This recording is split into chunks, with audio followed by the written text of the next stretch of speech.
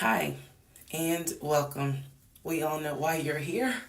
You're here for part of the new series that I am calling Who the Fuck Did I Marry? I'm going to create this playlist series, and I'm going to tell the story of how I met, dated, married, and divorced a real pathological liar.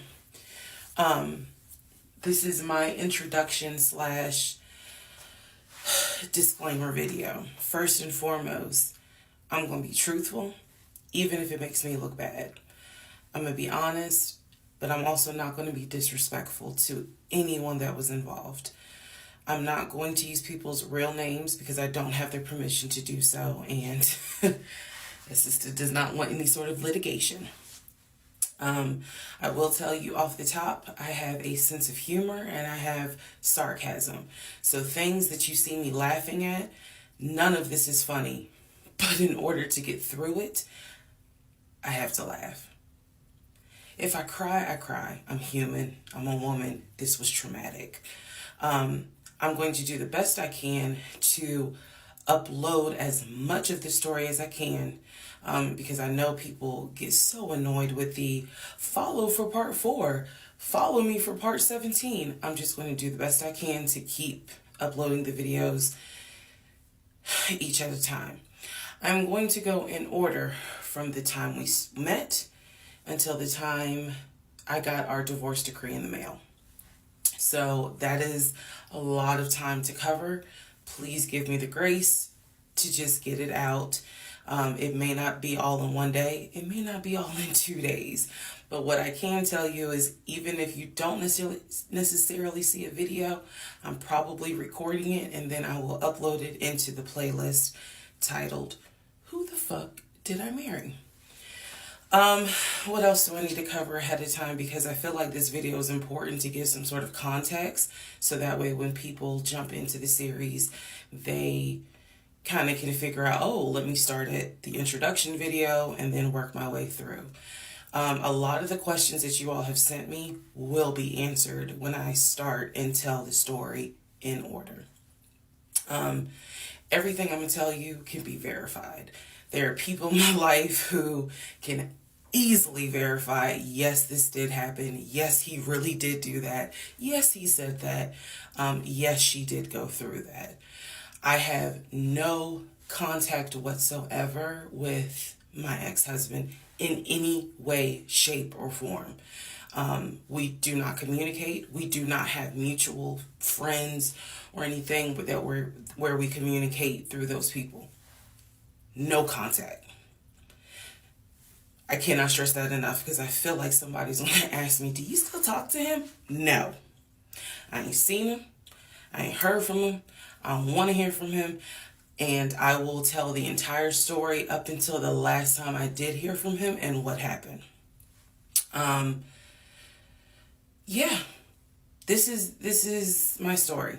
So, I am just a regular woman who thought she met the one, and I didn't. Most people have never came in contact with a pathological liar. We typically come in contact with like a compulsive liar. It is not the same.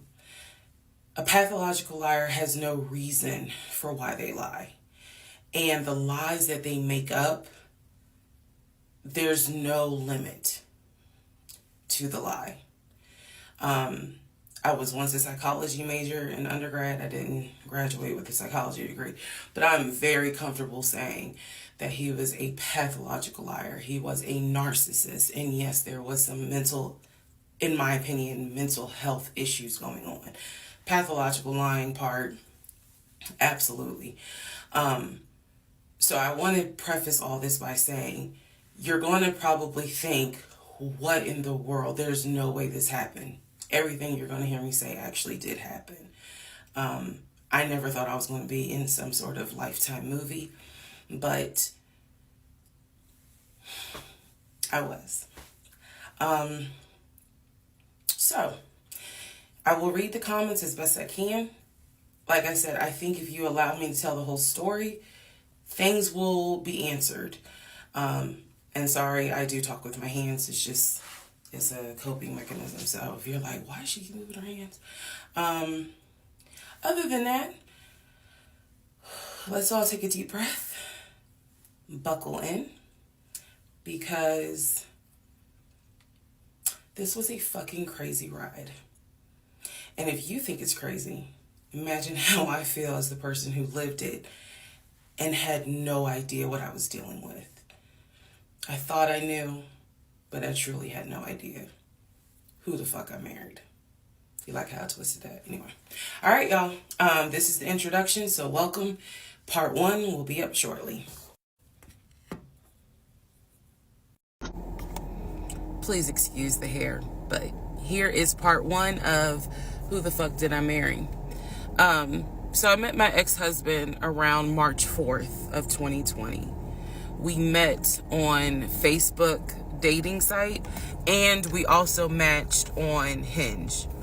I did not realize that he was on both under 2 different names. So one was his actual name, and the other one was a variation, like a nickname that he called himself.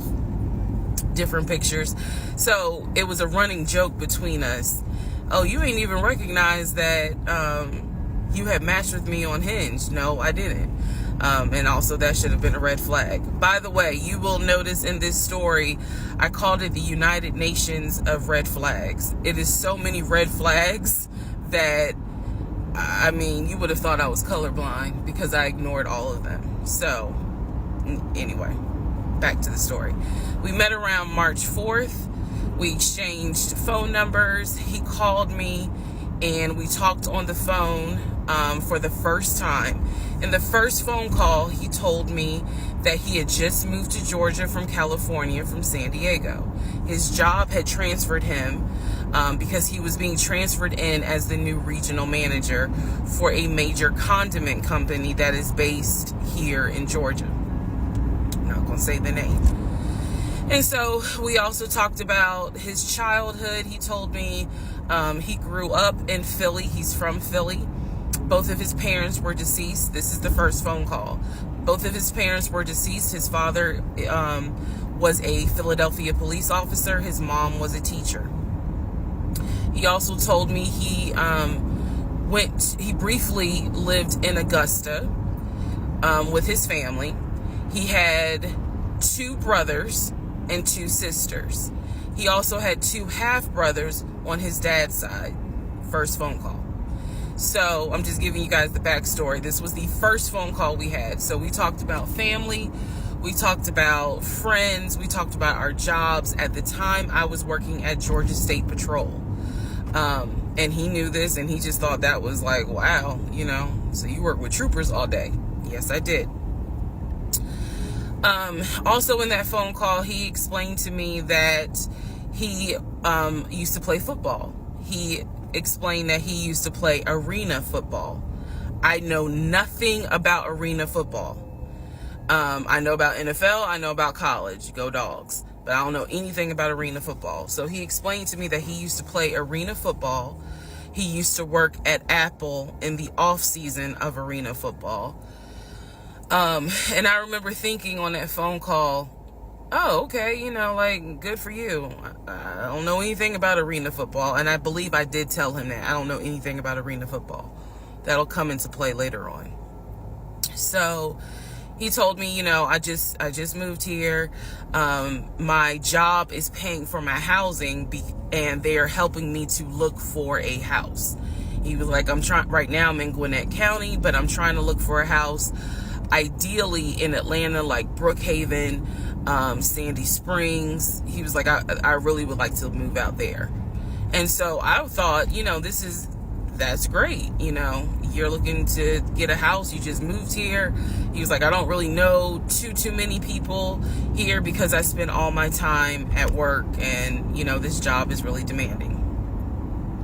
So that was our first phone call. We talked more. He talked a lot, which took me by surprise because I'm not really used to men talking more than me. he eventually asked me out on a date. Our first date was set for Saturday, March 7th, 2020. He asked me what was my favorite restaurant. I said Cheesecake Factory. And so we agreed to go out at the Cheesecake Factory in a location that was in between. I lived in Clayton County at the time. He lived in Gwinnett County. I realized that if you don't know anything about Metro Atlanta, that makes no sense. But basically, we lived about 45 minutes apart. So we agreed to meet at the Cheesecake Factory over at Perimeter Mall, which is in an area, Sandy Springs, Dunwoody area. I was excited. Like, I called my friends and was like, I got a date, you know, blah, blah, blah. We'll see how it goes. First conversation was good. Hopefully he looks like his pictures, because, you know, that's always an issue with online dating. Hopefully he looks like his pictures. So on my way to our date, I took 285, and literally right before I got to Boulder Crest, the exit for Boulder Crest, I heard a boom, and I lost control of my car. Thank God that not thank God, but I knew what to do. So I did not crash, but my tire blew out. So I called him and I said, hey, I'm so sorry, but my tire just blew on 285. I'm slowly making my way off the exit. I believe I pulled into a Chevron gas station. And I said, you know, I got to get this fixed. I don't know what to do. Like, I'm a damsel in distress kind of thing. He kind of paused. He got quiet. And he was like, you know, tell me exactly where you are. Drop your pin. So I dropped the pin. And he came to the gas station.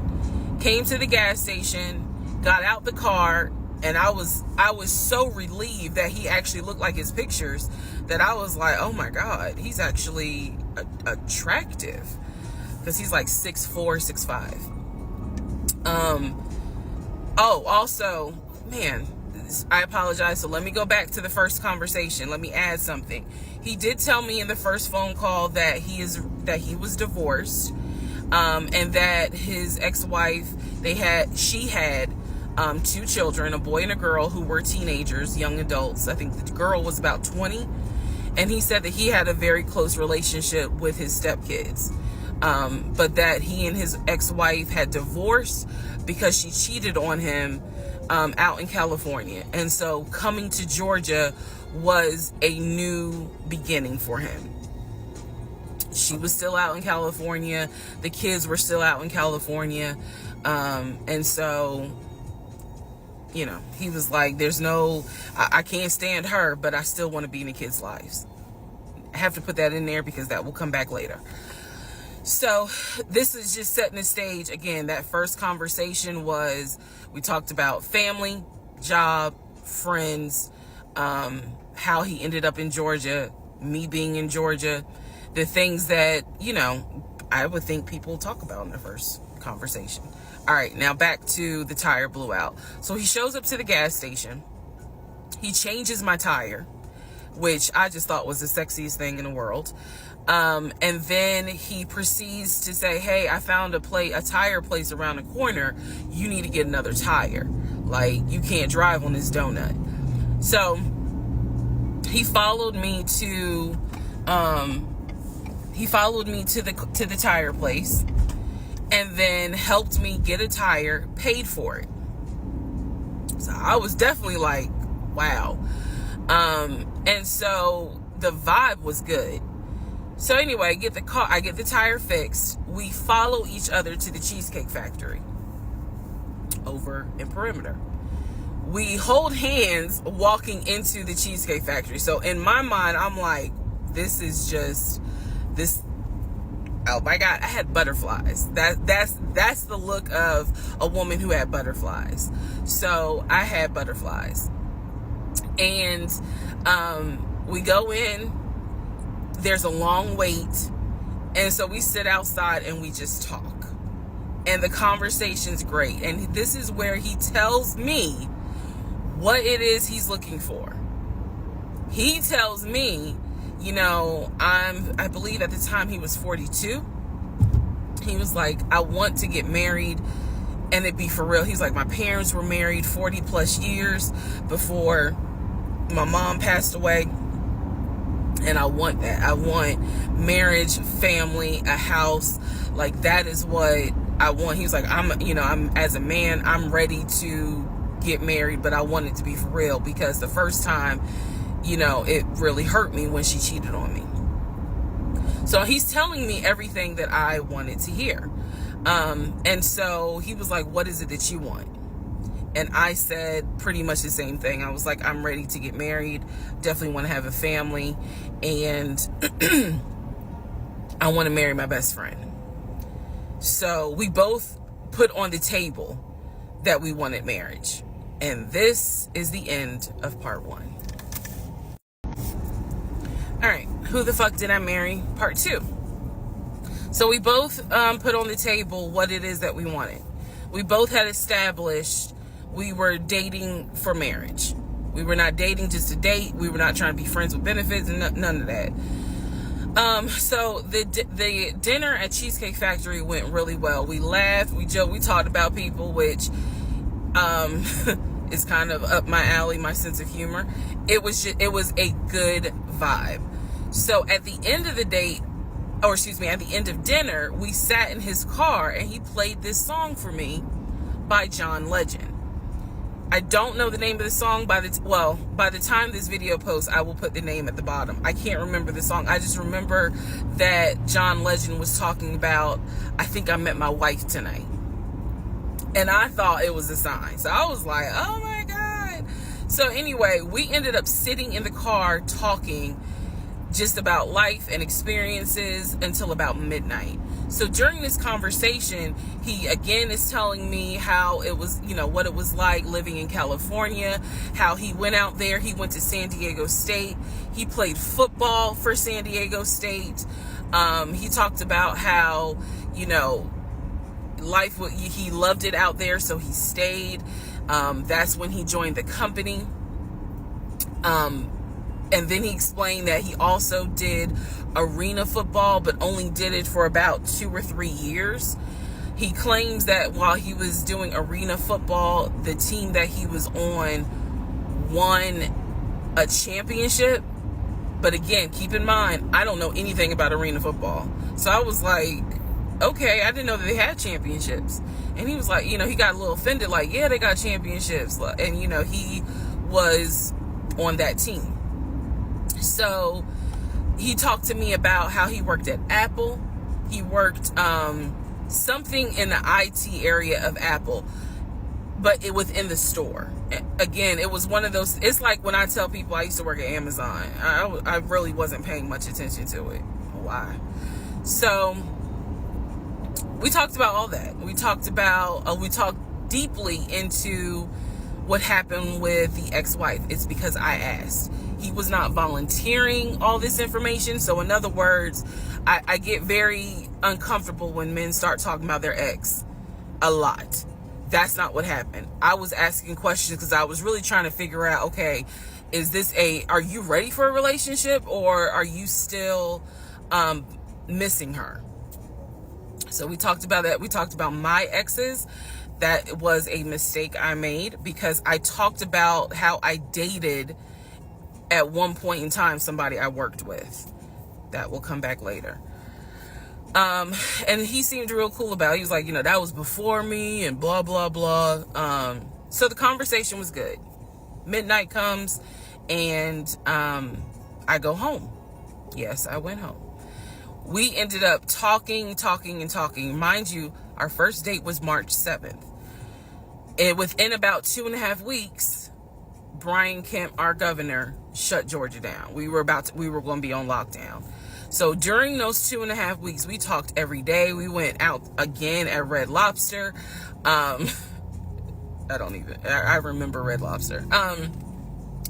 But everything was going great. The issue was, where are we going to quarantine? So the question was, are we going to quarantine at his place, which he had like a studio type of situation. Like, it clearly, where he was staying, I was like, it's like a studio apartment, But he kept telling me, like, this is temporary because I'm looking for a house. Like, he showed me the email from a woman who worked at the company where she was out on maternity leave, but she was putting him in contact with a realtor to help him find a townhome or a single family house. So I was just like, okay, this is definitely temporary. Like, he's not trying to stay here long term. And she was apologizing in the email. I'm so sorry, you know, this should have been taken care of before you got here, but it wasn't. Da, da, da, da, da. I saw the email. I read it. I read the email. So the decision was, we're going to quarantine at the studio, or we're going to quarantine in my house? First mistake I made. Well, there's a lot, but this was a mistake I made. So ladies, caution moment. During one of our dates, because keep in mind, in those 2 weeks, we were seeing each other quite a bit. Nothing physical or anything like that. Just two people who I thought were really on some, all right, let's see if this is going to grow into something. He came to my house. When he came to my house, I had a 3-bedroom, 2.5-bath townhome. He was in the studio. Now, I'm telling you guys all of this in order of how it happened. So some things I'm probably going to insert what I was thinking and the mistake I made. Can I turn this off? No. Okay, I still need that. And I say that to say that I did not realize inviting him to my home probably made his eyes go, oh shit, she's a keeper. She got this 3-bedroom, 2.5-bath townhouse, and I'm in like a little studio. Yeah, let me go ahead and pursue this. What I need to do to quarantine here. The decision was made, quarantine at my house. So the state went on lockdown. He came and stayed with me in my home, and for the most part, in the initial beginning, it was fine. It was fine. The reason why I hesitate is because I grew up in the church. So for me, it was really like an internal struggle of, bruh, you always said you would never live with a guy unless he was your husband. And now you living with a dude and he ain't your husband. Like, it was a struggle for me because I knew better. And don't come for me. I'm just telling you the way I grew up. It was like that. It was not sitting right with me. But at the same time, I didn't want to quarantine by myself. I did not want to. So there we go. So he moved in. We talked about the bills. Let me clear something up that I said in the other video where I said he paid all the bills. He paid all the household bills. He did not pay my car payment, my cell phone, or my car insurance. He paid the rent, because my rent at the time was less than $1,000. He paid the utility bills. And so when he's telling me that he's a regional manager, I was like, wow, okay, so you got money. And so he paid all the household bills. So my check really was just taking care of me, myself, and I. And I am not, this is where it's not going to make me look good, but it's the truth. It was intoxicating to not have to worry financially about how to pay the bills. It was a wonderful feeling. And so I kind of pushed to the side the fact that, yeah, you shacking up, because it's like, but your paycheck, you don't have to worry right now. Like, he's taking care of all of April's bills before April even comes, because this was still March. So we're living together, and I'm cooking, I'm cleaning, he's helping to cook and clean, and then we have a conversation about house. Is he still going to buy a house just for him, or is he going to buy a house where it's for us? Because we are going to try to make this thing work, be official, get married, have a family. So the question now on the table is, what are we going to do? Because I didn't want to stay in Riverdale, Georgia. I did not want to raise a family there. I refused to have a baby in Clayton County. So the decision was made, let's start looking for a house for both of us. Remember, he was already looking for a house for him. But then he was like, you know what? We're together. I plan to marry you. Let's look for a family home for the two of us. He was like, this is how much I was approved for. That's when he showed me the Chase paperwork. It was a letter stating that and it had the Chase emblem at the top. He showed me a letter stating that he was approved for $700. All right, part 3. Who the fuck did I marry? So this is when he showed me a letter from Chase with the Chase logo at the top, stating that he had been approved for a mortgage for a $750,000 mortgage, or a $750,000 house. So he was like, we can't go over $750,000. And I said, I remember asking him, can you afford the mortgage on a $750,000 house? Because I know I can't. This is when he explains to me, I told you how I played arena football. I invested my money really well. So he said, I have money that will help pay for the mortgage. He was like, we're good. Like, I'm financially, I am okay. He was like, that's why I'm able to get approved for $750,000 mortgage. So he told me that his money was in different savings accounts. He said he had an account with Chase Bank, he had an account with US Bank, and he had an offshore account. This is what he told me. The offshore account, I was like, why? And he explained something about, the US, the US imposes taxes on money when you have a certain amount in US banks. He was like, so everybody knows that it's smart to have some money in an offshore account. Y'all, look, I live paycheck to paycheck. I was like, okay, that's whatever. I said, so you have the money to pay for a home. I'm also holding in my hand a letter from Chase saying that he was approved for $750,000. So I went off of what I saw. So we contacted a realtor. I won't say his name, but man, if he ever sees this TikTok, I owe this man such an apology. But we contacted a realtor who was based in Cobb County, because I was very adamant I wanted to move back to Marietta, Smyrna area in Cobb County, Georgia. He was fine with that. His whole attitude was, you're going to be my wife, happy life. So we met a realtor.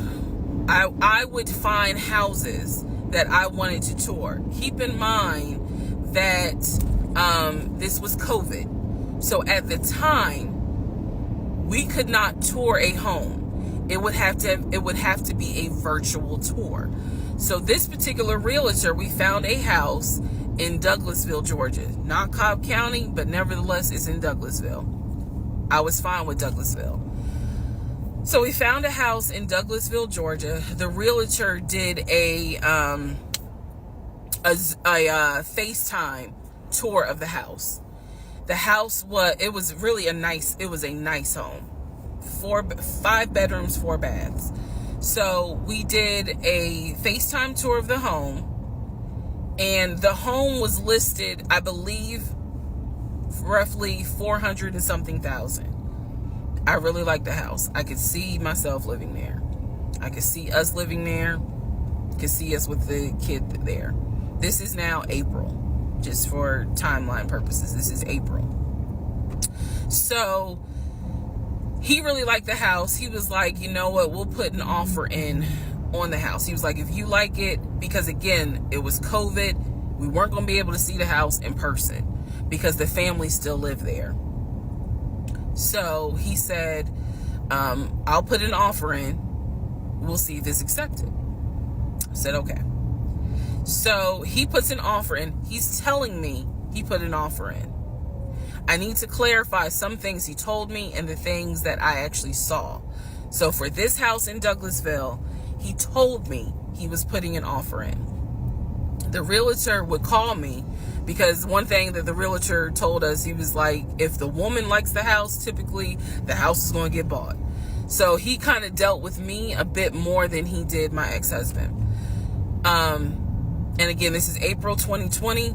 This is before we got married. So at the time, he was my boyfriend. So the realtor was calling me and it was like, hey, you know, I put the offer in, and what they're asking for is proof of funds. And I did not know anything at this time about buying a house. So I was like, hey, you probably need to talk to him, because I'm not even listed on the mortgage. Like, from the paperwork I saw, it was only in his name. So he called him. I guess they talked. I was not there, but I'm assuming that they had talked. So the boyfriend is coming, my ex is coming home saying, yeah, I talked to so-and-so. I sent him over the paperwork. The offer was approved, and they are going to try to do a virtual closing. First, we got to do an inspection. If the inspection goes all well, then we have to do a virtual closing. He also told me that he put down earnest money on the home. He put down, I believe, $5,000. He said, I just transferred the money over to the realtor's account or whatever, so that it could be earnest money for the house. So I'm just like, okay, great. He was like, so realistically, this is April. We should be able to get in that house by June. Okay, no problem. So this is what he told me. About 3 or 4 days later, I get a phone call from the realtor, and the realtor is like, hey, I'm just checking to see what you guys want to do about that house. So I was confused. I'm at work, and I said, oh, I was told that he put an offer in. And the realtor was like, he did? I didn't know that he put an offer in. And I said, well, why wouldn't you know? Like, he told me he put the offer in, and he had paid earnest money, $5,000 earnest money. And so the realtor was like, well, let me call him and find out what's going on with that, because I didn't know anything about it. So red flag, of course. So I call him, and he, in true narcissistic nature, he flips the script, and he like goes off. He's like cussing, going off, like he shouldn't, excuse me, I have the hiccups. He shouldn't be calling you. If he has a question, he should call me, because I'm the one that's on the mortgage. He was like, and now it's going to be an issue. And I said, well, did you put the offer in with him or not? And he said, no, I did not put the offer in with him. I put the offer in with a friend of mine who is a realtor, so I can give him the business. So I did not hear from that realtor again. So I was just like, is the house under contract or is it not? He was like, yes, the house is under contract. This is how crazy things work out. About 3 days later, on realtor.com, I'm looking at the house because I was trying to figure out in my mind how I'm gonna decorate. It shows the house is under contract. So, showed my boyfriend. My boyfriend's like, I told you it was under contract. He was like, I did you not believe me?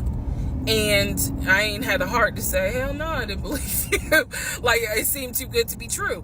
But once I saw the house was under contract, I absolutely believe that, okay, it's under contract with him. Like, yeah, we're about to do inspection. We are about to move.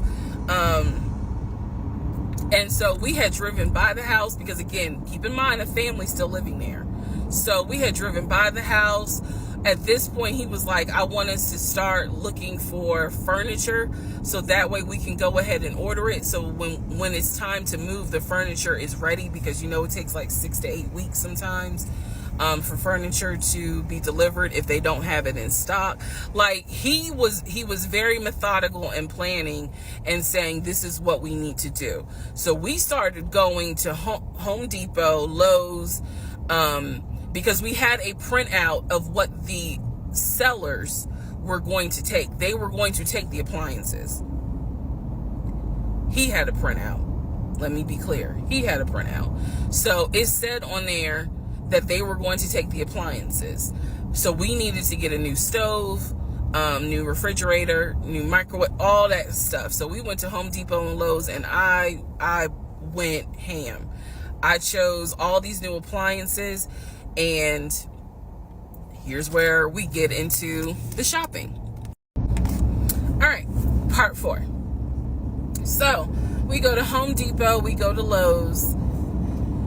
I'm choosing all these appliances. He's taking pictures of the SKU number. We had representatives helping us, and he basically explained to them, hey, we're buying a house. We should be closing sometime in June. Can we order this stuff now? Can I put a hold on it? Like, what can we do? Because we're not ready for delivery. I stood there as the Home Depot rep said, we can hold it in our warehouse. Like, you can buy something and we can hold it. People do it all the time, especially with COVID. So I watched him pay. I want to say it was about it was either $350 or $500. I watched him pay a deposit on a whole new set of appliances for them, and they were going to hold it until we were ready for delivery. I watched this. So I was like, okay, good deal. Like, we got the appliances. Next, let's go to Rooms to Go and Ashley Furniture and find actual furniture.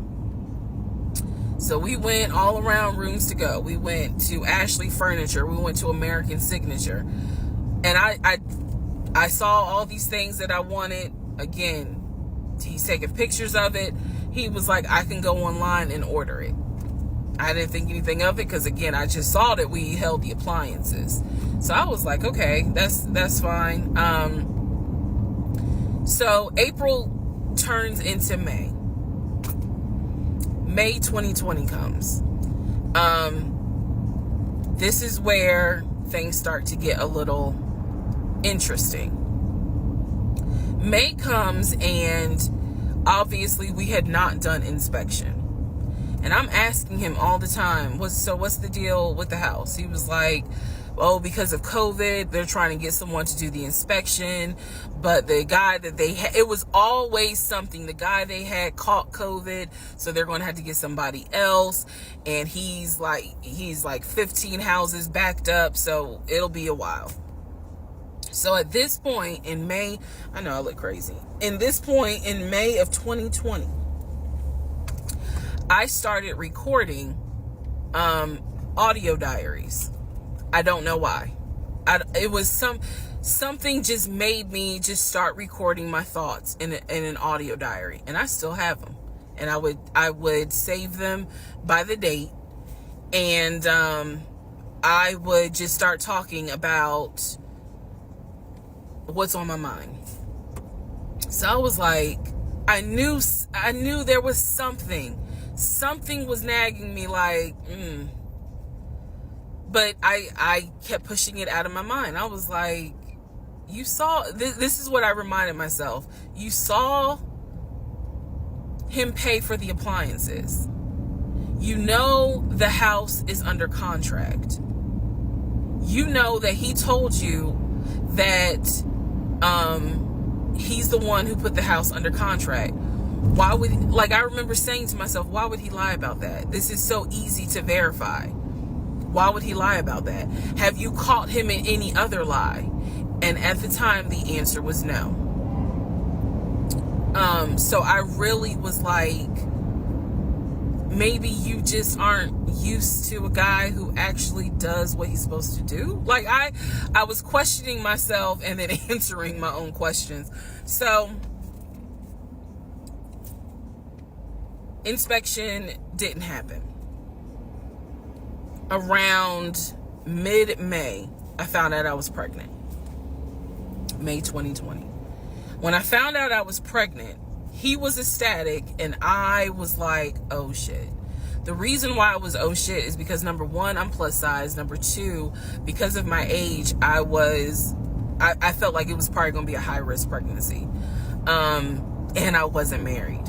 And that nagged. I cannot tell y'all how much it nagged me. There was a lot of internal struggle in between. My family didn't even know that he had moved in at this point. I told them, that I was pregnant, went to the doctor, everything looked good. But again, because it was COVID, he couldn't go in with me into the actual room. So, doing any sort of ultrasound, doing the blood test, because my HCG levels were really high. So the doctor was like, hey, it might be twins. We don't know yet. You're still kind of early, along. They gave me a due date. The due date was January 26th of 2021.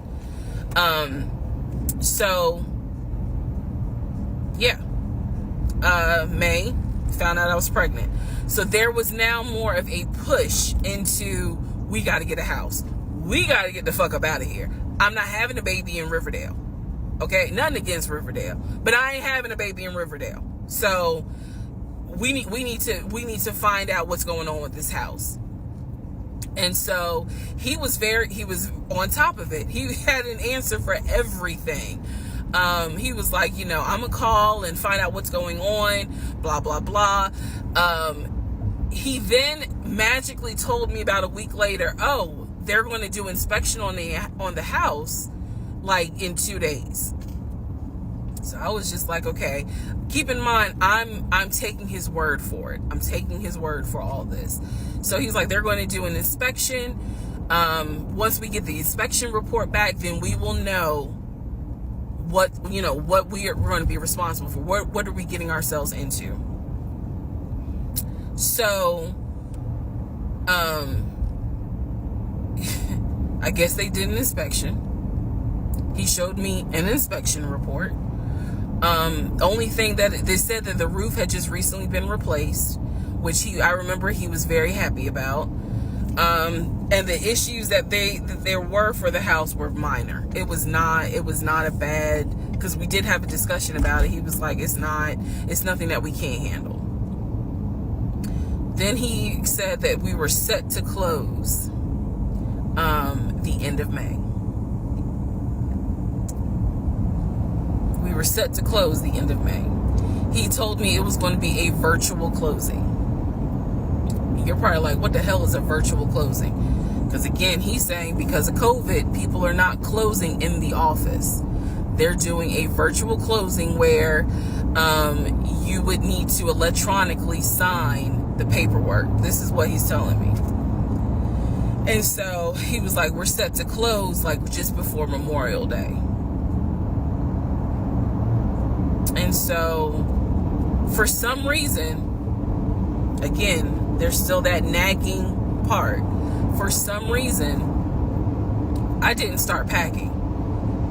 Anyone that knows me will tell you I hate moving. I've done it enough in my life. I hate moving. But I did not start packing up that house at all. I was just like, I'm pregnant. My body was changing so fast that it was like I can barely keep my eyes open half the day. And so, no, I didn't start packing. And I remember I did record, again, I was recording audio diaries just about every day. When something didn't sit right, I would verbally record it in the audio diary because I was like, I don't know what it is, but there's something. That was the theme of our relationship. I don't know what it is, but I know there's something. And so I remember talking to myself in my little prayer closet, because that's where I would do my recordings. And I remember thinking, what if we don't get this house? Like, what if he's lying? But again, there goes that thought process of, why would he lie about this? Like, who makes up that they're buying a house when in fact they're not? And then he's showing you all this paperwork. Like, come on, you can't be that jaded that you don't even believe what's in front of you. All right? So now we're going to go into part 5. Okay, part 5. Who the fuck did I marry? So I'm questioning all this stuff in my head out loud on my audio diaries. And then once again, I'm like, but look at what he's giving you. Like, he's paying. It wasn't a question about money. It was just a question of, are we really about to move into this house? And keep in mind, he's paying all the household bills. He still is. So we were supposed to close before Memorial Day. We didn't. There was an excuse. There was always an excuse with him. Always an excuse. And I didn't know enough about the process to question stuff because I really wasn't involved the way I should have been. And it was giving me a lot of anxiety. So I'm pregnant with a lot of anxiety. And if I'm going to be 100% honest with y'all, I was not expecting that I was probably going to have a healthy pregnancy because I was stressed. And what I was stressed about is I didn't know what was going on because I wasn't really involved the way that a normal relationship would be involved. Just being honest. So we did not close we moved now into June. This is now going into June. Around June 5th, I looked at the house again on Realtor.com. I don't know what made me do it other than, and I don't mean to sound super spiritual. I know that people are like, you may or may not believe in God, but I'm telling you, I believe with all my heart, probably the Holy Spirit was like, look at that house on Realtor.com. So I looked at the house on Realtor.com. This was around June 5th. It showed that the house was off the market. And I remember being like, okay, wait, what does that mean? What does that mean? Because ex-husband is telling me we're about to close on the house. We're about to close. It's our house. We got furniture, da-da-da, da-da-da, da-da-da. He's also telling me that he's been in contact with the realtor, his friend, who was telling him, this is what was happening next. Here's what's going on. So the guy that we initially worked with apparently is completely out of the picture. But again, I was not heavily involved. So I'm just like, let me look at the house. I see it's off market. What the fuck does off market mean? Like, now I'm really freaking out. So it shows the name of the real estate agent for the seller. I don't remember her name. I called her and I said, I said, my husband and I, even though I wasn't married, my husband and I were looking at this house at 123 Main Street. And we really wanted to tour it, but now I'm showing it's off market. Is it not available? Or, I pulled that card and she was like, oh, no, ma'am. The home closed yesterday. It closed June 4th. Again, there are certain dates I just remember. And I said, oh, it closed June 4th? I was like, really? And she said, yes, ma'am. She was like, my sellers sold the house. And I was like, oh, man, okay. Well, I said, my husband and I really wanted, we love the pictures of it. And we're getting ready to start a family. So I would have loved to have been able to, have the opportunity to see it. I asked her something. I don't remember the specific question I asked her. And I know why I asked the question, because I was anticipating that my boyfriend at the time was going to have some sort of excuse. So I asked her something about the buyers. And I remember, and somehow, again, forgive me, I don't remember the question I asked her. But the answer was that it was an older white couple. Older white couple. So I get off the phone with her. I record an audio diary. And in the audio diary, I specifically say, okay, there is no house. He's going to have to get out of this lie somehow. Because now I realize, at the very least, he was lying about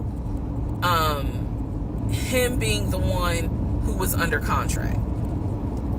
I knew enough about that. So I was like, what,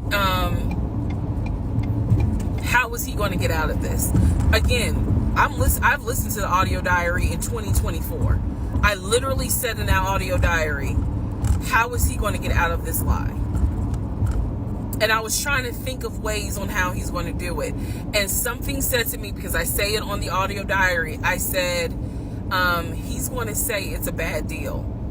And he's going to say he wants to pull out. Y'all keep in mind, I am pregnant. So I had a decision to make. As ugly as this decision was, I made the decision, you're about to have a baby with this man. He's paying all the household bills. Let him get out of the lie. And that's what I did. I purposely made the decision that I knew he was going to come back, and I knew he was going to give me some bullshit on why he couldn't buy the house, because he didn't know that I knew that house is already sold. The house is already sold. And this is the part where I said, I'm gonna be honest, even though it's gonna make me look bad, because most women in their right mind would have been like, I'm out. And I didn't. So sure enough, he came home. He didn't really say anything that day. The next day I asked him about the house, and he said, my friend, the realtor, he was like, I'm talking to him because something's going on with the interest rate. And when he said that, I felt so much relief, because I knew that I had been prepared for, he's going to give you some bullshit. So when he said there's something with the interest rate, I said, you know what? If this is literally what I said, y'all. If the interest rate isn't good, then we shouldn't move there. We should probably let this house go. We should cancel whatever furniture we ordered, or, you know, appliances, and let's just look for another house. I said, I would like to be moved before the end of the year. I said, I really don't want to be 9 months pregnant moving into a house. I would like to be done with this before then. And the way I said it was so calm. And he was like, okay. He was like, I'm going to call the friend, the realtor, and tell him I'm backing out of the house. And I'm going to see if I can get my earnest money back. And I remember looking at him. I was standing in the kitchen, and I cocked my head to the side, and I said, okay, get your earnest money back, and let's find another house. And so that's how that first house fell through. So, fast forward, I keep looking at this to see how much time I have, because you know they only give you 10 minutes. So this is part 5, part 6 is coming up, but subsequently what ends up happening the next week, which is mid-June, I was at work, and I started cramping, started bleeding. And at this point, my doctor, I had just had an ultrasound earlier that day. So I went to work, because the ultrasound was fine. I went to work, and the cramping and the bleeding started, and I started crying because I kind of knew what was going on. And my doctor had called me and told me that when they did the ultrasound, they did not see a heartbeat. So she was like, this pregnancy is not going to be viable. So I'm crying, hysterical, and now we're going to get into part 6.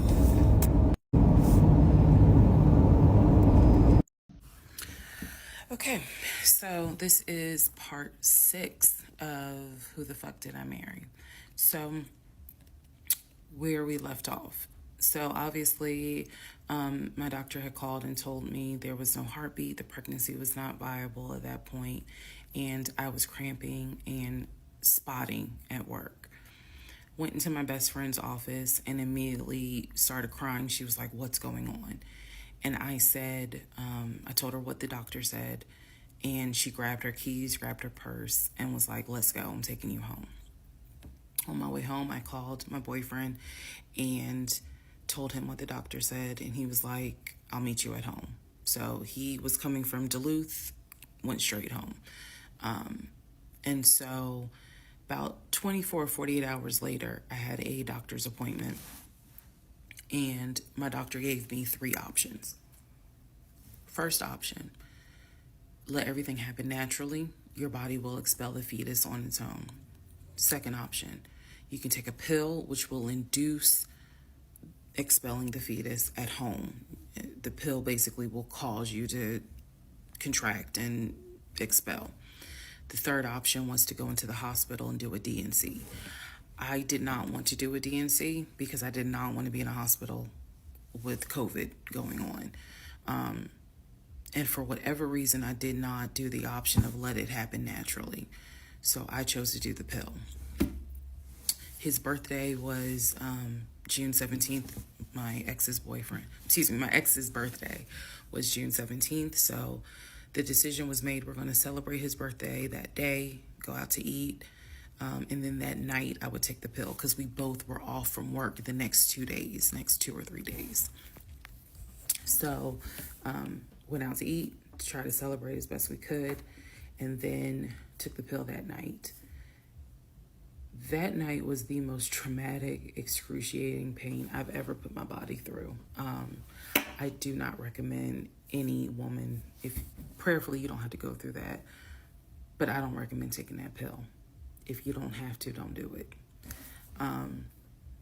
I spent the whole night in the bathroom just crying in so much pain. They gave me a narcotic. I couldn't take it because I found out I was allergic to it, so it was causing me to like projectile vomiting, and it was a mess. So, and he was right there. You know, he was scared that he needed to take me to the ER, but in the morning, the pain kind of subsided. So about 72 hours later, I had another doctor's appointment where the purpose of this appointment was to do an ultrasound to see if everything had passed. Everything did not pass. So because of that, my doctor was like, we're going to have to do a D&C. My D&C was scheduled for the first week of July. My boyfriend, my ex, was going to take me. That was always the plan. 2 days before my procedure, he comes home and tells me that he is up for a promotion. He's up to be promoted to VP. Because of this, the president of the company, is coming in, and it was going to be this huge business meeting he had to go to. The business meeting was scheduled for the day of my surgery.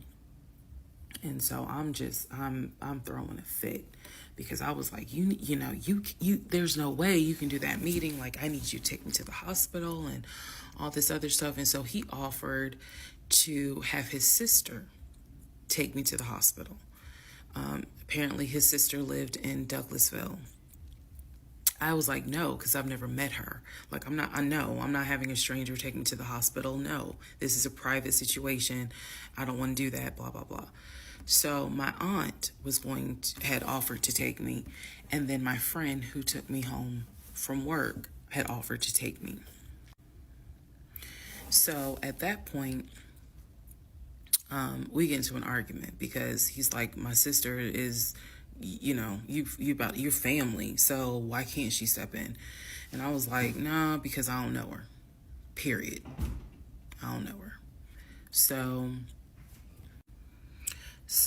my friend offers to take me to the hospital because I was all distressed that he's saying he has a business meeting and he can't take me. So I remember being on I-75 on the connector on the phone with her crying because I was so embarrassed that he wasn't going to be the one to take me and that I was needing to rely on someone else to take me to the hospital in order to get a D&C done. And she was really great. She was like, girl, this is why you have a village. Like, it's okay. Things happen. The world is crazy right now. I will take you. You're going to be okay. So he did not take me to the hospital for my D&C. My friend did. She could not stay because of COVID protocol.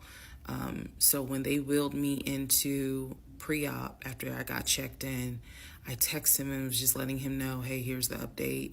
I'm about to, I'm in pre-op. They're going to get me prepared to go back to the surgical ward or whatever. And the response I got was from his new executive assistant named David.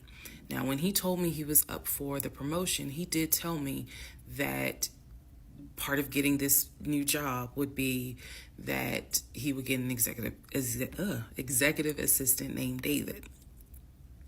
And he did tell me, I'm going to make sure that I inform David, if you get a text from this number, meaning from me, pull me out of the meeting because, my fiance's having a procedure done and I'm picking her up. So it's important that you come get me if it's something serious.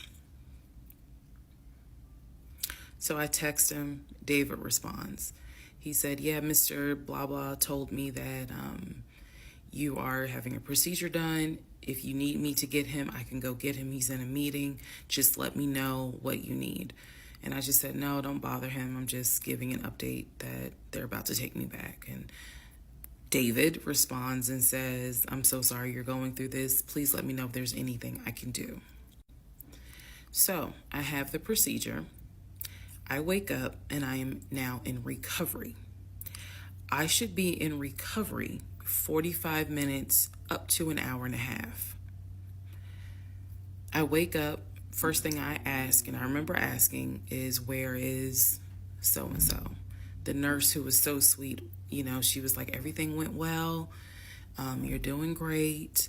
She said, we spoke to your fiance. He's on his way. So I said, okay, I kind of dozed back out, but I could still hear everything that was going on. I just could not keep my eyes open to save my life. So I hear her talk to the other nurse, and that's when she said, yeah, Dr. So-and-so called her fiance, and his executive assistant picked up. And the executive assistant said that he was in a business meeting and that, you could relay to him what you need to say, and he'll tell the fiance. And my doctor was like, hell no, HIPAA, I need to speak to him. So apparently my fiance called the doctor back about 30 minutes later, and the doctor informed him she'll be ready to be discharged in about an hour. You can make your way and come pick her up. He said he was on his way. He was on his way from Duluth to Atlanta, which is not a huge distance, but the time of day, one thing about Atlanta, there's always traffic. So he should have been there within the hour. I should have only been in recovery an hour and a half. Let's go to the next part. Part 7, who the fuck did I marry? So I should have been in recovery at Northside Hospital for about at most an hour and a half. Subsequently, I ended up being in recovery between 3 to 3.5 hours. The nurses kept calling my ex, asking what's the status, because they were actually getting ready to do a shift change. So they kept calling, asking, what's the status? What's the status? Like, where are you? I want to say that they called a total of 3 times and they spoke to him twice. So at this point, I knew that they were all like, where's her fiance? Like, what is going on? He said he was stuck in traffic, and so he was making his way there. He eventually did get to Northside Hospital, and they wheeled me down, because again, he couldn't come in, just because of the protocols. So when I got in the car, and I'm in pain, but yet drugged up, couldn't keep my eyes open, I was just out of it. But I remember him calling my aunt and my mother and letting them know, I picked her up, we're on the way home, let me get her settled, and then I'll give you guys an update. I remember that. What I did not know was that he had texted my aunt and my mom and asked them to not bother me for like a week. Like, just please don't reach out to her. Let her just rest. I am from New Jersey. I am from an African American family.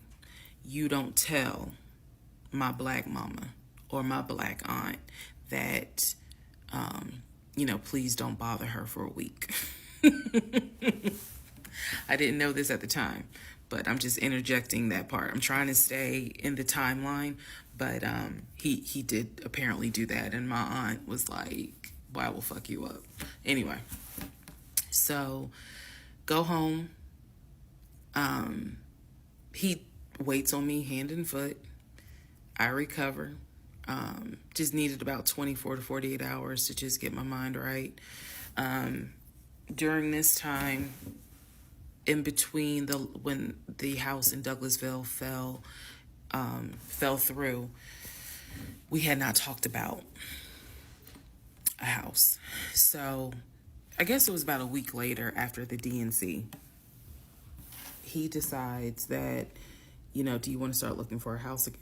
Excuse me, I have hiccups, y'all. Do you want to start looking for a house again?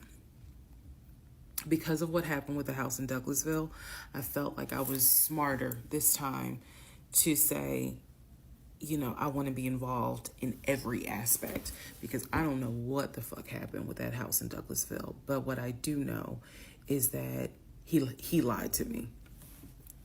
I didn't know then what I know now. I just knew he lied about I knew he lied about being under contract. So I told him, I said, I don't want to work with your friend who I've never met, never talked to. I know that he has talked to him because he's talked to him in front of me. And I'm going to demonstrate on one of the videos how he used to do his phone calls. Don't worry, it's coming. So we found a new real estate agent. Really nice guy. His name was Scott. I am using his real name. Really nice guy. And we told him what the budget was. And Scott was like, okay, when you guys are ready, we can start looking at houses.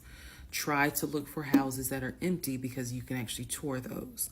If it's a house where someone's already living in there, chances are it's going to be a virtual tour because of COVID. So I found a house that I absolutely, in total, we must have looked at about 15 houses. But I found a house in Smyrna that I absolutely loved. We toured the house. Everything about this house was perfect. The house was listed for $699,000. It was a brand new construction build. The only issue was that the basement was not finished, and he wanted the basement to be his man cave. Again, I went with him to tour this house. So this was already feeling very different than the situation in Douglasville, because we did not actually tour the Douglasville house. We only did a FaceTime virtual tour. This house in Smyrna, we toured. We toured this house more than once. And it was gorgeous. Fucking gorgeous. So We talked about it. He said that he had the money. Again, the price was $699. He said he felt comfortable putting in an all-cash offer. If you remember on the videos before, he told me he had money in his savings from when he played football. So when he said an all-cash offer, even I knew, you got that kind of money? Like, where you can cut a cashier's check for $699,000? And he told me he did. He had money in savings from when he played football, and he was very comfortable paying all cash for this home. So the real estate agent, Scott, sent over the paperwork. The paperwork was sent in both of our names. It was sent to my email. That was another thing that I changed after Douglasville. Everything gets sent to me, and then I will be sure that he signs it. So he sent it to me. I looked over the offer. We were going to put in an all cash, full price offer with a request to have the basement finished. Also, we were requesting for the seller to give us an answer within 24 hours. We were requesting a quick closing. These are just some of the things I remember. I remember 24 hours, like I didn't want to wait on, y'all think about it. 24 hours, let us know if you're accepting the offer or not. And then also a quick closing because it was a new construction. So we didn't have to wait for the current tenant to move out. We didn't have to do that.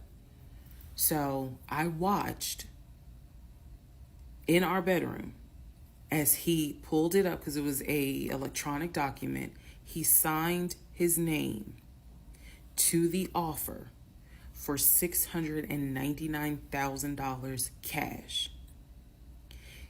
He requested again, the seller let us know in 24 hours if they were accepting the offer. So we submitted the offer at around 6 p.m. We were requesting that by 6 p.m. the next day, they let us know if the offer was accepted or not. I watched him sign the offer. I sent the offer back to Scott from my email. All parties had signed. Scott texted us and said, I got it. I'm submitting it. I will let you know what they say. Let's go into part 7. Sorry. Let's go into part 8. Good grief, this is getting long. Okay, so I just want to clear up some things that I realized is kind of creating some confusion. So just allow this video to serve as a stop sign. Let's clarify. First of all, the story, background. He was born in Philly, raised in Philly, and moved to Augusta. Story is that he moved to Augusta for high school. After high school, he went to college at San Diego State. Enjoyed San Diego State, stayed in San Diego for quite a while. Got married out in California, had a house in California, played arena football out in California, but his family was back here in Augusta, Georgia. He still had a lot of family up in Philly, but for the most part, he had a sister in Augusta, he had a sister in Douglasville, he had a brother in Baltimore, he had another brother in Philly, and he had a brother in Nashville. So I just want to clarify that in terms of not the demographics, but the geography. Born in Philly, came to Augusta for high school, went to San Diego State for college, played football, stayed at San Diego, got married out there, but still had quite a bit of family here in here in Georgia. He also had a sister, I think I said, who lived in Douglasville. I have physically met his aunt who lived in Augusta. I've met his brother who lives in Augusta. I have spoken on FaceTime with a brother who lives in Baltimore. And then I will demonstrate how he used to talk to the brother that lives in Philly. That's coming up. You haven't missed that. In terms of the proposal, you did not miss the story of the proposal. I simply didn't want to share it because it was embarrassing. Basically, he gave me 3 ring options. We went to a jeweler at the Mall of Georgia. He had me pick out 3 rings. I told him which one I liked the most because I knew it wasn't a romantic proposal at all. I knew which ring I liked the most. I told him which one. He basically said, when I'm ready, I'll give you the ring and I'll propose. Fast forward about, I guess it was summer, because I was actually pregnant when the ring came. We were sitting at the dinner table. He took the ring box out of his pocket, slammed it on the dinner table, and I was like, what is this? He was like, open it. I opened it. Inside was the ring that I had wanted, that I had chosen at the jeweler. And he was like, all right, so this means that you're going to be my wife. I was pregnant. So, again, when I asked y'all to give me grace, it's because there's certain things that's just like, girl, what was you thinking? Trust me. There's no excuse. So there was never a, will you marry me? It was more of a, we're living together, we're having a baby together, we need to get married, because the backstory also was that his dad was a retired police officer, but at one point his father was a pastor. So he could quote the Bible like nobody's business, as we all know. So can Lucifer. But anyway, he could quote the Bible like no one's business. And so that's how we ended up engaged. And I was wearing a ring. I will find a picture and I will try to post it. But I was wearing the ring. Don't worry, there's more to that story as well. So just wanted to clarify some things for the people who were like, wasn't it weird that he had a sister who lived close, but he's from Philly? So I just wanted to definitely bring clarity to what he told me was the backstory. Born in Philly, came to Augusta for high school, went to California for college, played football at San Diego State, played football and arena football, worked at Apple, and then joined the condiment company in California, who then transferred him back to Georgia.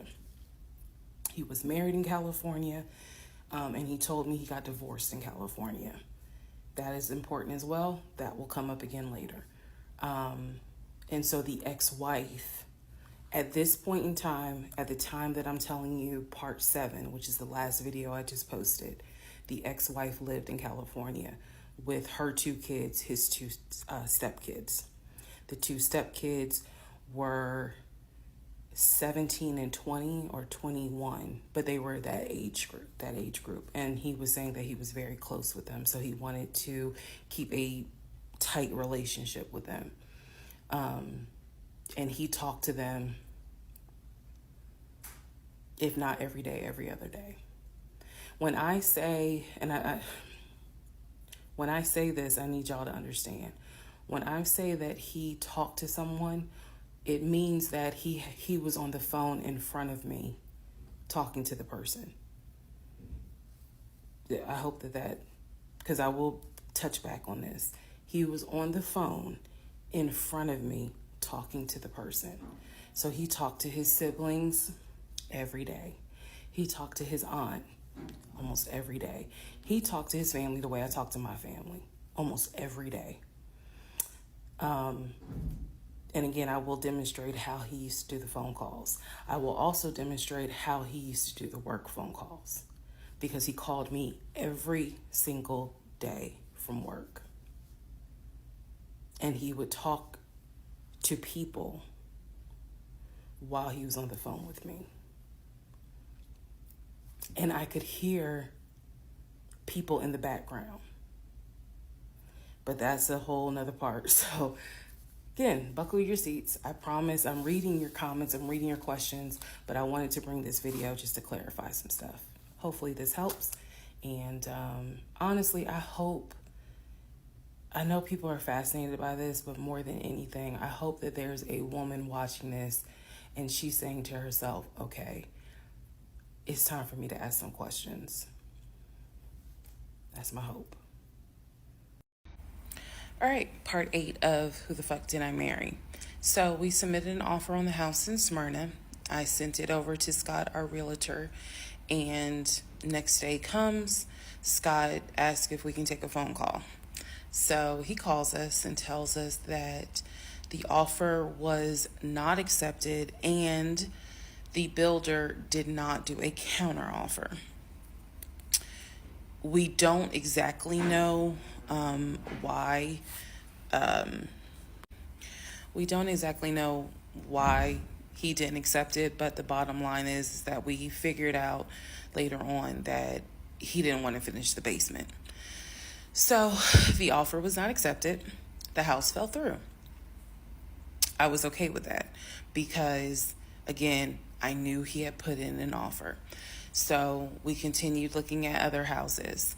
We found another house in Smyrna that he really liked.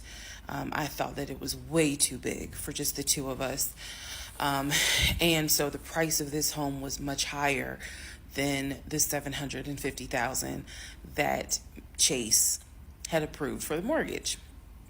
So what he explained to me was that he was willing to do the $750,000 mortgage, and he was also willing to put a significant amount of the money in savings on the house, which meant that he was now comfortable going from $750,000 up to about $900,000.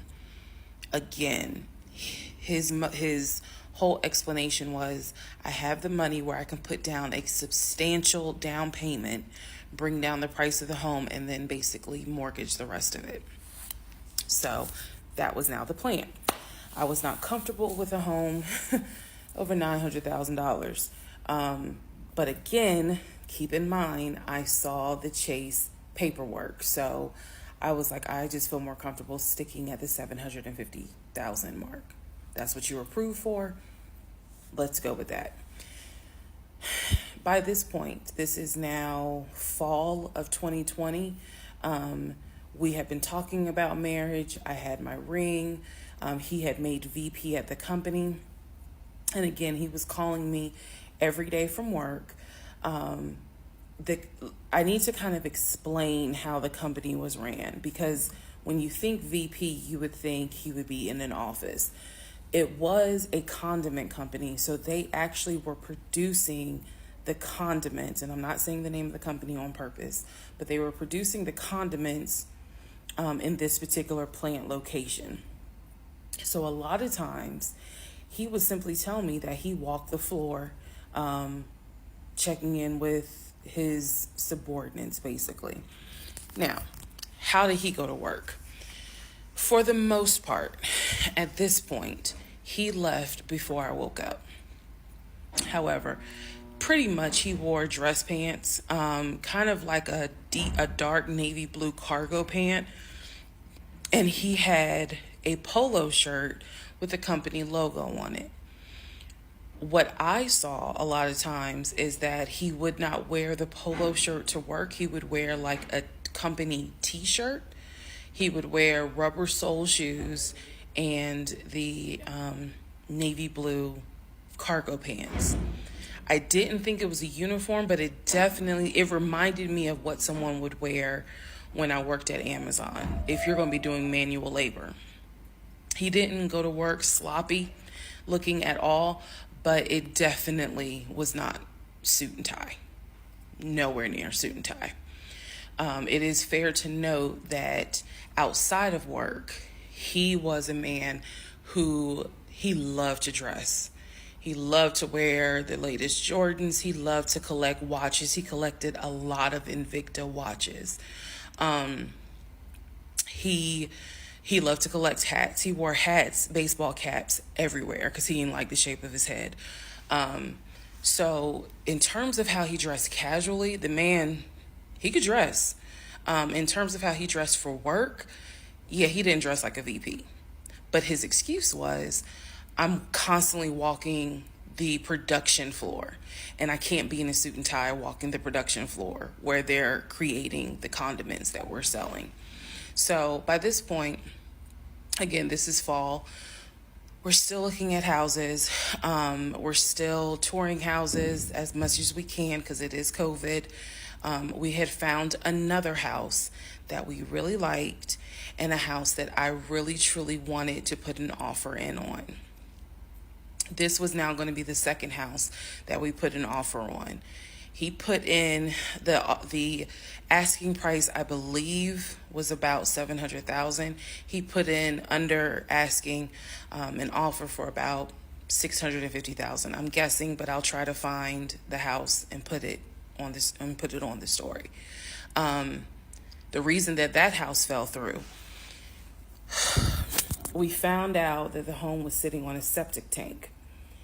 We found out that the septic tank had an issue, and it would have taken about $15,000 to $20,000 to fix the septic tank. The sellers were not willing to fix the septic tank. Personally, I didn't really care for the house that much. I'm the one who was like, I don't really want it. So even though we put an offer in, we had 24 hours where we could pull our offer back. And so we did. Once we found out, I believe it was in the disclosure. And if you're a realtor, please feel free to tell me if I'm using the wrong terminology, but I believe it was in the disclosure that they told us the septic tank needs to be replaced. That's when I was like, nah, I don't want that house. So we pulled out. The house fell through, and so I was fine with it because, again, I was heavily involved. I saw him sign the offer. I knew every step of what was going on. Our real estate agent, Scott, was amazing, but you will see when I get to it where he made a mistake as a real estate agent. So house number 2 fell through. We then moved on, saw a few more houses, and then we get to house number 3. I'm going to pause talking about the houses because now I need to introduce what happened with the cars. Stay tuned. All right. Part 9 of Who the Fuck Did I Marry? So we're pausing on the house stuff. Let me tell you about the car. So when I met my ex-husband, I was driving a 2012 Nissan Rogue, fully loaded. It had quite a few miles on it, but it got me from A to B. It was in good condition, but I was upside down in the car. He was driving a 2018 Ford Taurus, sport mode. I know he had a sport mode on the car, and I love driving that car. When he told me how he was a regional manager, he told me that one of the perks that came with the job was that he would be getting a company car. And so we spent time going to Range Rover of South Atlanta. We spent time going to Jaguar. We spent time going to BMW. We spent time going to Ford, which was on Mount Zion in Morrow, if you all are familiar with that area. He test drove a whole lot of cars. In the end, he decided on a BMW sedan. I was there when he test drove the car. I got in the car with him. I loved it. And he explained to the salesperson, I'm getting a company car. I need to get a printout of the full price of the car, tax, tag, and title.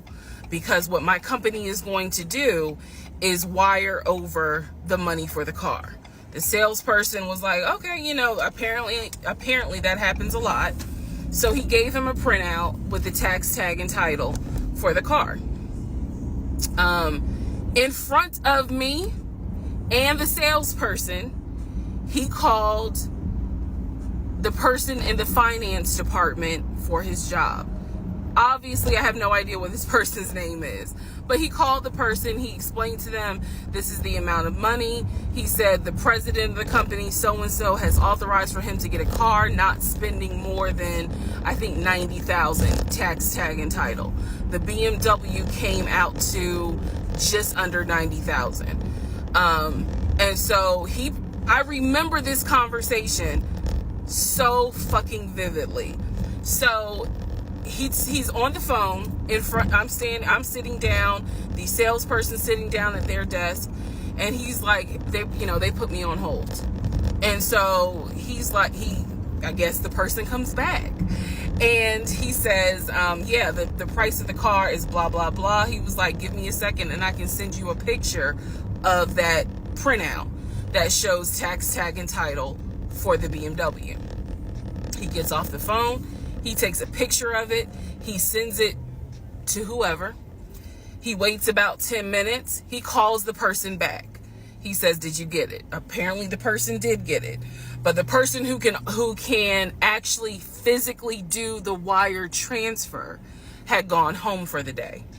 So what he says to the BMW salesperson, he's like, okay, we're going to have to do this tomorrow because so-and-so went home for the day.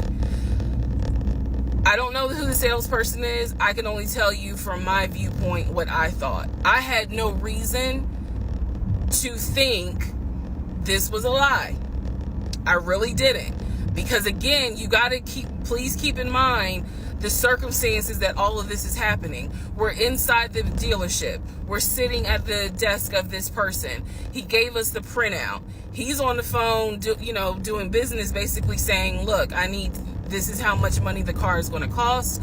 He's taking a picture of it. He seemingly is texting someone saying this is how much, this is proof of how much it is.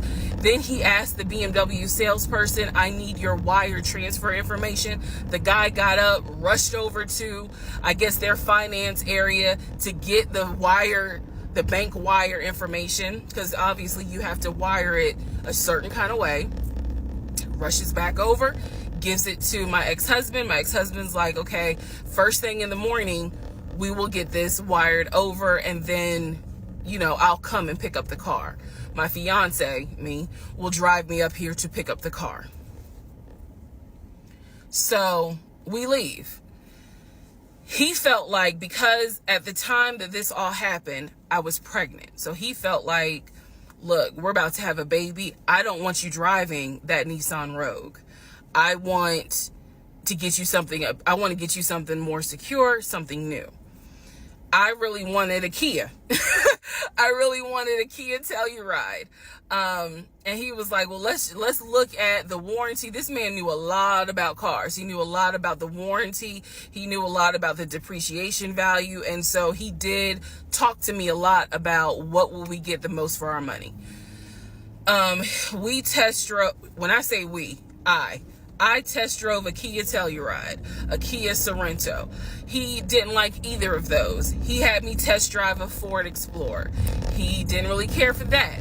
Then came time where he really wanted me to get a BMW. He really wanted me to get a BMW X5. So he took me to Global BMW Imports, which, if you know anything about Atlanta, it's off of Cobb Parkway, but you can see it off the highway. I believe 285 is where you can see the Global Imports BMW dealership.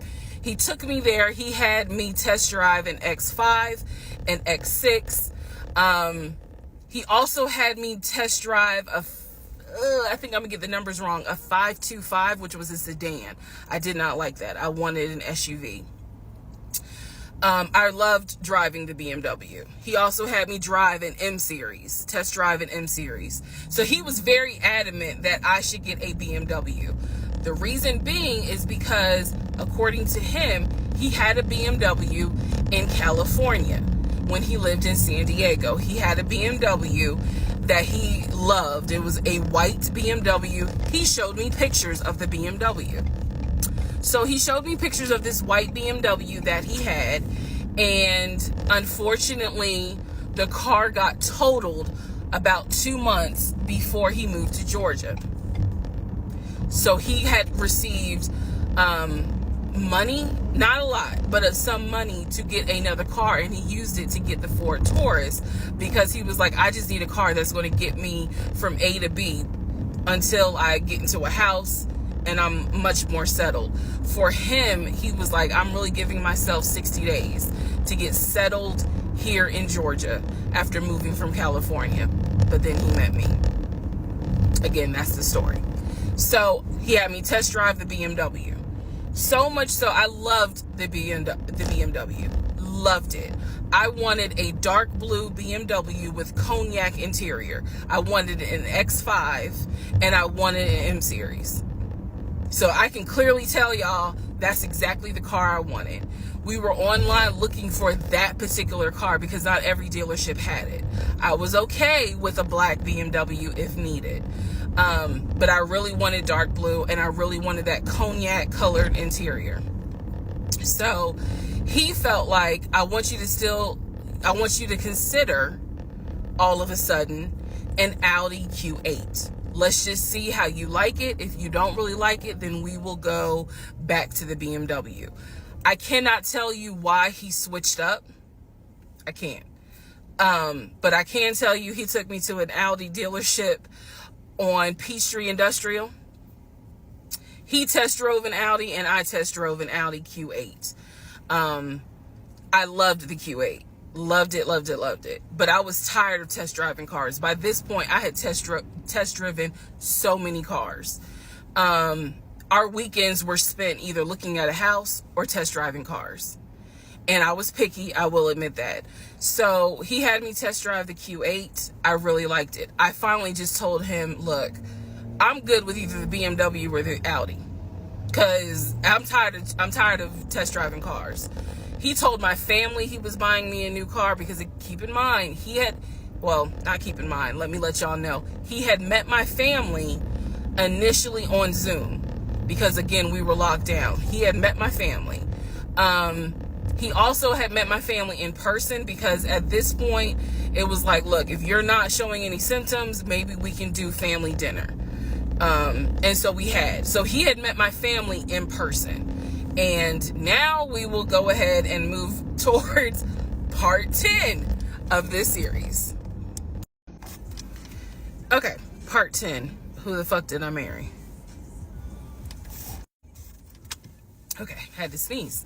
All right, so at this point, I had test driven all these cars. Kias. Hell, he even had me test drive a Nissan Murano. But the main two were BMW and an Audi. He had told my grandfather he was getting me a car. He had told my aunt he was getting me a car. That he was going to, he was like, she's going to be my wife. I want her to be in something secure. So my family was really like, wow, wow. Who knew that he had this kind of money? And so I hated the fact that he did that because anytime he got around my family, here's another red flag to put in the United Nations of red flags. He would always talk about money and he would always brag. I never realized it in real time. I didn't realize it until I was out of the situation. He always bragged about the fact that he could fight, the fact that he had money, and the fact that he played football. Those are the three things he always bragged about. Back to the cars. So I told him, I was like, pick one between the BMW and the Audi, because you said you buying it. So pick one. So this man chose the Audi. So he takes me to the dealership. I wanted a white Q8. He does give me the printout of how much it's going to cost, tax, tag, and title to get this Q8. Gentleman who's helping us gives him the printout. He's saying he's going to pay this money for the car out of the savings account that's offshore. That's the story. That's what he's saying. So he apparently is asking the guy, is there a holding fee? Can I pay a holding fee to secure this car while I'm working to get the money transferred? Because obviously with COVID, it's going to take long for the banks to transfer the money. Side note, I need everyone to understand, one of the reasons why he was able to get away with the stuff he got away with is because we were on lockdown. It's crazy because it's now 2024, but I don't know, do we all remember how it seemed like a lot of stuff stopped in 2020? Now, keep in mind, that's not an excuse I'm making because shit still got done. But in terms of business as usual just was not happening in 2020 at this time. So when he's saying, oh, it's going to take a while for the bank to transfer the money, the gentleman who was working at Audi he didn't make a face. He didn't blink. He was like, I know it's going to take a while because of COVID. So basically what ends up happening is we leave. He has the printout. He calls the bank, or he calls his financial advisor, who does have a name. The financial advisor's name is Eric. I feel comfortable using certain people's names, especially if we find out they didn't exist. So he calls Eric. He tells Eric in front of me, hey, I need to transfer $72,526, whatever the amount was, because I'm buying a car for my fiance. This is the bank account information. Do you need me to give it to you over the phone, or do you need me to email it to you? Pause. I can't hear what the person's saying, but that's what he would do. Do you need me to give it to you over the phone, or can I email it to you? Okay. All right, give me a few minutes and I'll go ahead and email it to you. All right, let me know. I'll call you back to find out if you received it. Okay, hang up. So I'm hearing this because, again, I'm not paying attention to, did I hear anybody on the other phone? Did I hear anybody on the other end? So he proceeds to type up an email, type up something, telling him this is the information that we need. I didn't think anything of it. He called me at work the next day to tell me that the money was sent to Audi, that he called Audi and he confirmed with Audi that they received the money. What he told me is that the car is going to be delivered to the house. Y'all, it's not that I lived in the hood, because I didn't, but I did not live in an area of Clayton County where you would have a brand new Audi delivered to your house. So I remember saying to him, I don't want that car delivered to the house, not yet, because I need to put that car in the garage. And my Nissan I only had a 1-car garage, so my Nissan was in the garage. So he said, okay, well, let me call them back and change the delivery date. Can you be home, or can you do a half day? So he's asking me, can you work a half day so that they can deliver the car and you will be home for it? I said, yes, that's fine. Because again, it's COVID. I'm working from home anyway. I only had to go in the office 2 days a week. So I'm at home the next day. He told me the car would be delivered between the hours of 1 and 3. Obviously, between 1 and 3, nothing happened. So 3 o'clock, I called him. He's at work. He sends me the voicemail. He calls me back. I said, it's 3 o'clock. No one ever came with the car. What's going on? And then I remember I was like, well, do I need to call Audi myself? Because I thought that you handled it. But if you didn't handle it, do I need to call them? And so whenever I would suggest I will handle it, he would get very, very defensive. Red flag number 472. So he was like, no, I will call Audi. Don't do anything. I'll call Audi and find out what's going on. Okay. So I'm at home chilling, cooking dinner, normal night. He calls me back and says, yeah, the car was stuck on the truck in Spartanburg, because apparently that's where their deliveries come from. So when he told me this, I was in the kitchen laughing, because by this point, I will be honest, and I told y'all I'll be honest even when it makes me look bad. I was guilty of, on one hand, I believed him, and on the other hand, I was like, let me see what lie he come up with. Let me just see. But keep in mind, my brain was really not rationalizing, not comprehending how deep the lie was. I just thought that no one told him the car was going to be delivered, and he made that up. I had no idea how deep the lie went. So he said, the car's in Spartanburg. It should be delivered this weekend. The weekend came, he had a whole other excuse. I don't remember what the exact excuse was as to why the car was never delivered.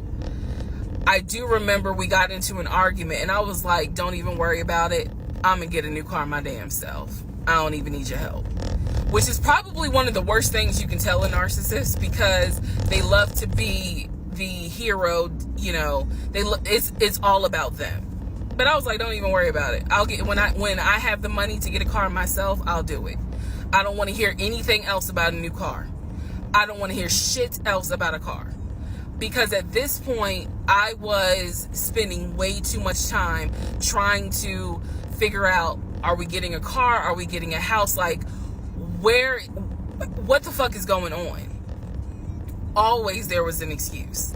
So when I told him I don't want to hear anything else about a car, and I am not going to a dealership to test drive another car, that ended that whole discussion right there. So this is where I'm going to interject what I believe was happening. I believe that my ex-husband is the type of person, he gets off, nut. He gets off on you being excited about something that he knows you will never get. So I believe that he enjoyed going to car dealerships. He enjoyed watching me test drive a car and get excited about it, knowing I was not going to get it. It is the level of cruelty. And again, I'm telling y'all stuff that I found out way later on. It is the level of cruelty that I still cannot comprehend. So the whole issue about the BMW and the Audi, I think he just enjoyed seeing me get excited and then pull it away. Part 11 coming up. All right, part 11. So for this part, I'm just going to give you some backstory on the family. Pause all the stuff about the house. Pause the stuff about the car. This is backstory on his family, my ex-husband's family. All right, follow me.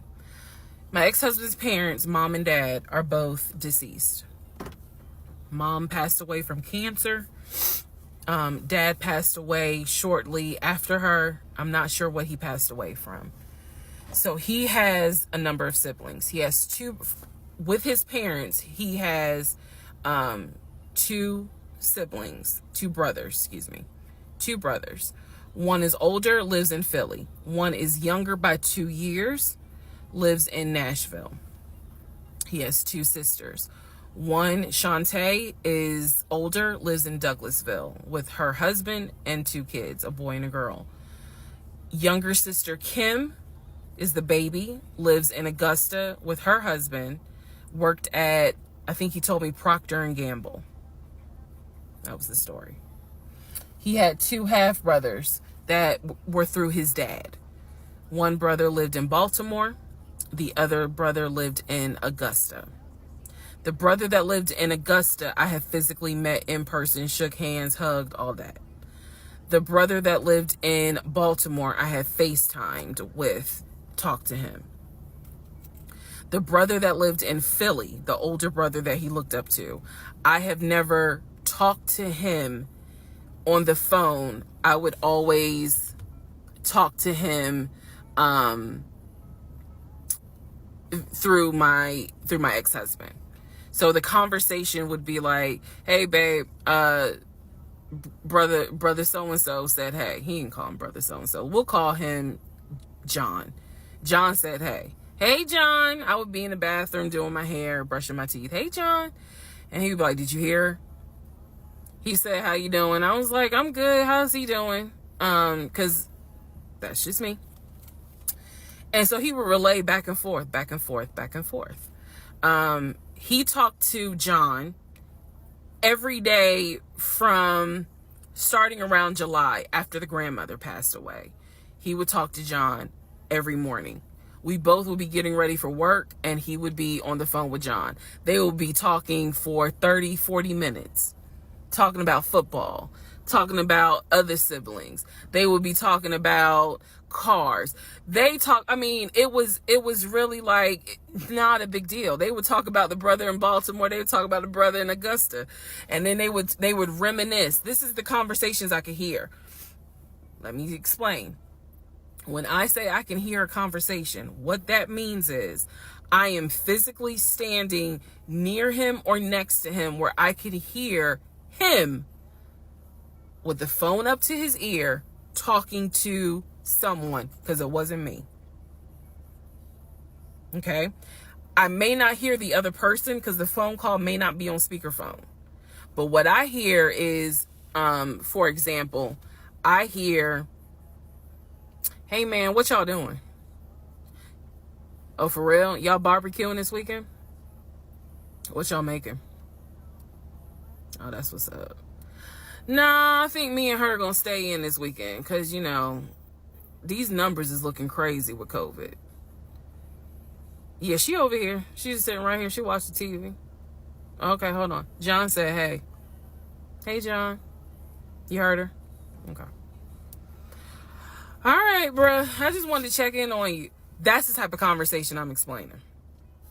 Okay, so I hope that that gives a little more clarity about the type of conversations I'm hearing. So, I don't know why this light keeps going out. Okay, so that's how he would talk to his siblings. The grandmother passed away. He called me around April or May and told me that his grandmother passed away. His grandmother, on his dad's side, had died suddenly from COVID. She had symptoms. She went to bed and did not wake up. He was distraught. He was crying. He wasn't eating. He was just sitting there, listening to music, not watching TV, just sad, because he was like, you know, my grandmother was always my support system. So from what I saw, it really bothered him. I did not think anything of it. I'm one of those people, if you tell me somebody in your family passed away, I'm gonna believe you, because I don't play about death. And I guess I expect other people don't either. However, that is not the same for everyone else, but we'll get there. So, family, he had his sister, Shantae, who lived in Douglasville. Like I said, she was married with 2 kids. Apparently she was a nurse. So when I had my miscarriage, that was a sister that he was like, my sister will take you to the hospital. Like, that's what family does. Okay. I had never met Shantae. I've been on the phone, or excuse me, I've been around him when he was on the phone with Shantae. Never heard her part of the conversation. But he would be talking to his sister. That's what he said. That's what it sounded like too. Now, what is interesting is that we lived maybe 35, 40 minutes away from Douglasville. So there were plenty of times that he had invited me to go with him to his sister's house. Okay, let me tell you how this would always work out. Total times he invited me was probably 3 times for different barbecues or whatnot. The first time he invited me, I was like, nah, I ain't going, because again, COVID. And she's a nurse. Hell no. The second time he was like, yeah, she invited us, but I don't think we should go because COVID. No. The third time I agreed to go. I was like, absolutely, I'll go meet your sister. Like, that'd be great. On our way to her house, to Douglasville, to go see the sister, apparently he got a phone call. The phone was always like on vibrate, but he got a phone call and he told me that something came up, and so she had to cancel the barbecue, the get together, whatever. And so I was just like, oh man, you know, okay, well, hopefully we can go another time. It didn't happen close enough for me to have red flags, if that makes sense. But at this point, as y'all probably like, girl, you so blind. But again, I didn't think anything of it, because it's like, okay, it fell through. We'll see. We'll reschedule. And so we just went out to eat, and then he talked to another brother, the brother from Augusta that he would have on speakerphone. So it was like, you know, I didn't think anything of it. I really didn't. Man, And the more I talk about it, the more I realize, like, I'm not a dumb person, but it just never dawned on me the things that you have to now investigate. It didn't dawn on me, but nevertheless, that is the backstory for his family, right? Grandmother passed away. 3 weeks later, he called me and told me his uncle had passed away from COVID. The uncle had tested positive, had to go into the hospital, and he died. It was a bit of a red flag. It was a bit of a red flag, but like I said, I don't play about death. So I was just like, wow. Because of these two deaths, he became a stickler about COVID. And when I mean a stickler, wear your mask, wear gloves, hand sanitize, wash your hands. Like, he was annoying about making sure neither one of us caught COVID. So now I'm going to give you the backstory in regards to what I was told with the ex-wife. Okay, I know I look rough, but it's okay. It's okay. Anyway, so this is part 12 of Who the Fuck Did I Marry? So this is the backstory on what I was told for the ex-wife. This is important. Pay attention. All right. This is 2020. So this is what I was told in 2020. I was told that he and his ex-wife used to be friends. Then they started dating and subsequently got married. They got married in California. He had bought a house with the money that he made from arena football. They had apparently had gotten married on the downward of the arena football career.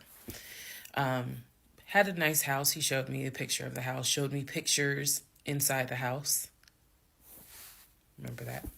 Showed me pictures inside the house. It was a really nice home in San Diego. And basically what happened was that he came home from work early one day and I have the hiccups, sorry. Came home early from work one day and his wife was sleeping with another man. The man was in the house. He and the man get into it. Her son, who is about 17 years old in 2020, she had 2 kids, a daughter and a son. The son apparently was on his way home from school when my ex-husband found his previous wife in bed with another man. So the story goes that he and the guy fought. He kicked the guy out. He kicked his ex-wife out, but told her the kids could stay. The kids are not biologically his. Those are his stepkids.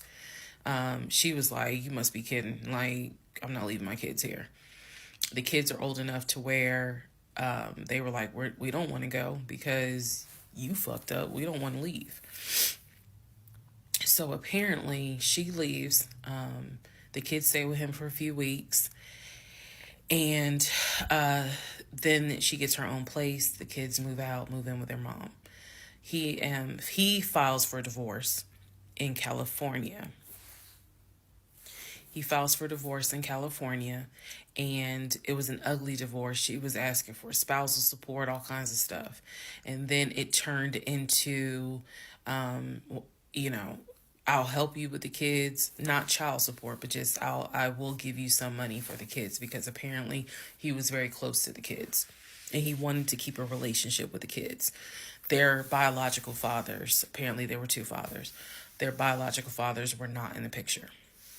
So the divorce starts out contested and ugly, eventually becomes amicable.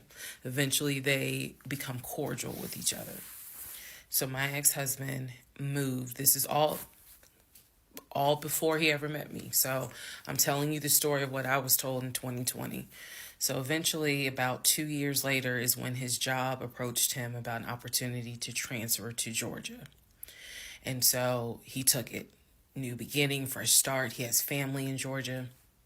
He took it.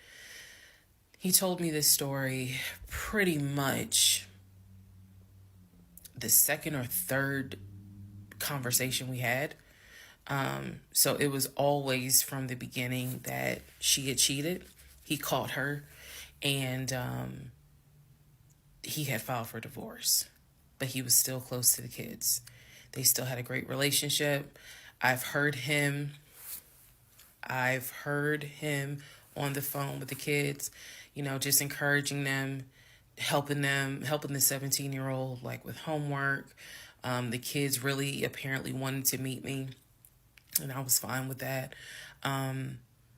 He would send them money, if they needed something, because he loved the kids as if they were his own. I'm telling you the story as I was told it in 2020. So, let's see, around April or May of 2020, he informs me that his ex-wife has moved to Georgia.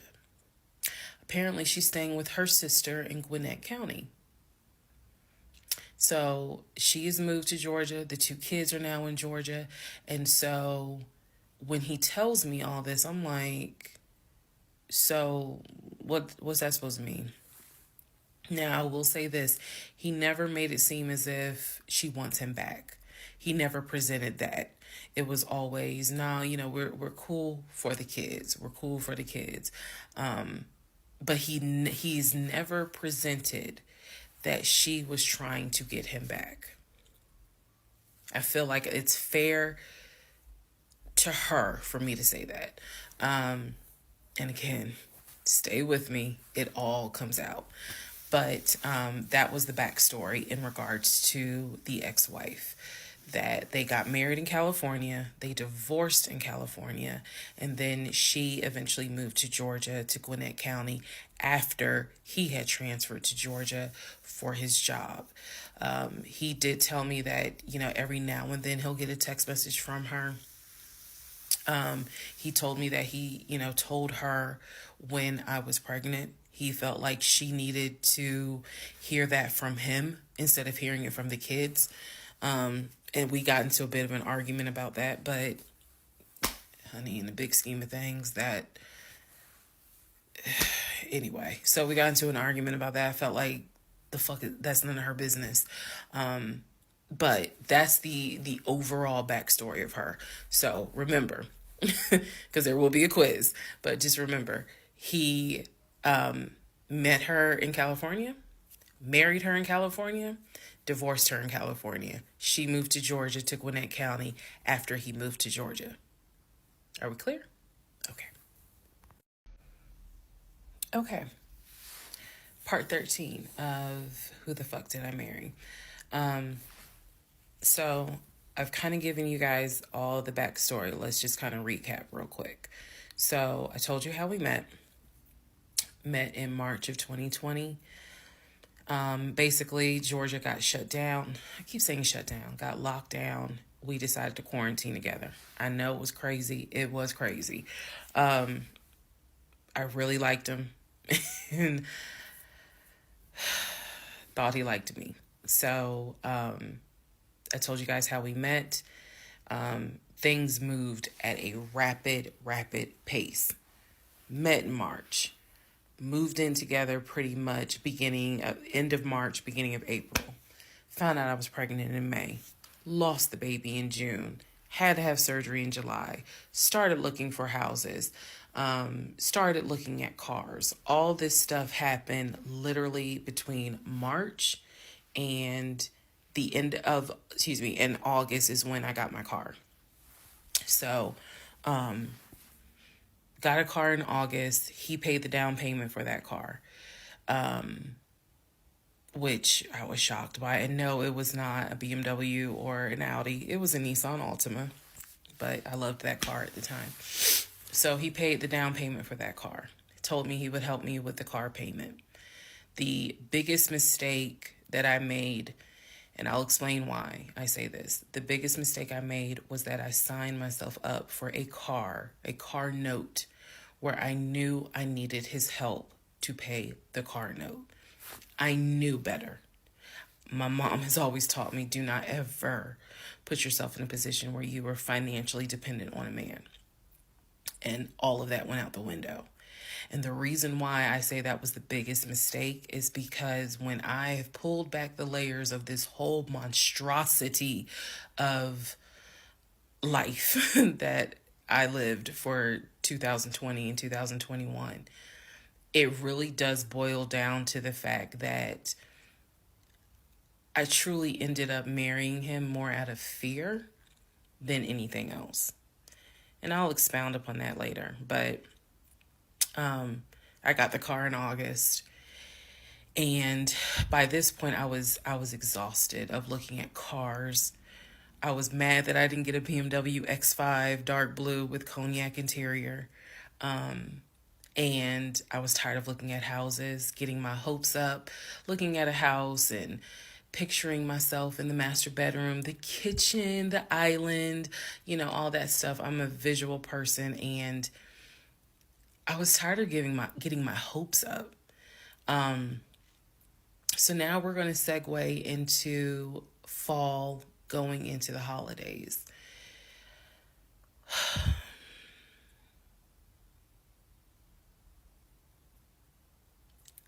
Here's what happened. In October, we looked at another house. This house was in Marietta. Absolutely gorgeous. It was gorgeous. I want to say that the house was about $700,000. I really liked the house. I could see myself living there. I could see myself cooking there. And so subsequently, my ex-husband put in an all-cash offer on that house. I watched him put an all-cash offer in on the house. Our real estate agent, Scott, called us about 24 hours later, and he said, the sellers love your offer. The offer was an all-cash, full asking price offer. $700,000. Let that sink in for a moment. He said the sellers love the offer. They are asking that you show proof of funds so that they can accept the offer. My ex-husband said, I will show proof of funds when they accept the offer.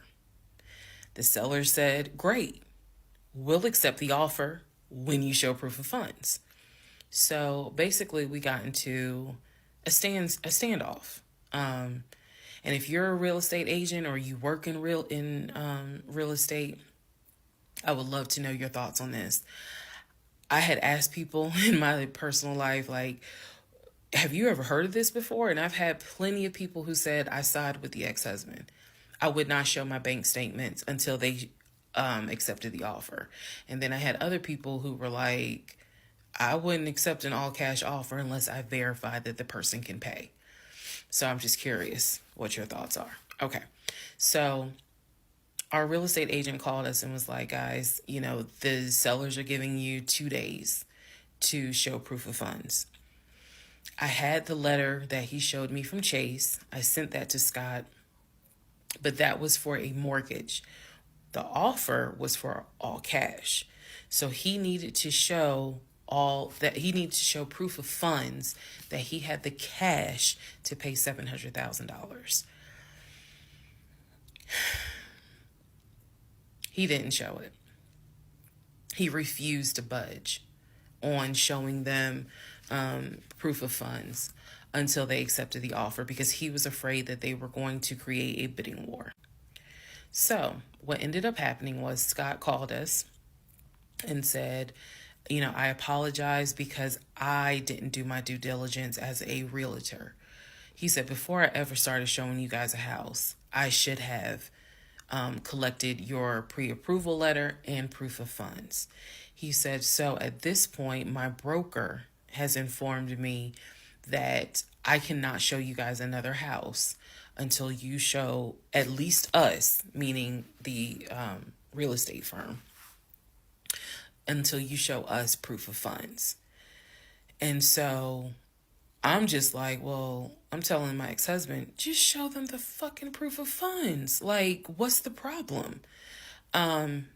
And so it was a lot of, I find that this is really unprofessional because it's not our fault that you didn't do your job correctly. It got a little ugly and it got uncomfortable because I'm like, I don't understand why you don't show them proof of funds when you clearly just signed a document stating that you're putting an offer in at full asking price. This was the same thing that the realtor was saying. He was like, but you just signed an offer. So what's the problem? Like, you want them to accept the offer and then you'll show everyone the proof of funds? And my ex-husband, without missing a beat, said yes. So Scott did his best to work with the seller and say, look, accept the offer. He'll show you, he'll open the books. He'll show you the proof of funds. These sellers were like, no, that's not. And it wasn't so much the sellers. It was the seller's agent. Big respect to the seller's agent. But the seller's agent was like, no, that's not how we're doing business. He needs to show those proof of funds before I advise my clients to accept his offer. Period. If he's not willing to do it, we'll go on to the next offer, because they did have another offer on the table for it was less than asking price, but they were willing to accept that offer over the all cash offer because those people had basically shown proof. So subsequently, the house fell through. We passed the 2-day deadline. They went with the other offer. Also, at this point, our real estate agent, Scott, and I do not blame him for this, pretty much cut all ties. Because what he, I believe, felt like was, I don't know what's going on, but something's going on. And this is not how I do business. So until you guys are ready to show the proof of funds needed to buy a house, you need to get yourself another agent. Because we were already about 20 to 25 houses deep by this point. We had already put in 2 other offers. They fell through. And now here we are with this house. And once again, it fell through. Okay, so good news and bad news. Number one, this is part 14 of Who the Fuck Did I Marry? Bad news, this is going to be the last post for the night. And the reason why, good news, tomorrow's my birthday. So I'm just going to make this video, post it, and then I will pick back up probably Friday, because honestly, I truly want to enjoy my birthday tomorrow. I just want to enjoy my birthday. All right, so y'all don't be upset. Just, if anything, watch parts 1 through 14, then we'll be ready for part 15. So the house fell through in October 2020. And what I told him was, I said, I don't want to look at another house. I don't want to talk about cars. I want to get through the holidays. Because it was going to be a holiday season where I could not celebrate with my family because of COVID. So I said, I just want to get through the holidays. I want to get through the end of the year. And we'll revisit stuff in January. I was very calm when I said it. No argument, nothing like that. And he said he understood. A lot of what fueled me staying in this situation really was the fact that, number one, I didn't want to be alone. Number two, I didn't want to look stupid by having the relationship end so quickly for everyone to be like, we told you something was up. And number three, I was ready to get married. And that, ready to get married, fueled a lot of stuff. And again, I was still making my audio diaries. So listening back to it, I knew something was wrong. I admit that. I knew something was wrong. But what I thought it was, truthfully, was like, why does it seem like there's always something? Like, why can't we just go ahead and get the house? Why is it always something? Why can't I just get the BMW? it still didn't dawn on me how deep this something went. And for the people who keep asking, I'm going in order of events. So yes, there will be a video where I explain how everything came out and what came out, what was true, what was not true. It's coming. I'm just getting all of this out in order. So I told him I didn't want to look at a house no more. I don't want to talk about houses. Do not mention the word Zillow. Do not mention the word realtor. Nothing. Let me just get through the holidays. And for myself, the question was, what do you want to do? You want to stay with him? Or do you want to cut your losses? And the part that kept me constantly second guessing myself was, what if he's not lying? What if he's not lying? Literally the conversation I had with myself was, there's no way he is lying about having money. You saw the paper from Chase. They don't just approve $750,000 for a mortgage for anybody. I've seen his checking account. You see how much money's in his available checking. I don't think he's lying. I don't think he's lying about that. But what is it? Is it that he doesn't trust me? I second guess myself so much. Is it that he doesn't trust me? Is it that maybe he doesn't really want to get married? What is it? Because I know what I saw. I know what I heard. I know that he's having conversations about move the money from this account to that account. I know he's paying my car note and all these bills. Clearly this man is making money. I know that I saw the letter from HR that states his new salary is 200 and something thousand. And I remember thinking, God, what am I missing? I'm missing something, but what is it? Because I know what I've seen. I know what I have touched. I have physically touched these papers. I know how to read. So what is it that I am missing? He's close to his family. He talks to them all the time. He's just a regular guy that just likes to watch NFL football. He leaves me alone when I want to watch Georgia football.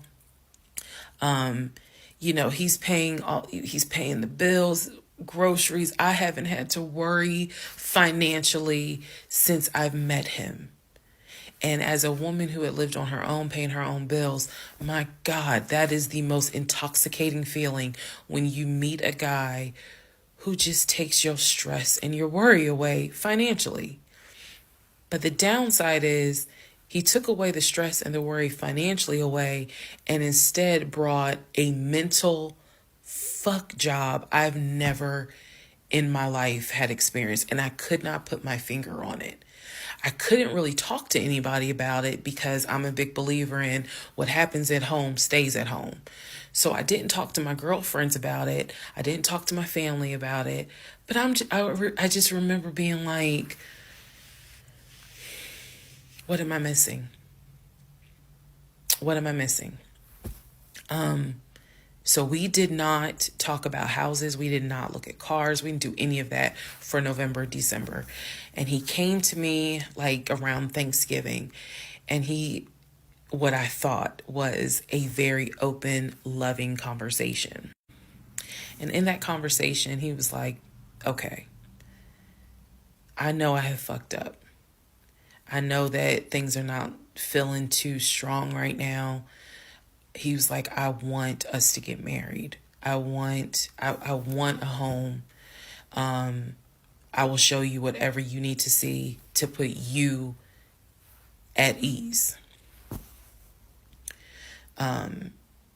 He was very contrite. He was very just what do I need to do to put your mind at ease so that I'm in this and that I want this and that I love you and I want you to be my wife. So I was like, show me your accounts. He showed me his checking. He showed me one of his savings. He showed me a Chase savings. He did not show me the offshore. And he did not show me the US bank. So he showed me those two accounts, checking and Chase savings. So I knew that there was money. What I saw in those accounts, there was money. I told him, I was like, if we're going to buy a house, I want it to be through the mortgage on Chase. I don't want to deal with this proof of funds shit no more. I said, I do not want to look at another house until the beginning of the new year. He said, okay. That is when we then had a conversation. So I guess I lied, because we are going to have a part 15 or 16 tonight. But that is when we then had the discussion about marriage. And that is where religion came into play. Yeah, I'll give y'all the other part tonight. Stand by. Okay, part 15. Who the fuck did I marry? So in December of 2020, around beginning of December, we had a conversation, kind of a come to Jesus heart-to-heart conversation. And both of us had grown up in the church, and the fact that we were not married but living together, the fact that almost had a baby together, bothered both of us. Both of our families, my family and his family, were very adamant, like, okay, y'all either need to get married or y'all need to separate. And so I'm walking around with a ring on, which I'll post a picture of the ring, because God, there's so much to unpack. But anyway, walking around with the ring. And so he said to me, whatever I need to do my part to make this work, I'm willing to do. At the same time, it wasn't that I did not trust him as much as it was I felt like I wasn't trusting myself.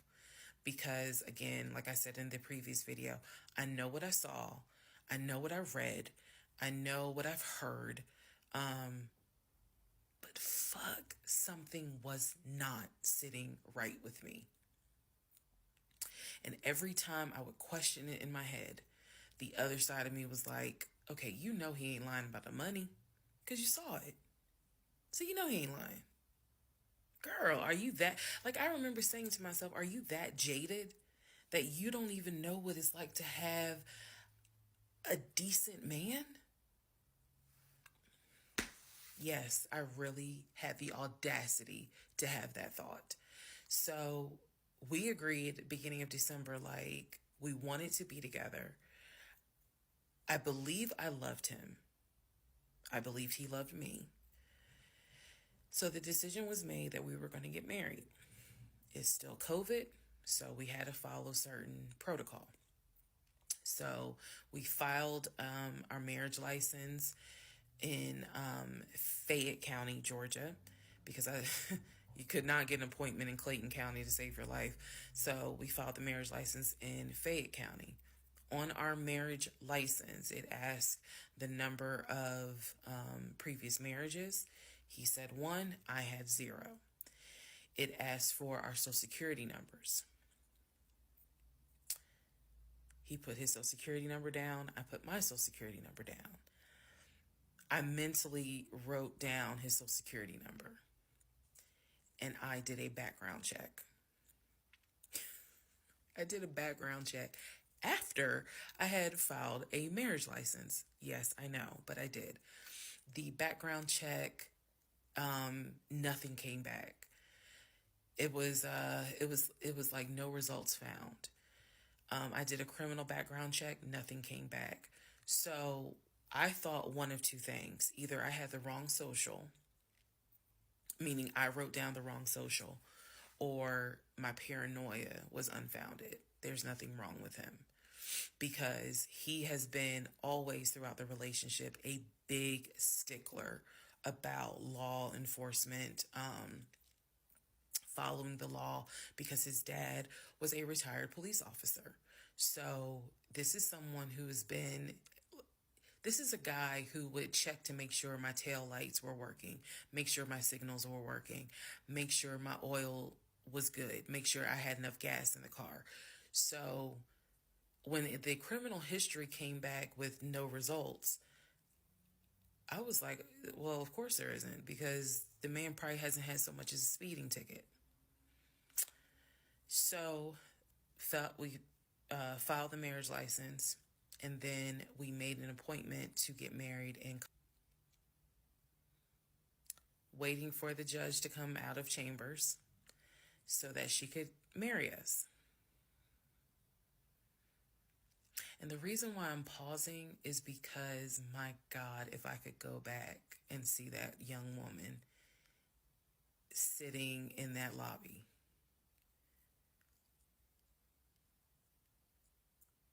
Wow. I know we can't go back in time. But damn, if I could go back in time, I would.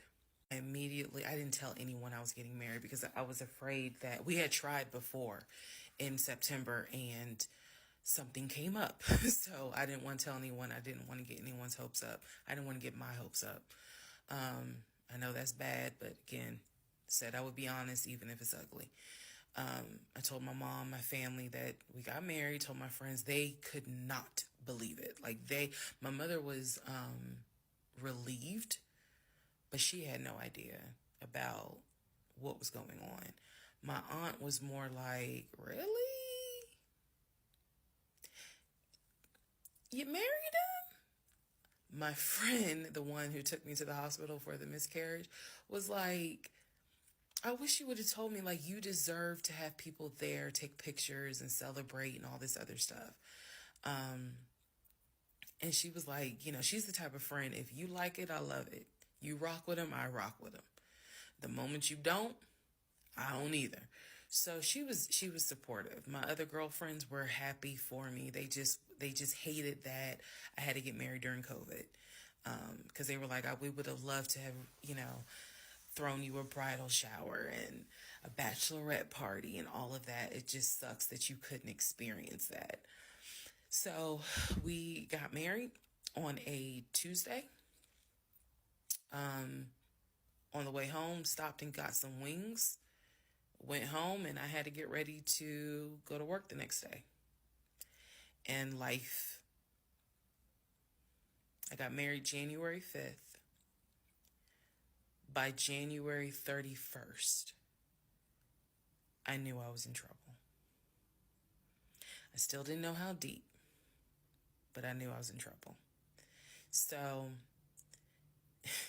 to give you all a very, very, very candid idea, got married January 5th.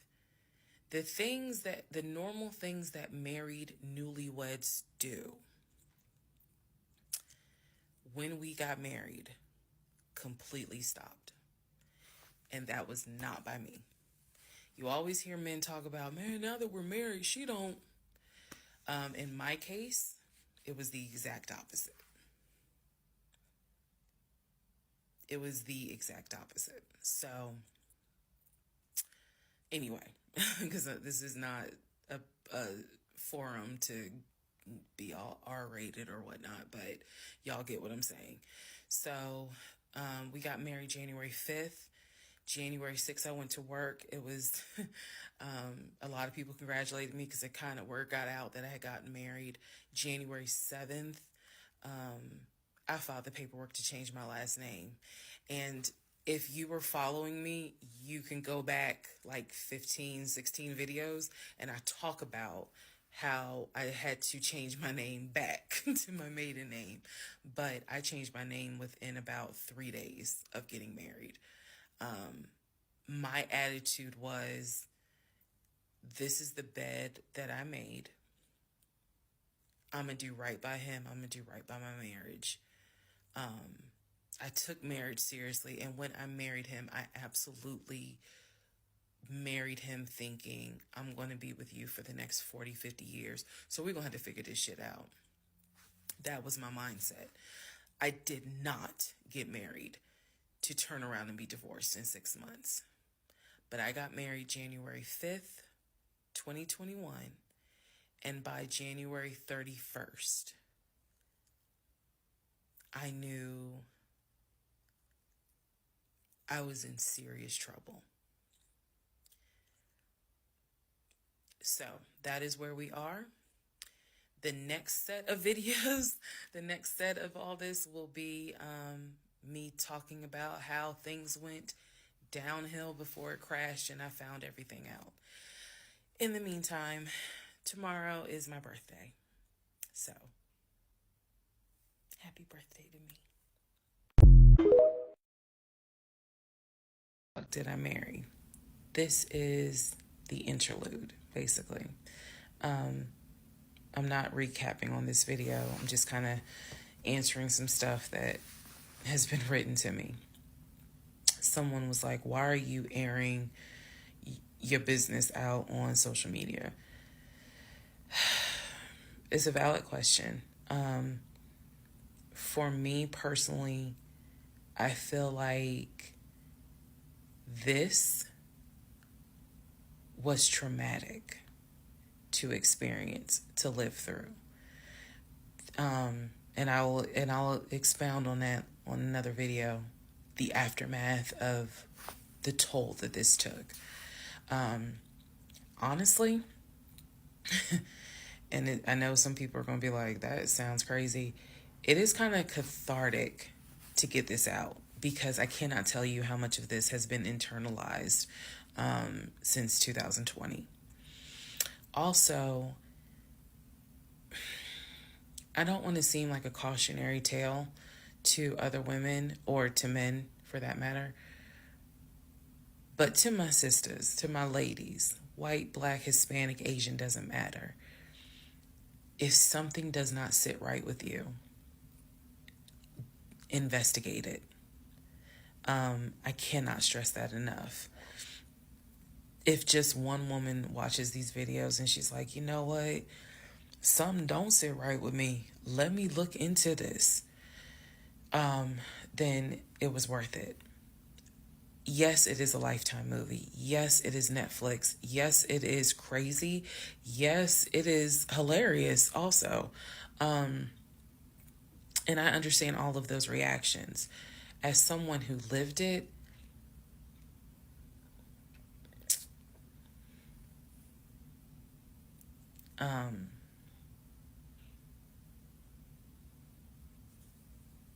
it was traumatic.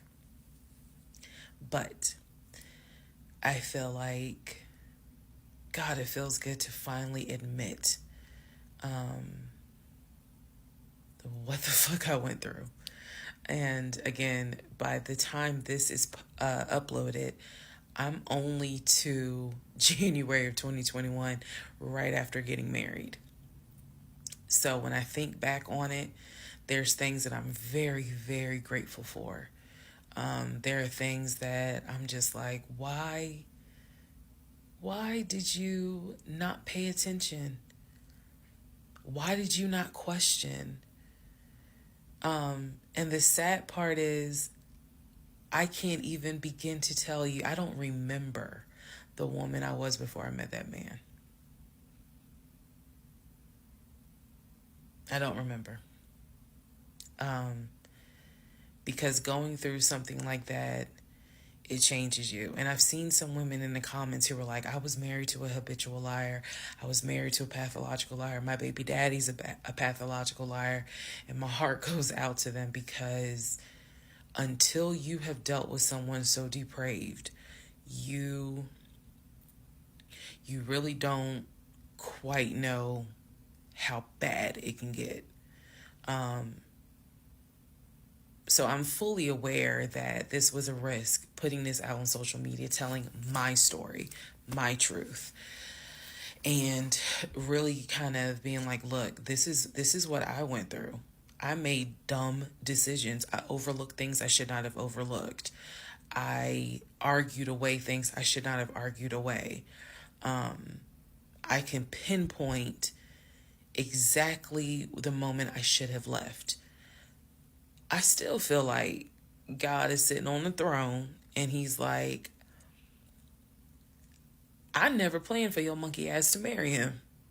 I never even planned for you to go out and date with him. That's why I blew your tire. But you hard-headed and you went anyway.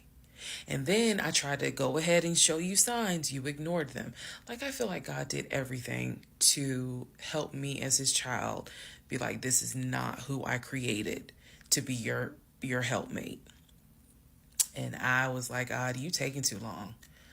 I want to get married. You taking too long. I want to have a family. You taking too long. And these are the consequences that I am paying for basically telling God, you took too long. And I feel like God's grace is sufficient. It is. But at the same time, and I'm not perfect. I mean, not perfect at all. None of us are. But I do feel like when I sit back and I replay the events that happened, I truly cannot believe that was my story. Because all I wanted was to meet a guy, for him to be my best friend, for us to get married, have a family. I wanted someone I could make fun of his big old forehead, and he make fun of my nappy head and all my wigs, and yet he was my ride or die. I wanted someone that I could be like, man, help me with these kids, and he helped me with the kids. We had a nice home. We were comfortable. That is what I wanted. And I've said this before, and I say it again. I truly hoped it was my turn. You see the women who are, so happy and, they're in these loving marriages and life just looks good. I really, really wanted it to be my turn. And so I excused away a lot of stuff that I hope the next woman who sees this does not excuse. Because I don't wish this on anybody. I don't wish this on anyone to feel the way I felt the moment I discovered the whole truth. So I just wanted to say that, because I think it's important to try to answer why is she posting this? Honestly, I was tired of holding it in.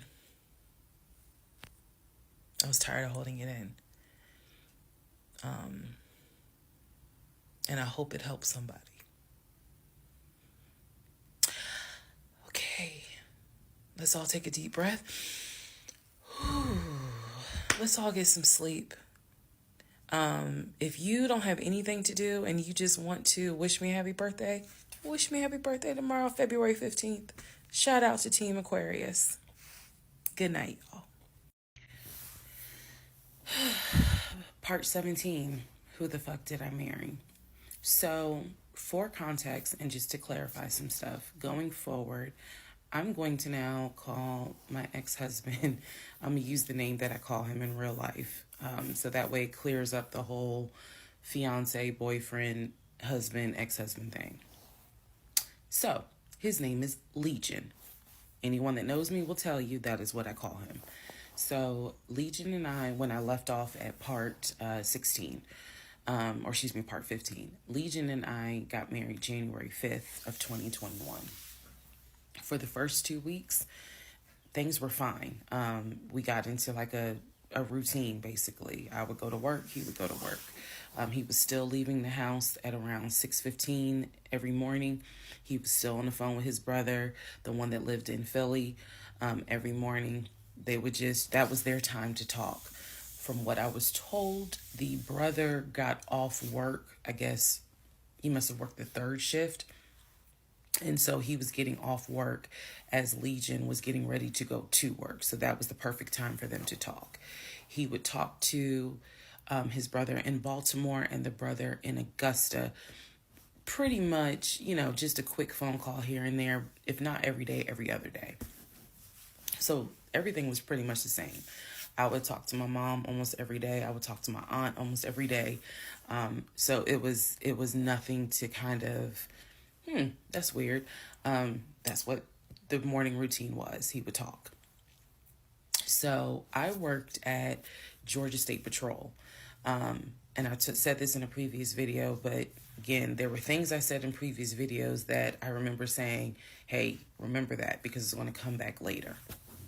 So I worked at Georgia State Patrol. I had been working there for almost 8 years, 7 or 8 years by the time Legion got into the picture. He was fine with the fact that I worked within law enforcement. I'm not a trooper. I'm not a sworn officer. I'm a civilian. However, he, again, his dad was a retired police officer. So he was perfectly fine in the beginning with the fact that I worked for Georgia State Patrol. He had been to my office before. He had met some of my co-workers. Obviously, even with COVID, because I still had to go into the office 2 or 3 days a week, he had been up there. So the friend who took me to the hospital when I had my miscarriage has met him.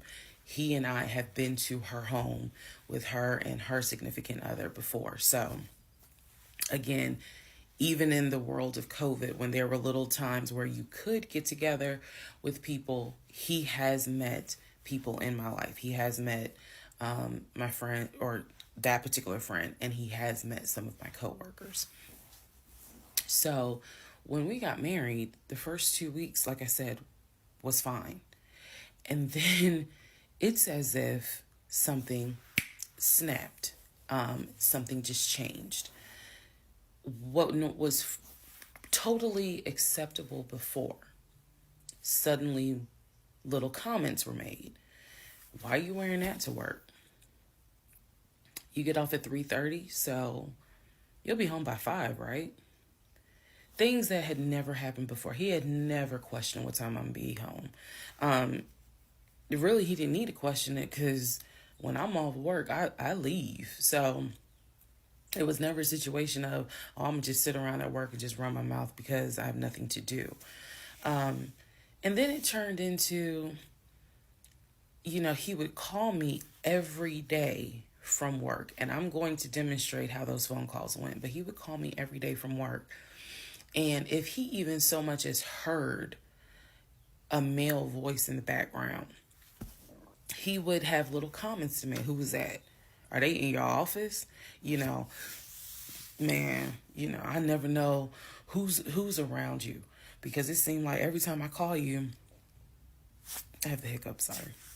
It seems like every time I call you, there's some man around.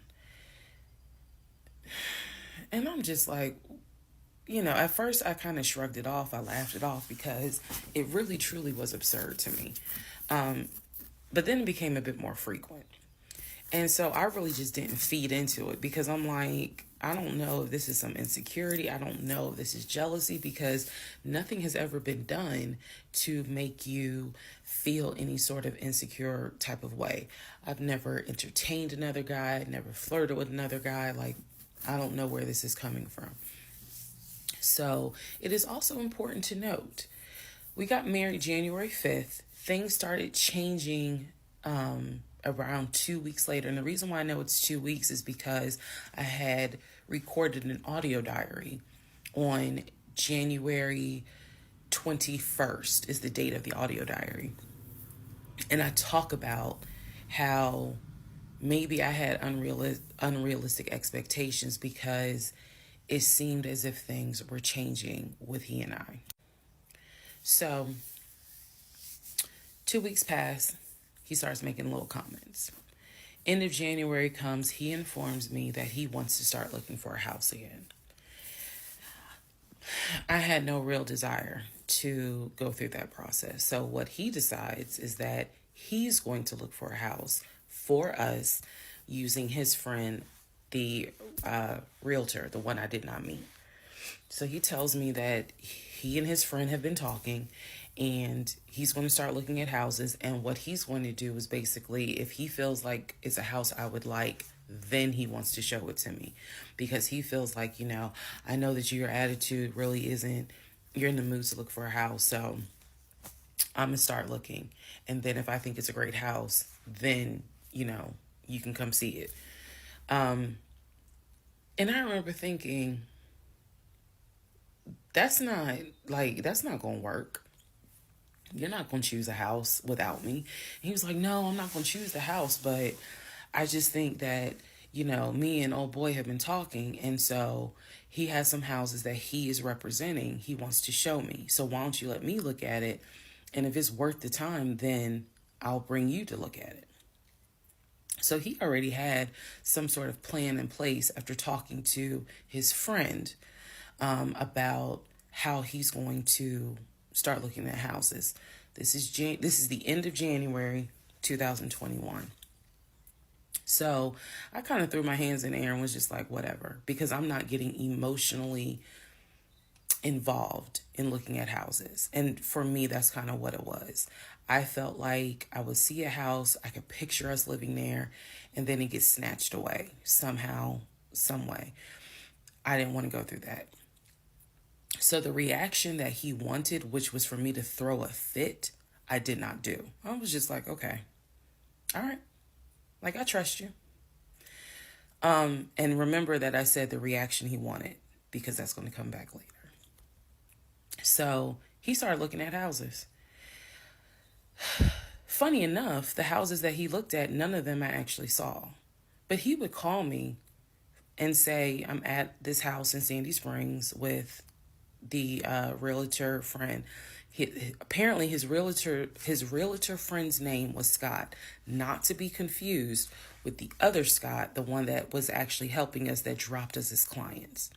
I want to make that clear. There were two Scotts. One is the realtor who was representing us, who said, hey, I need proof of funds.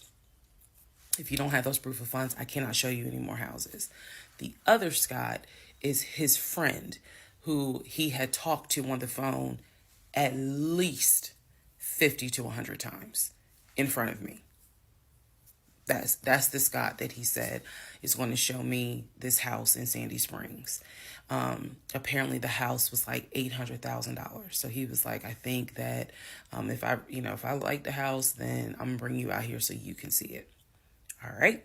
Now let's go into part 18. Okay, part 18. Who the fuck did I marry? So he starts looking at houses in Sandy Springs, Alpharetta area with his friend Scott. I did not see any of these houses. I did not go. I didn't want to go. So what was starting to change is, remember I said before, he would leave the house every day at around 6:15. He would be home every day between 3:30 and 4 o'clock without fail. It was so, I shouldn't say it was annoying, but I could set my clock by the fact that I would hear that garage door open between 3:30 and 4 o'clock every day that he went to work.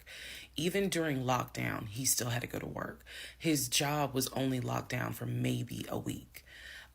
For me, I was allowed to work from home, but unfortunately, I did not handle it well. And so I would fall asleep and not check email. So my boss was like, yeah, you're going to have to come back to the office because you're not trustworthy. And I wasn't. I mean, I would watch Netflix and not even be on my computer. So I had to start going back to work every day, 5 days a week. And I was, me and another lady were the only two in there because we were the only two who did not handle work from home properly. Anyway, that's another story. So Legion he started to not come home by 4 o'clock. He started to come home 5, 5:30, 6, 6:30, sometimes 7 o'clock. Because he was saying that he was looking at houses after work with his friend Scott. So it definitely was noticed that things are changing. And At this point, kind of emotionally and mentally, I was just like, I don't know what to do. This is the end of January. Remember, I told you in part 15, I got married January 5th. By January 31st, I kind of knew I was in trouble. And by the end of January, sure enough, I knew things were changing in a way that I was like, I hate to sound redundant, but what the fuck is going on? So he's still maintaining the story of looking for a house, looking for a house. I had already let him know my lease is up in August. When my lease is up in August, I am moving to Cobb County. And then my attitude was kind of like, you can go with me or you can stay here. I don't care, but I'm moving. I'm leaving Clayton County. The reason why I was so adamant to move was not because of Clayton County. It was not because of the house that I was in. It was because Legion had started to create this narrative that he was beefing with my female neighbor. He was trying to get me to believe that my female neighbor to the left of me somehow was interested in him. And so she would make these little comments, and he would come in the house complaining about her and her music and the fact that she had, different men over to the house. It was driving me crazy. And all of this was kind of starting in January. So when I say that, it really seems like we got married January 5th, and then we had 2 weeks of peace, and then something just snapped. I literally mean something just snapped. So he's looking at houses. Now we're moving into February. February obviously is my birthday month. He did good. He did good to make Valentine. He went all out for Valentine's Day. He went all out for my birthday. My birthday and Valentine's Day are February 14th and February 15th. So he went all out on both days. Y'all ain't even gonna believe this story. But I said I would share even when it makes me look bad. So, the weekend after my birthday, and what I mean by that is if my birthday was on a Tuesday, we're talking about Saturday. The weekend after my birthday, he gave me money to go to the nail salon, go get a manicure and pedicure. So I leave the house. I take his car. His car was in the driveway. We had a key to each other's car because, again, we're married at this point. We're talking February 2021. So I take his car and I drive to the nail salon over in Morrow.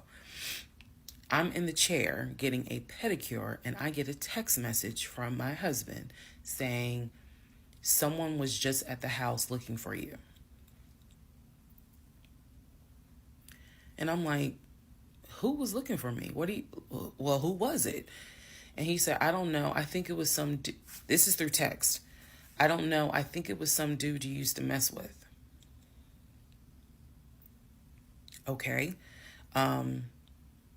I was like, what are you talking about? He was like, I'm telling you, some guy just came to the house looking for you.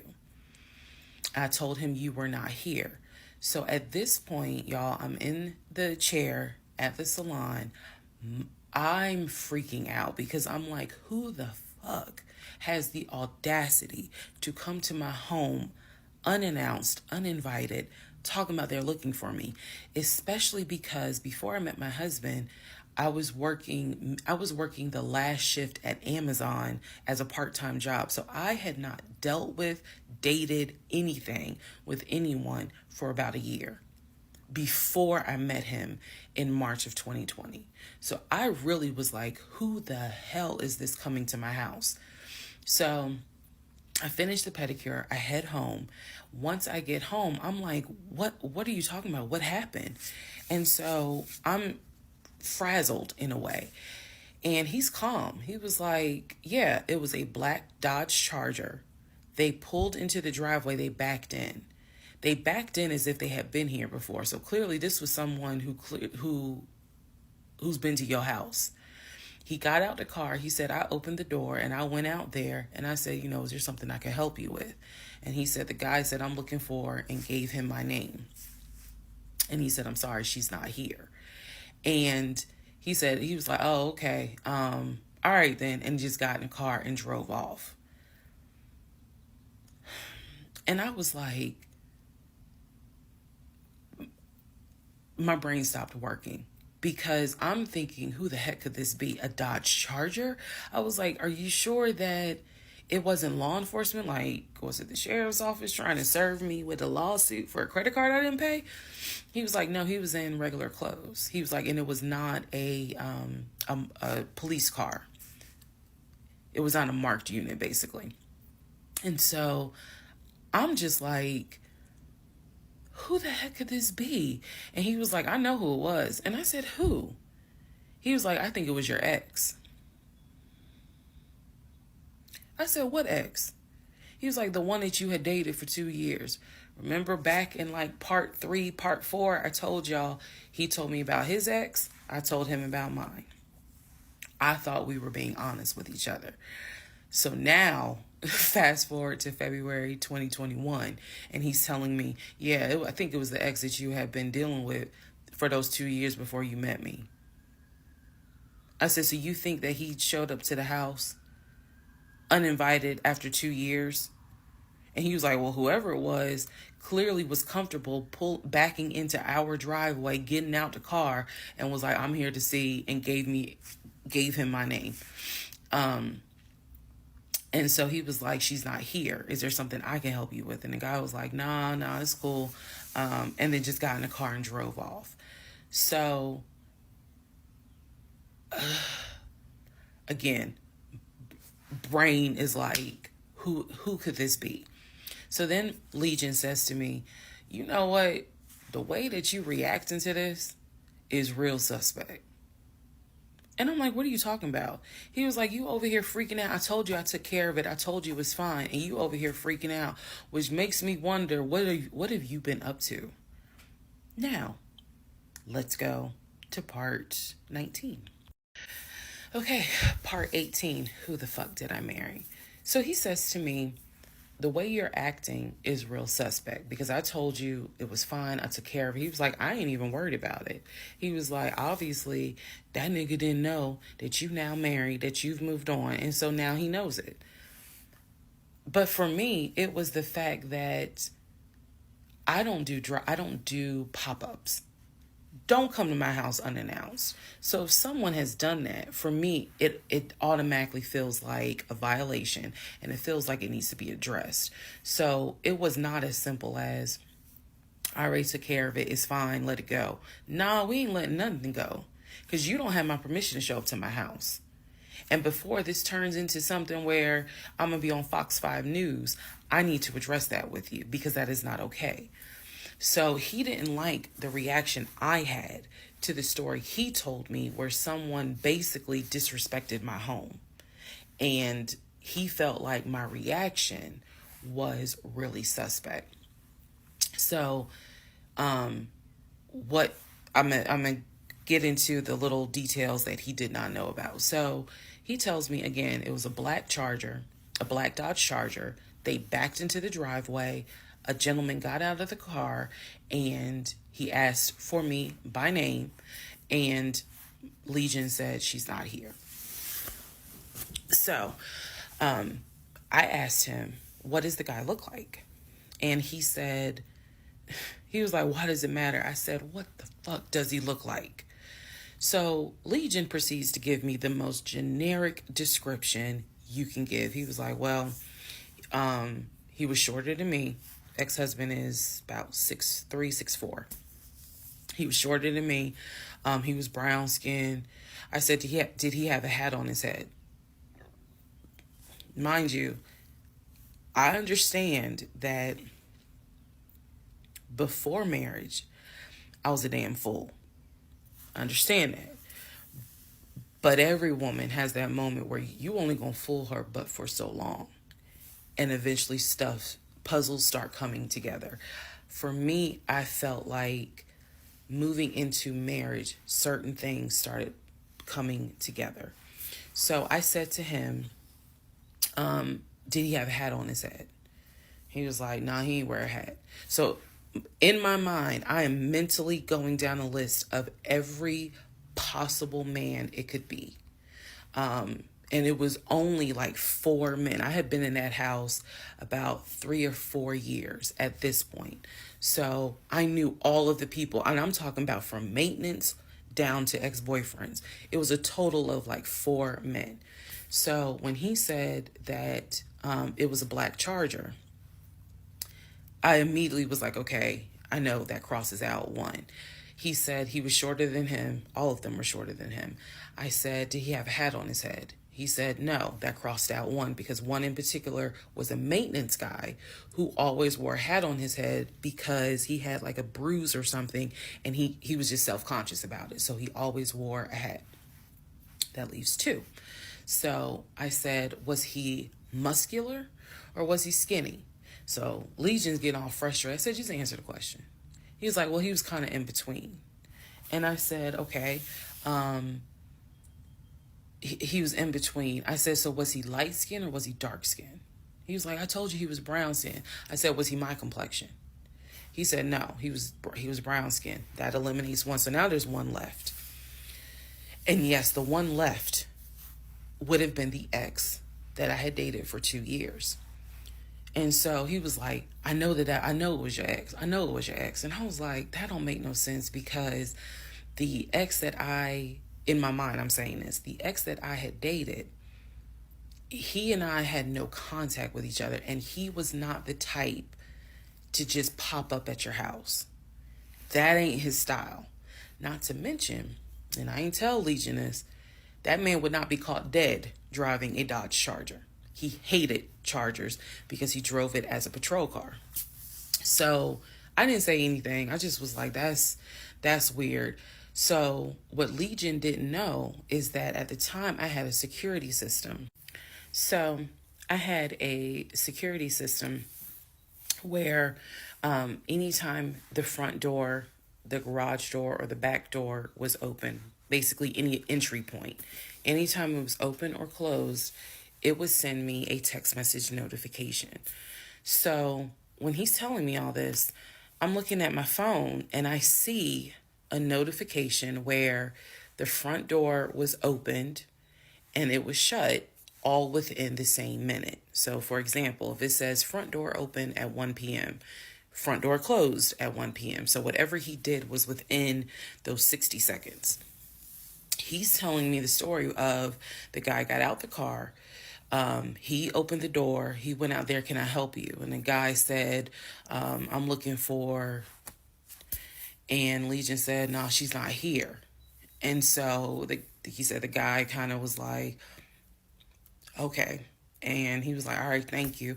And got in the car and drove off. Legion has also told me that he watched him drive out of the neighborhood, which means because of the way the house was set up, the townhouse, he would have still been outside watching this. I could be wrong, but something in me was like, that would take more than 60 seconds. So for the door to have been open and shut within the same 60 seconds, I was like, okay. So also what he didn't know, we didn't have a Ring door camera, but my neighbor did. And her Ring door camera caught my driveway. The view of the camera could see my driveway as well as her driveway. And so whoever was coming in the door, our driveways were right next to each other. And then on the other side of it was the grass. So it was a perfect view of my driveway. So she, I had texted her and I said, hey, were you home? I think I texted her the next day because I said, were you home on Saturday? And she said, no, I wasn't. What's up? Everything good? And I said, can you look at your security system and see if there was a car that came to my house at such and such time? And I know I did not tell her the reason I was asking, but I was like, is there any way that your security camera caught if someone came to my house at this time on Saturday? She's like, yeah, sure, I'll look. And so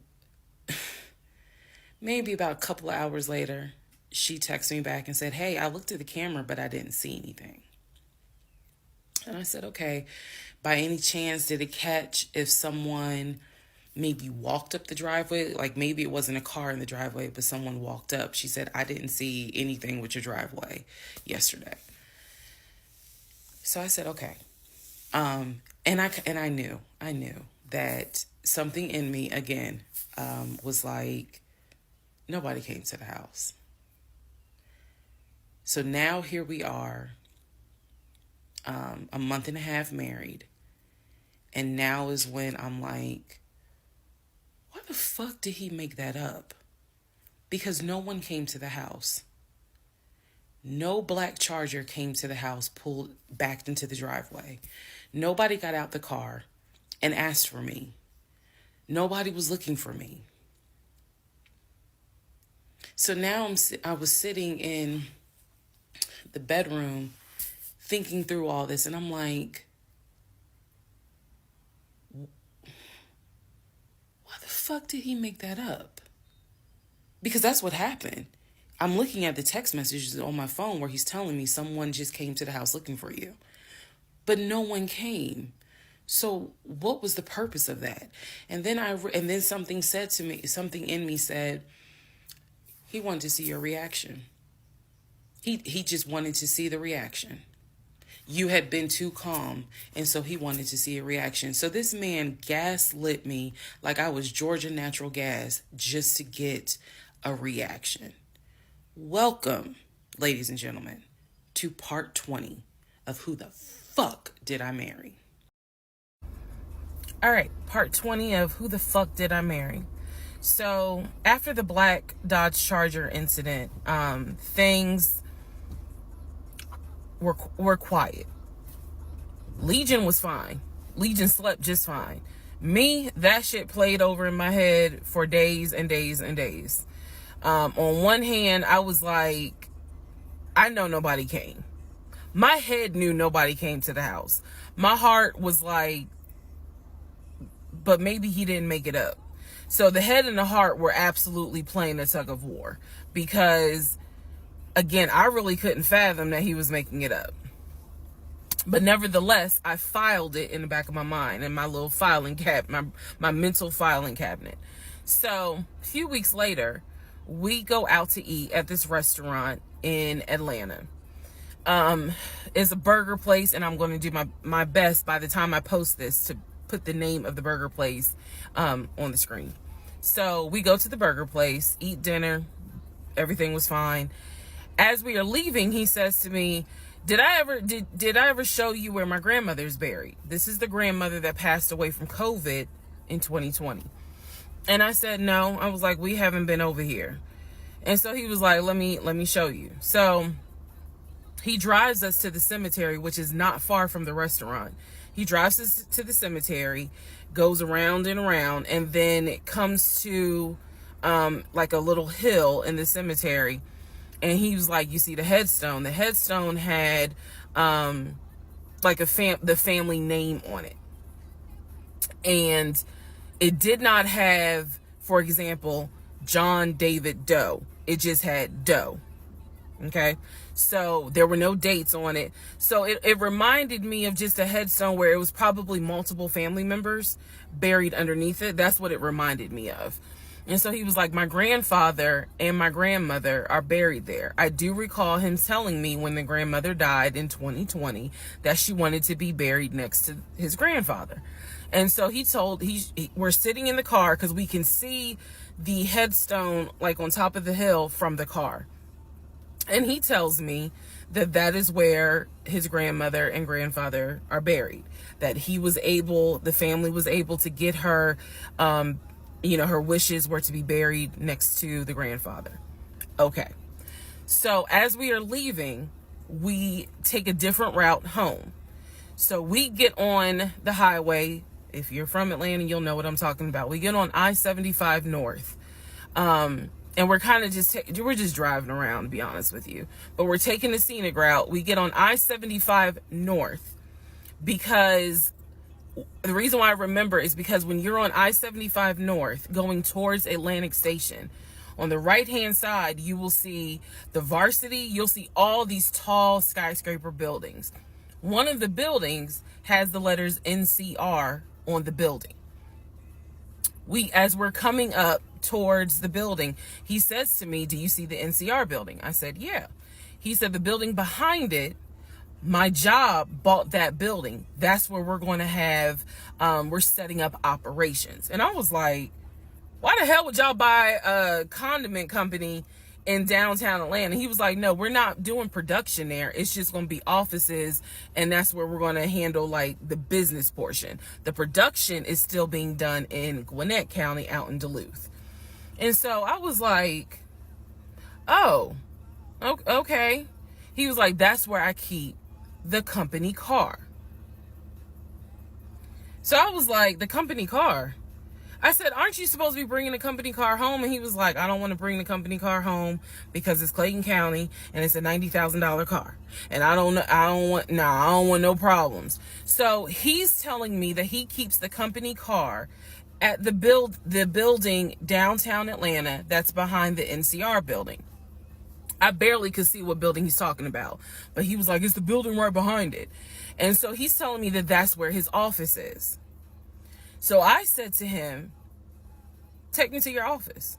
I know it's a Saturday, but shit, you wanted the VPs, right? So take me to your office." No, I had not been to his office simply because, again, COVID. So I was like, "Take me to your office." And he was like, "I can." He was like, "That's no problem." So do I have the other phone? I do. So y'all are in luck. So I can maybe reenact how this goes. So he gets off the exit and starts driving towards the NCR building. While he's driving towards the NCR building, he always has kept his phone in his left pocket. This is my left hand. So he pulls his phone out and he starts calling. He tells me he's calling Willie. Willie is supposed to be the head of security. So he's saying, "Let me call Willie real quick to make sure that the building's open." So he proceeds. This is another phone, but he proceeds to go ahead and call Willie. We're still driving, by the way. We're still driving. I'm on the phone, scrolling through Facebook, trying to figure out some random shit. But he's driving with the phone up to it. So driving with the phone. Next thing I hear, "Hey, Willie, it's Legion. Hey, how's it going?" "I'm good." "Hey, is the building open?" "No, I just want to take my wife up there so she can see it and see my office." "Are you up there right now?" "You're not?" "Okay, is Mr. Justin working?" "Okay. So is there anybody up there that can physically open the building? Because I don't think my badge is going to get me at least in the front door because of it's on the weekend lock." "Okay. Okay. All right, let me know." "All right. Thank you, Willie. Bye." Y'all see how I did that? He's having this whole conversation while I'm sitting in the passenger seat. So then he gets off the phone and he says to me, "Willie is not working and Justin apparently called out sick. So the building is locked and my badge won't get us in the front door." He was like, "Willie's going to see if there's someone else that can open the front door so we can actually get in." He's like, "My badge will get us on the floor, but it will not get us in the front door." No one ever called. So when he's getting off the highway, he basically turns onto Spring Street. Again, there's all kinds of shit I distinctly remember. He turns onto Spring Street so that he can then get on 75 South so we can go home. Never saw the office that day. But again, this is where he's saying that he keeps the company car. So when we get to part 21, I'll kind of go into detail about the whole company car a little bit more. Part 21, who the fuck did I marry? So the company car apparently was a charcoal gray BMW. I believe it was a 5 Series. It was a 5 Series. I don't know much about the sedans. Y'all know I wanted the X5 dark blue with the cognac interior. He got the BMW 5 Series charcoal gray. He sent me a picture of the car. So I did see a picture of the car. After this whole NCR building, take me to your office, that is what he's claiming, is that he leaves the company car at that location. He's saying that he drives from Riverdale to Midtown, switches out cars, and then drives from Midtown to Duluth. Those that don't know how Metro Atlanta is, basically Midtown would be in between where we live and Duluth. I only know that he left the house every day at 6:15. I know that I never physically saw the company car come to our home.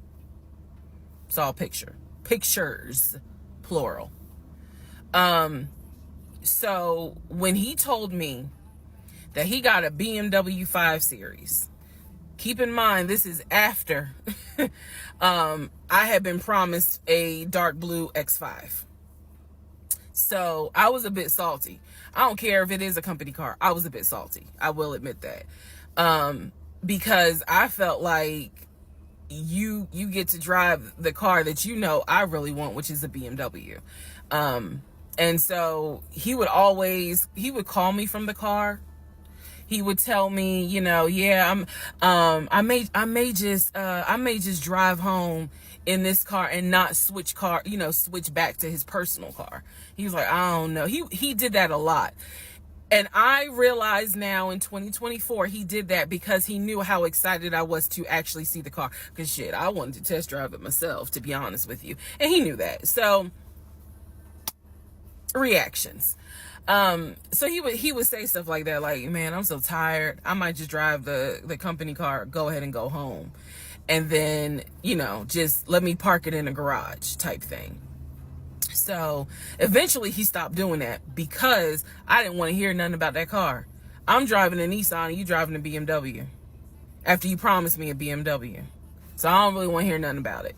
So in terms of the company car, I did see that it was according to the pictures, a charcoal gray BMW 5 Series. If you're asking me the exact model, I don't know. But I know it was a 5 Series because I know the 7 Series is slightly longer. So it was a 5 Series sedan. So after the whole situation with the cemetery to see his grandmother and grandfather's headstone, then there was the NCR, the office is open. Oh, it's not open. Justin ain't working. Willie ain't working. Willie's supposed to be head of security, but he ain't working. Okay. So at this point, I'm already numb. It is important for me to point out how numb I became dealing with him. Mind numbing, because I just got to a point where it was like, there's always something. There's always something. So, of course, we're not going to go to the office because there's going to be something. So this is the end of February. My birthday had already passed. There clearly was tension on my end, not so much tension on his end. So I get home a couple of weeks later. We are now in the beginning of March. This is something personal about me. The only way you would know this is if you know me. I have been dying to go to London and Paris.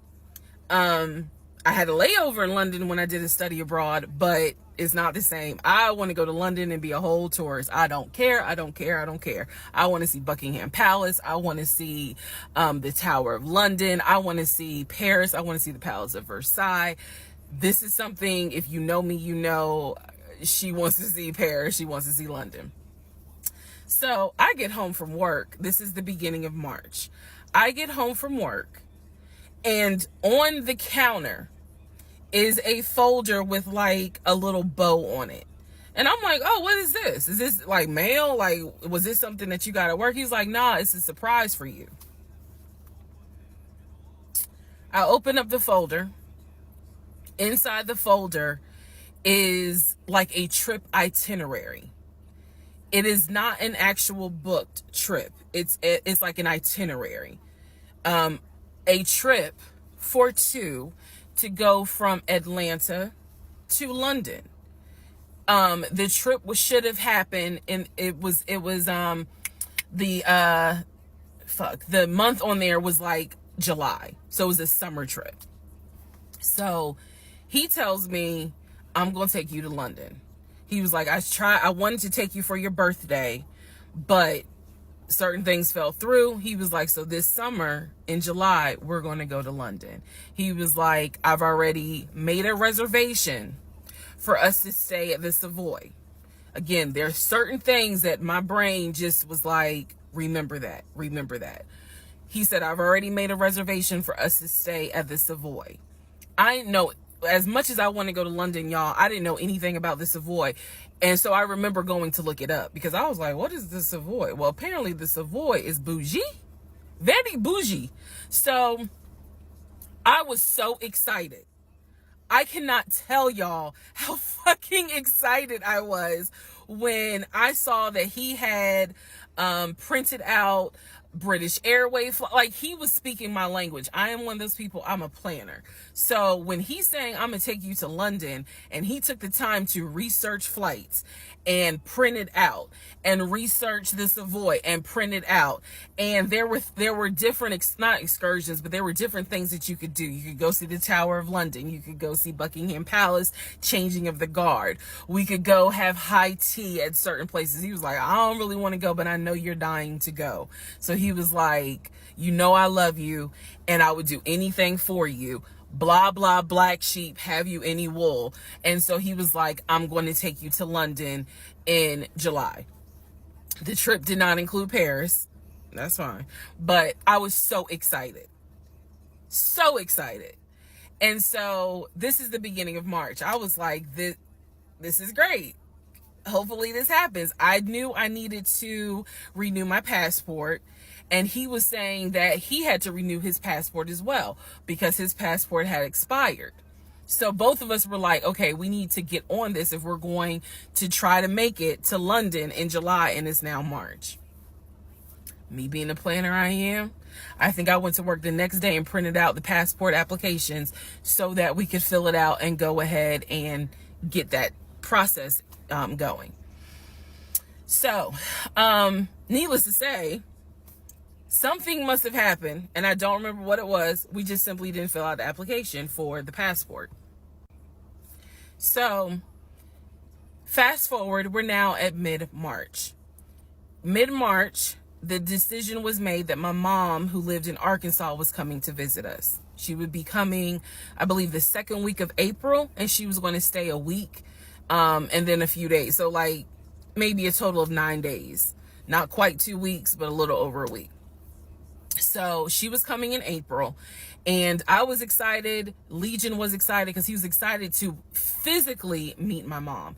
He had talked to her on Zoom. He had talked to her on the phone, but he was excited to physically meet my mom. And my mom was excited to physically meet her son-in-law. So this is mid-March. I'm going to go into part 22 where I explain what happened with Facebook Messenger. Part 22, who the fuck did I marry? So now we are in March. This is right after he had surprised me with the announcement of we're going to go to London for a trip in July. Because we definitely didn't do a honeymoon. We definitely didn't do any sort of trips together. So the idea was we're going to do a trip in July together. One thing about Legion was that he was the guy who was like, I have nothing to hide. I don't lie. I don't like liars. If we're in a relationship, then everything should be out in the open. So I've always had his cell phone passcode. Never felt the need to look through his cell phone. And funny enough, I can tell y'all right now, disclaimer, I will never go through a cell phone again. You cheating piece. So anyway, so one day, this is mid-March, going like around March 20th. So we're heading in towards the end of the month. He was in the shower. Keep in mind, my mom is coming for a visit in April. So he was in the shower and he received a text message on his phone from a woman. The text message, because it was a preview, so the text message was something where if you didn't know the context of the text thread, you could either go left or you could go right with it. So me being just curious, I opened up the phone, put the passcode in, read the text, then read the thread. Come to find out, it was a text from his aunt. His aunt and his ex share the same name. That's why I say it could go left or it could go right. Text was from the aunt. So I looked at the text, went through the thread, nothing in there. So I went ahead, X'd out of the messages. I see that he has Facebook Messenger downloaded. And obviously it shows you the number of unread messages in the icon. So it showed that he had like 5 unread messages. So I clicked on it, just being nosy. And what do my wondering astigmatism eyes see? So in his Facebook Messenger is about 7 women. I can see their profile picture and I see their names. Some of them had a preview. The ones that he had not read, I could see the preview of the message. One in particular said, "When are you gonna come get this?" Y'all know what I'm talking about. So I clicked on that one first. And I'm reading through the thread. And so she's saying, "When are you gonna come get this?" But earlier in the thread, or further back in the thread, he had asked her, "When are you gonna give me?" And she said, "When lockdown is over." So from what I could piece together, he had not yet physically gotten with her. But had there been no COVID, oh, he would have smashed all day, every day. The other messages were innuendos, meaning the other messages from the other women were innuendos. They were not as graphic as the one between him and her. So I'm reading these messages, and what is interesting is that the person I am married to is not the person in these messages. Like, this man was on some nasty shit. And I say nasty not in a judgmental way, but in a, with me, he seemed to act as if I was damn near virginal white. And I clearly see evidence that you into some shit that with me, you acting like, nah, I ain't really into that. So I confronted him. I absolutely confronted him and was like, what the fuck is this? If 2 + 2 is 4 and 5 + 5 is 10, what the fuck is this? And so he did not, oh, that ain't what happened, blah, blah, blah. Instead, what he hit me with is, man, I was just playing around. Like, ain't nothing happened. I shouldn't have said all that, but I was just flirting. It ain't mean nothing. I don't even know that girl. I was just flirting. And so I'm like, is this what you into? And so he was like, no, it's not what I'm into. It was just stupid. It was stupid because I shouldn't have done it. So I'm going to be honest with y'all, because I've been honest all this time. What pissed me off the most was that here I am as a woman behaving, trying to do the right thing by him and this marriage. And you mean to tell me you out here offering your ding-a-ling to random chicks that you don't even know?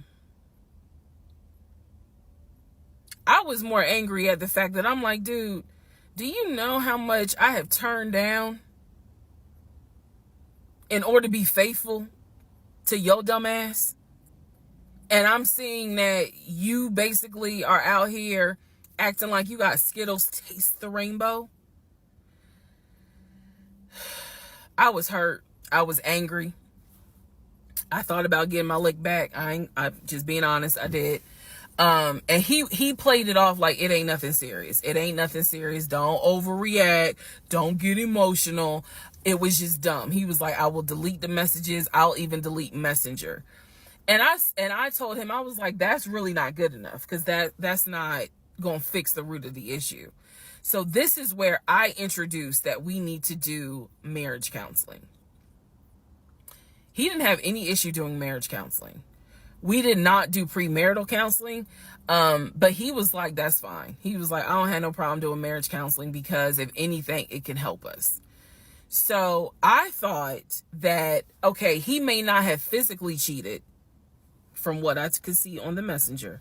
He may not have physically cheated, but he damn sure got caught, doing a little something, because they had exchanged pictures. So y'all know what pictures he sent. And I was disappointed because I don't like men that send those type of pictures. But anyway, that's another issue. So we agreed that we would start marriage counseling. We also agreed that we would put on a united front when my mom got there. In other words, we were not going to argue. We, let's just act like everything is fine. But at that point, when my mother arrived in April, I could not stand him. I did not want to be, but we couldn't, he moved back into our bedroom because he had moved into the guest bedroom when I saw the messages. Like 3 days before she came, he moved back into the bedroom because obviously she needed to sleep somewhere. So, I really could not stand him. And it was because I was busy second guessing myself. Like, damn, what's wrong with me? Like, if that's what you into and I'm supposed to be your wife, like, let's have conversations. Like, shit, I went to FAMU. I understand some stuff, buddy. So it just was one of those things where it made me second guess, like, what's wrong with me? What did I do wrong? What is it that she got that I don't?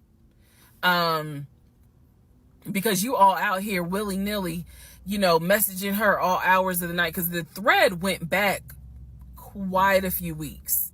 I saw it in March. There were messages from December, November. So again, I'm just second guessing all kinds of stuff, self-esteem taking a hit.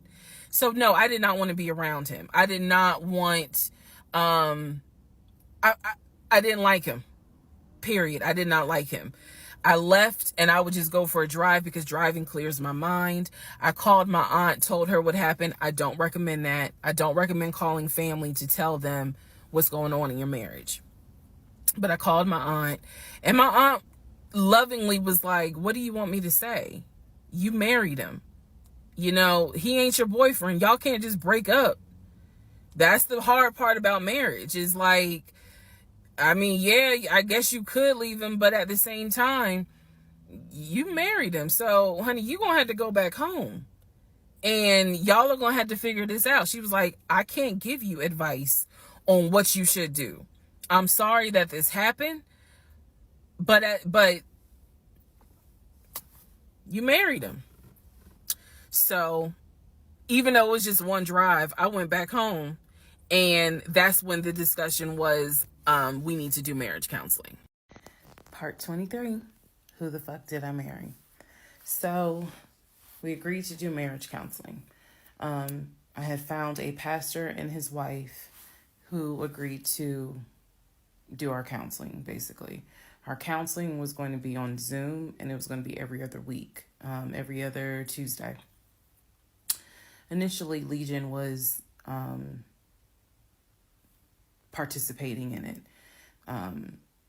His body language seemed to be that he was open and receptive to the marriage counseling.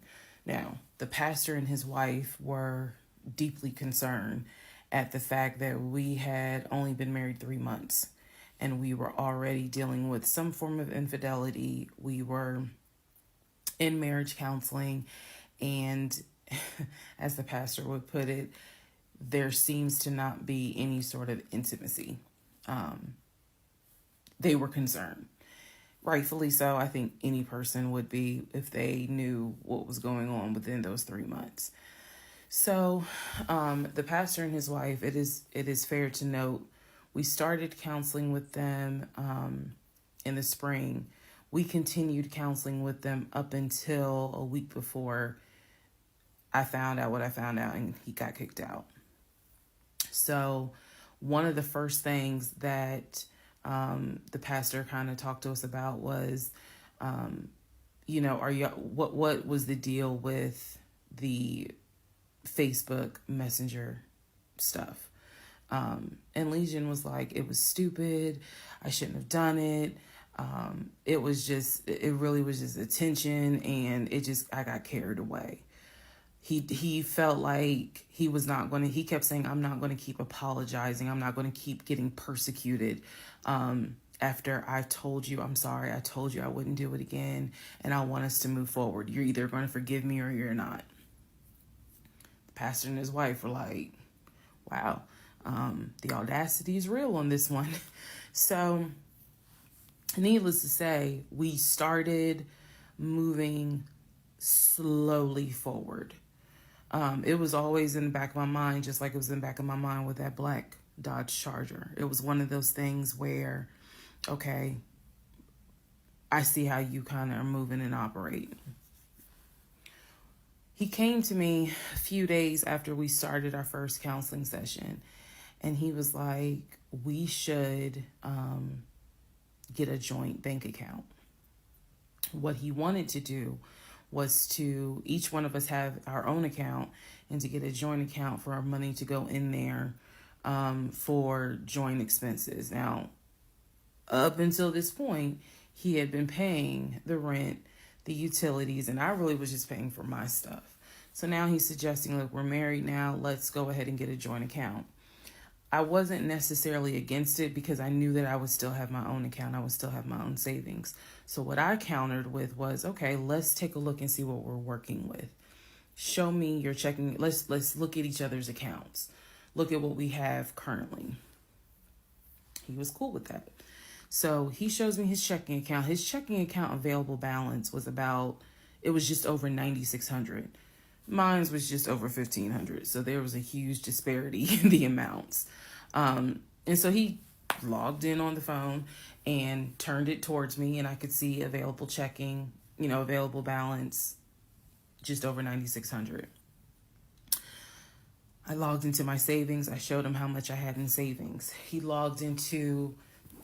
picked up his phone, logged into his Chase savings, turned the phone towards me. In the Chase savings, it was roughly about $15,000. But I also knew that he told me he had a U.S. bank savings and he had an offshore savings. So at this point in time, I asked him, show me the U.S. bank savings, show me the other two accounts. He would not do it. This became a huge bone of contention.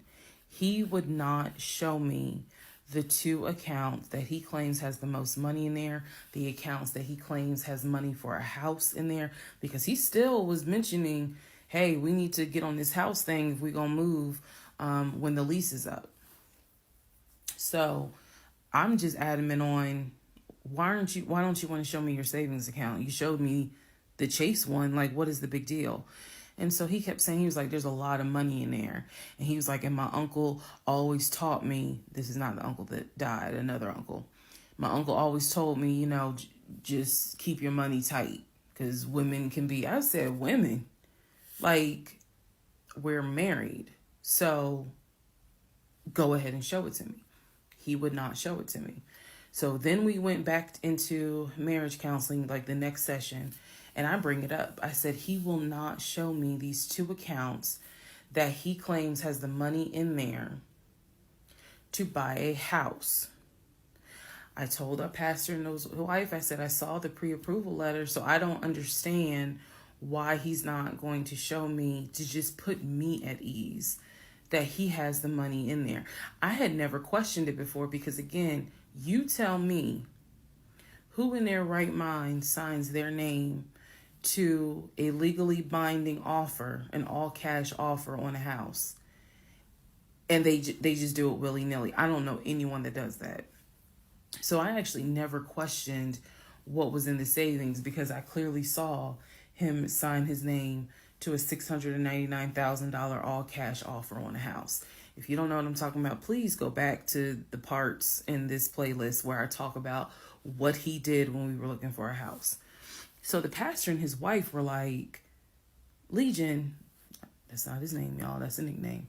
Legion, why would you not show your wife your savings account? Like, what's going on here? And so he made up some bullshit. And I remember the pastor's wife was like, something ain't right. And so at this point, Legion kind of shuts down. He's just like, look, y'all are not going to tell me when and where I open up my accounts to show anybody the money I earned. I earned that money. I earned that money by playing football, blood, sweat, and tears. He went to this whole Denzel Washington monologue about how he earned that money, and no one is going to come in and tell him that he needs to open up the account. So then he starts talking about the ex-wife and how she tried to get money from him in the divorce back when they were in California. So now the pastor and his wife, their red flags are just like, whoa.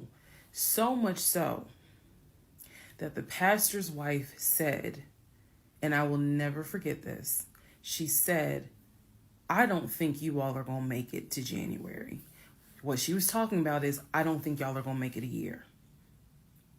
And I really, truly was like, we're going to make it. Like, of course we're going to make it. And she was just like, I don't have a good feeling about it. And so Legion's all defensive. He at this point, he's folding his arms and because remember, we're on Zoom. He's folding his arms and he's just like, I'm done with this. Like, I'm not going to get attacked because I'm not comfortable showing you the amount of money that I have. Money changes people. And I'm not comfortable. So he's playing that victim card. And so the pastor and his wife were like, we're still going to help y'all as much as we can. But so he was like, I'm not comfortable. And basically the pastor and his wife were like, look, we'll help y'all as much as we can. But there's some deep issues here. And, this is what they advised us.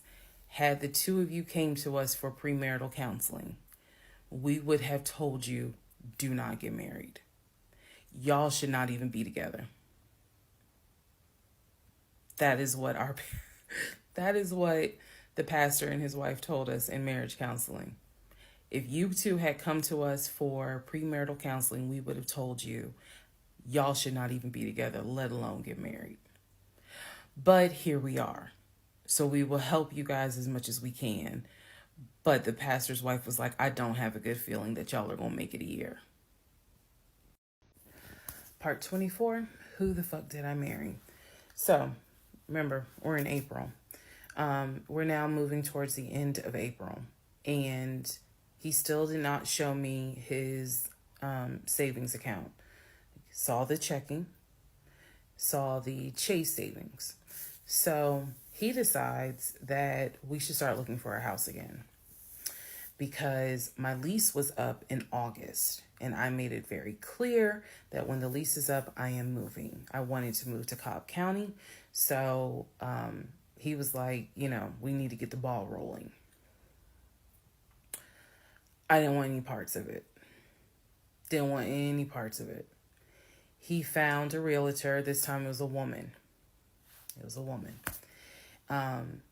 And I believe her name was Amber. I think her name was Amber. So he found a realtor and he told her what the budget was. Amber started finding houses. So please understand, or you don't really have to understand, but I believed he was a sane, rational human being. Sane enough that you would not sign an offer on a home if you didn't have the money. That's what I believed. So when we started working with Amber, I believe, showed us 3 or 4 houses. It was not nearly as many as the other realtor, Scott. So one of the houses, absolutely loved. I love the house.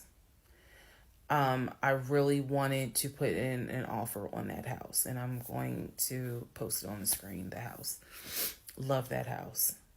It was just absolutely beautiful. And once again, he wanted to put in an all cash offer on the house. But before he could put in he had told Amber, I want to put in an all cash offer. And what Amber, the woman, was smart enough to say is, okay, let's just go ahead and take it one step at a time. Let's go ahead and get your pre-approval stuff together. She said, I work with a great lender who, if you're not already pre-approved, he can get you pre-approved, no issues. And then if you want to do an all cash offer, then we'll go ahead and get the proof of funds together so that way we can submit it all with your offer.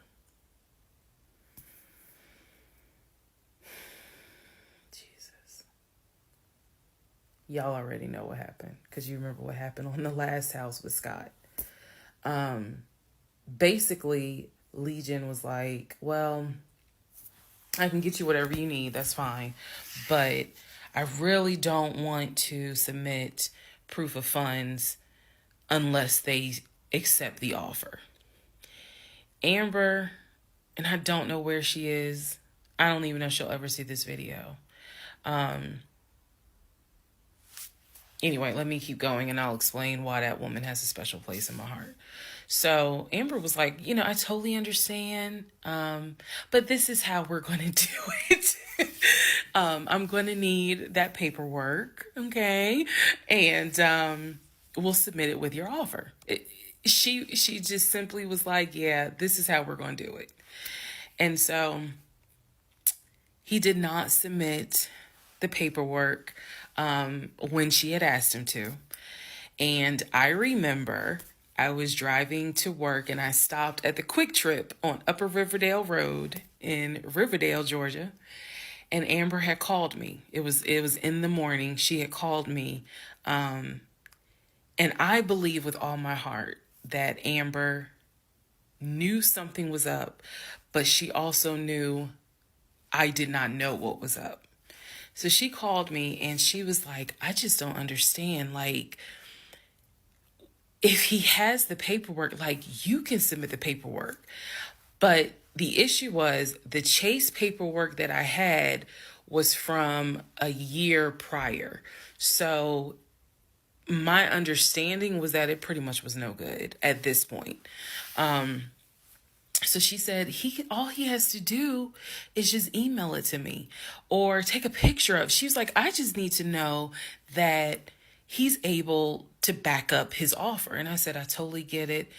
And she was explaining some stuff to me. She was like, he needs to do X, Y, and Z. And so I said to her, I remember I said, I don't know what's going on. I said, I'm going to get down to the bottom of it, but I don't know what's going on. And so let's put a pause on this whole thing. Let's put a pause on looking at houses. Let's put a pause on getting his pre-approval letter because I'm not sure what's going on. And she got quiet and she said, okay. I said, and I know this sounds weird. And she said, no. She said, that is actually very smart. She said, do your research. And if I can be of assistance, call me. She said, whether you buy a house with him or you buy a house on your own, I will be more than happy to represent you. I don't know where Amber is today, but that one sentence, I felt like just woman to woman, she was basically telling me something ain't right. Baby, something ain't right. And now you need to open your eyes. I'll be more than happy to work with you. If y'all get your shit together, I'll work with both of you. But whether you buy a house or not, do your research and then let me know what I can do. That was our conversation at the Quick Trip on Upper Riverdale Road. So I got off the phone. That was the last time that we worked with any sort of realtor. That was the last time that we looked at any sort of house. And I don't remember exactly what happened after that, meaning that day. I do know that when I went home, I simply told him, I don't want to look at a house right now. I said, I think it's okay if we rent. We'll just find a house in Cobb County and just rent for a year. And let's build, save some more money. Let's not worry about buying a house right now. And basically what I was trying to do was save face, because that was the first time with Amber that I actually was embarrassed at the fact that he and I, because I felt like I was complicit in the fact that I'm going to look at houses with him. I felt like we are wasting these people's time. I did not mean to waste your time. I clearly see my time as being wasted, but that doesn't mean I need to waste your time. And I felt embarrassed at the fact that we wasted her time coming across as serious buyers. When time came to put up or shut up, nothing was put up. And I knew nothing. I had nothing to add to add to this, because we're talking about a $650,000 house, and I don't make that. I don't make anywhere near that. So it just became one of those situations where I was trying to save face. I was trying to save face with my husband, and I was trying to save face with Amber. And so I did say to him, let's just rent for another year, and then let's see at that time where we are, if we should go ahead and buy. So now is when shit is about to get real. Part 25, who the fuck did I marry? So we weren't looking at houses anymore. We were not working with a realtor anymore. The end of April, I had decided that I wanted to look for another job. I did. The reason I wanted to look for another job is petty. Yeah, it is. I wanted to look for another job because I was pissed off at the fact that I had basically was dependent on him to help with the car note. So I wanted to look for another job where I could afford life all by myself, including that car note, basically where I would make more money. I told him that I was going to start looking for another job. He laughed. And his exact words were, "You're not going to leave Georgia State Patrol." He was like, "I swear you love them niggas more than you love me." He laughed. So that fueled me even more.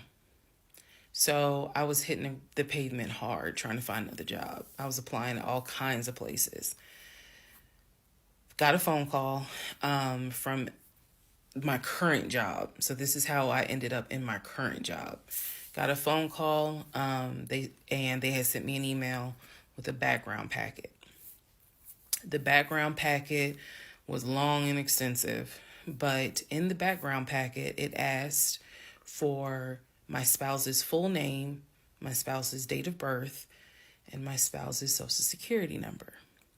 So I showed it to Legion, and I was like, I need your social because, I'm applying for this job. It's a great job. It's way more money.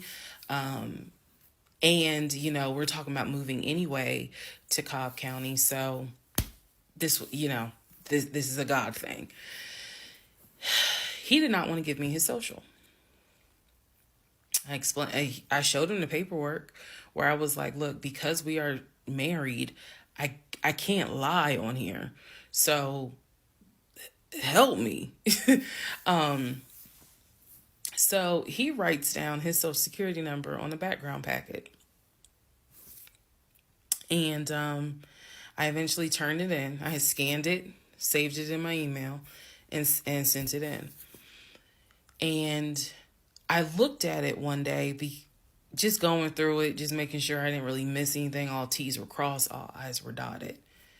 And I looked at his social, and something about the social seemed different than the social security number that I remember seeing when we did our marriage license. And so for those who you remember in the previous part, I said I had ran his social security number from the marriage license.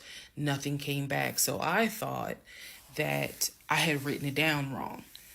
Basically, what it is that the first three numbers were different on the background packet than what was on the marriage license.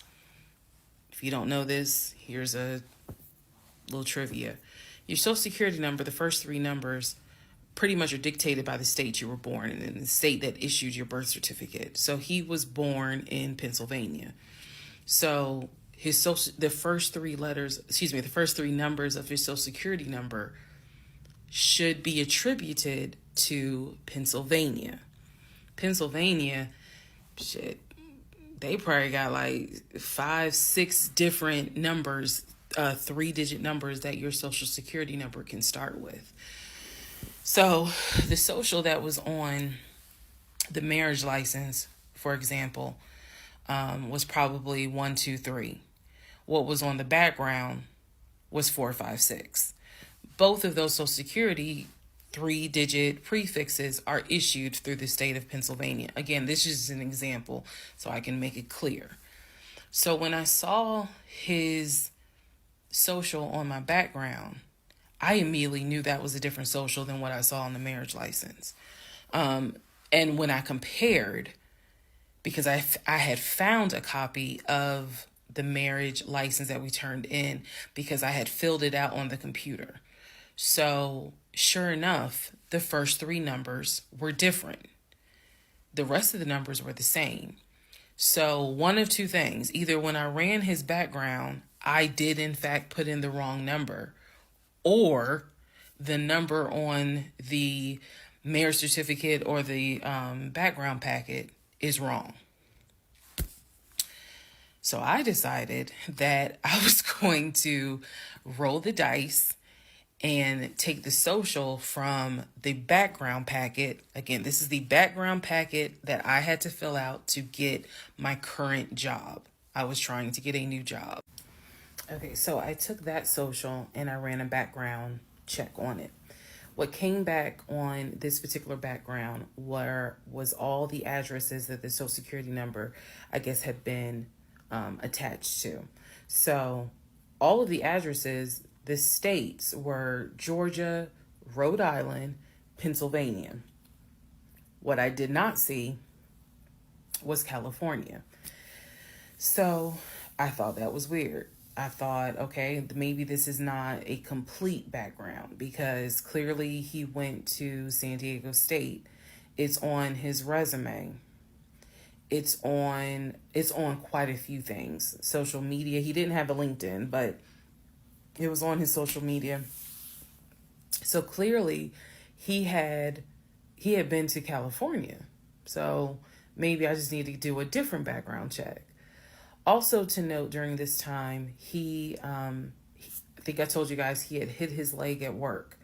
So what was happening was it was getting more and more difficult for him to walk, like put pressure on that leg, on that knee. He was still able to go to work. He was still leaving at 6:15 in the morning. He was still coming back between 3:30 and 4 o'clock. But I clearly could see where he was in pain. He would elevate the knee, ice the knee. It was getting worse. And I was constantly like, go to the doctor. Let me take you to urgent care so that they can look at this knee, because you shouldn't still be limping and having a hard time putting weight on that knee. And every single time he was like, oh, it's fine. I have a doctor's appointment on Wednesday. The doctor just told me to ice it and to elevate it. This is an old football injury. It happens all the time. It used to happen a lot when I was out in California. So I'm mentioning this knee issue for a reason. But back to the background. So once again, when I ran the background the second time with the second social, it showed me states of Georgia, Pennsylvania, and Rhode Island. And that's all that I saw in terms of addresses. I didn't see anything for California. So by this point, we're moving into May of 2021. Things are starting to reopen. One of the things that reopened was San Diego State. So I called San Diego State. I called the registrar's office. Someone did answer, and there was instructions on how to request a transcript. I was able to try to request it online. You needed the student's name, and I believe you also need their social. And when I typed it in, it said no results found. I believe that I sent an email asking, this person is saying that they were a student there. Can you verify it? The response I got was there were no records found with that social security number. So I'm like, okay. I asked him about it. And in part 26, I'll tell you exactly what his response was. Part 26, who the fuck did I marry? So I asked Legion, what's the deal about San Diego State? He was like, what are you talking about? And I said, why is there no records of you there? It just came right out and said it.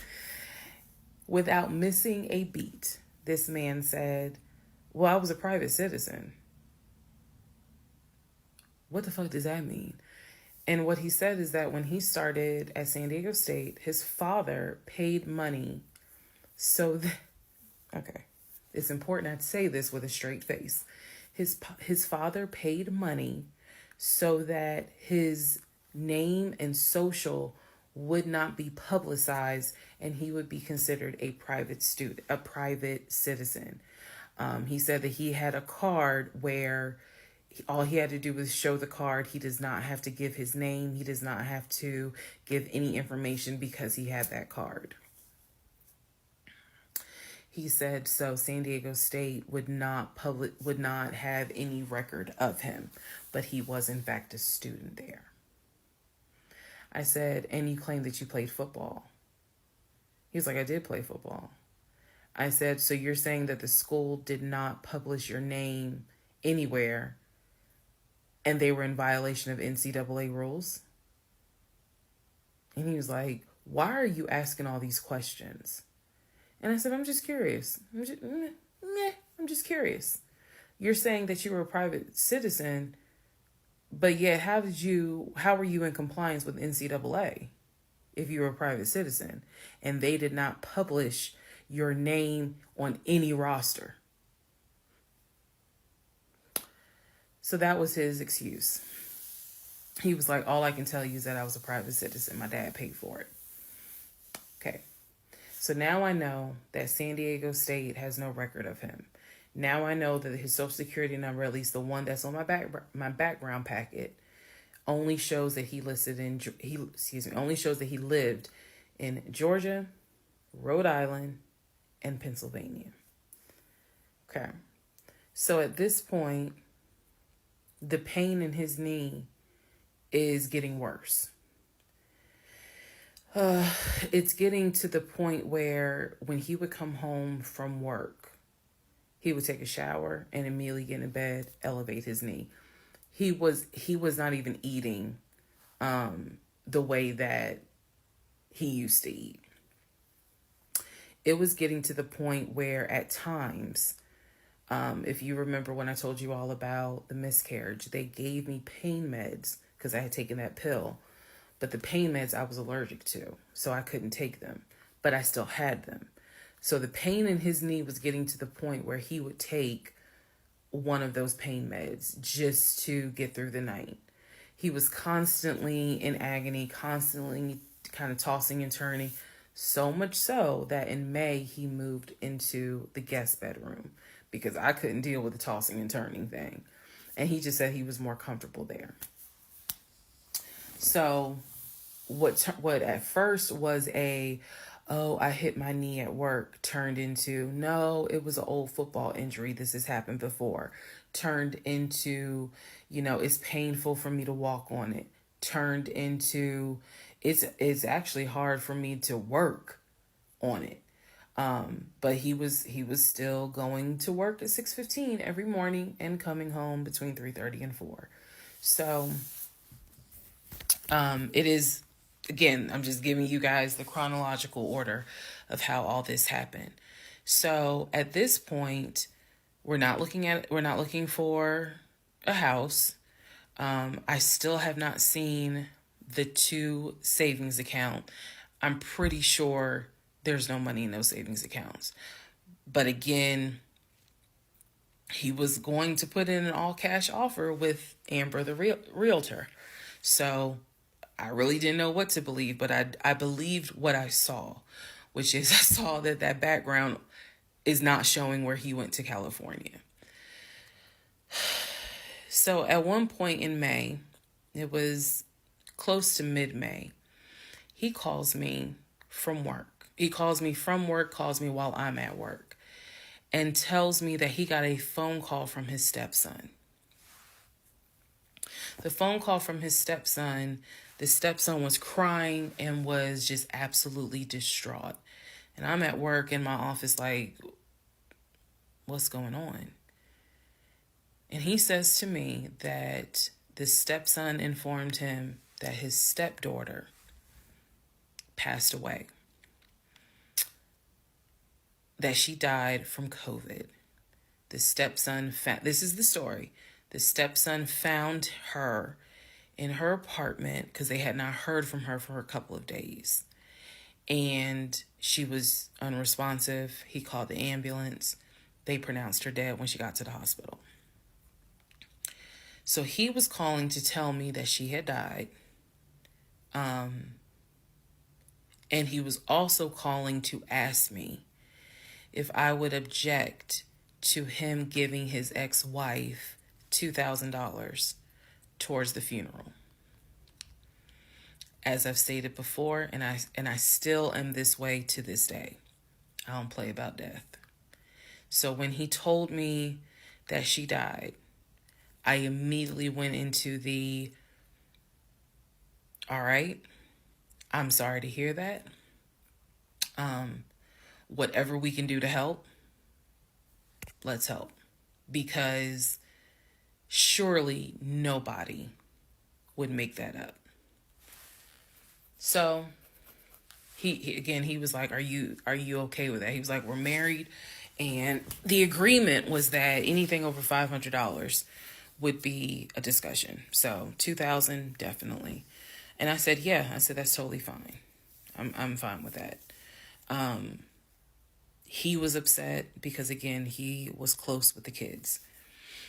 And my heart went out to his ex-wife. It did, because I can't even imagine. I cannot even imagine. So, part 27, who the fuck did I marry? So, here's where we are at, and here's what we can establish. Number one, I ran an initial background check on the Social Security number that was on our marriage license. Nothing came back. I subsequently applied for another job. In that job, I had to fill out a background packet. The background packet asked for my spouse's name, date of birth, and his Social Security number. The Social Security number on the background packet for the new job did not match the Social Security number that he gave me for our marriage license. If you are confused, I believe it's in part 25 or part 26 that I explain that. So we can establish that I then ran a background check on the new Social Security number that was on my background packet. It came back with states that the Social Security number apparently had lived in. Those states were Georgia, Pennsylvania, Rhode Island. Okay. I decided, this is now around May 20th, I decided to do another background check. And I paid to do another background check. This time, I did it with a different company, and not only did it give me the not only did it give me the states, it gave me addresses, and it also gave me names of people who were like associated with Legion and that address. One of those names was his ex-wife. I've always known he's always told me the name of the ex-wife, but now I see it when I ran his background. I did a search for her on social media. She was not there. So the address that it showed that she was associated with him, because remember his story is we got married in San Diego, we lived in San Diego, we divorced in San Diego. Men lie, women lie. The U.S. federal government with your social security number does not. So he's saying he was always in California. His social security number never showed that he was in California, according to the background check. It did show that he had lived in Georgia at an address associated with the ex-wife. So tried to find the ex-wife, could not find her on social media. So I looked in the metro counties to protect her identity. This, I am going to not divulge a lot on this part. I looked in the metro counties in the open record courts. So typically, you can look in like Superior Court or Magistrate Court or Probate Court. So I looked in open records for the different counties, metro Atlanta counties. Let me be clear, metro Atlanta counties. And I looked under her name. And I found where they had filed for divorce in a metro Atlanta county. So when he said that he filed for divorce in San Diego and that he was married in San Diego, I was able to find, no, according to the state of Georgia, you were married here. You were divorced here. So I looked under her name, found a record for divorce, and it did show his name. So now I clearly see on my computer that there is a metro Atlanta County Court that has a divorce record in the state of Georgia between him and his ex-wife. So I did what any rational person would do, because this is still kind of COVID time. Well, not really. It had nothing to do with COVID. Let me take that back. Because of the parameters of the court, you can only do the open records request in person. I did what anybody would do. I told my boss I had to go. I grabbed my purse, grabbed my keys, and I drove to the court to do the open records request in person. The open records request was for the divorce documents.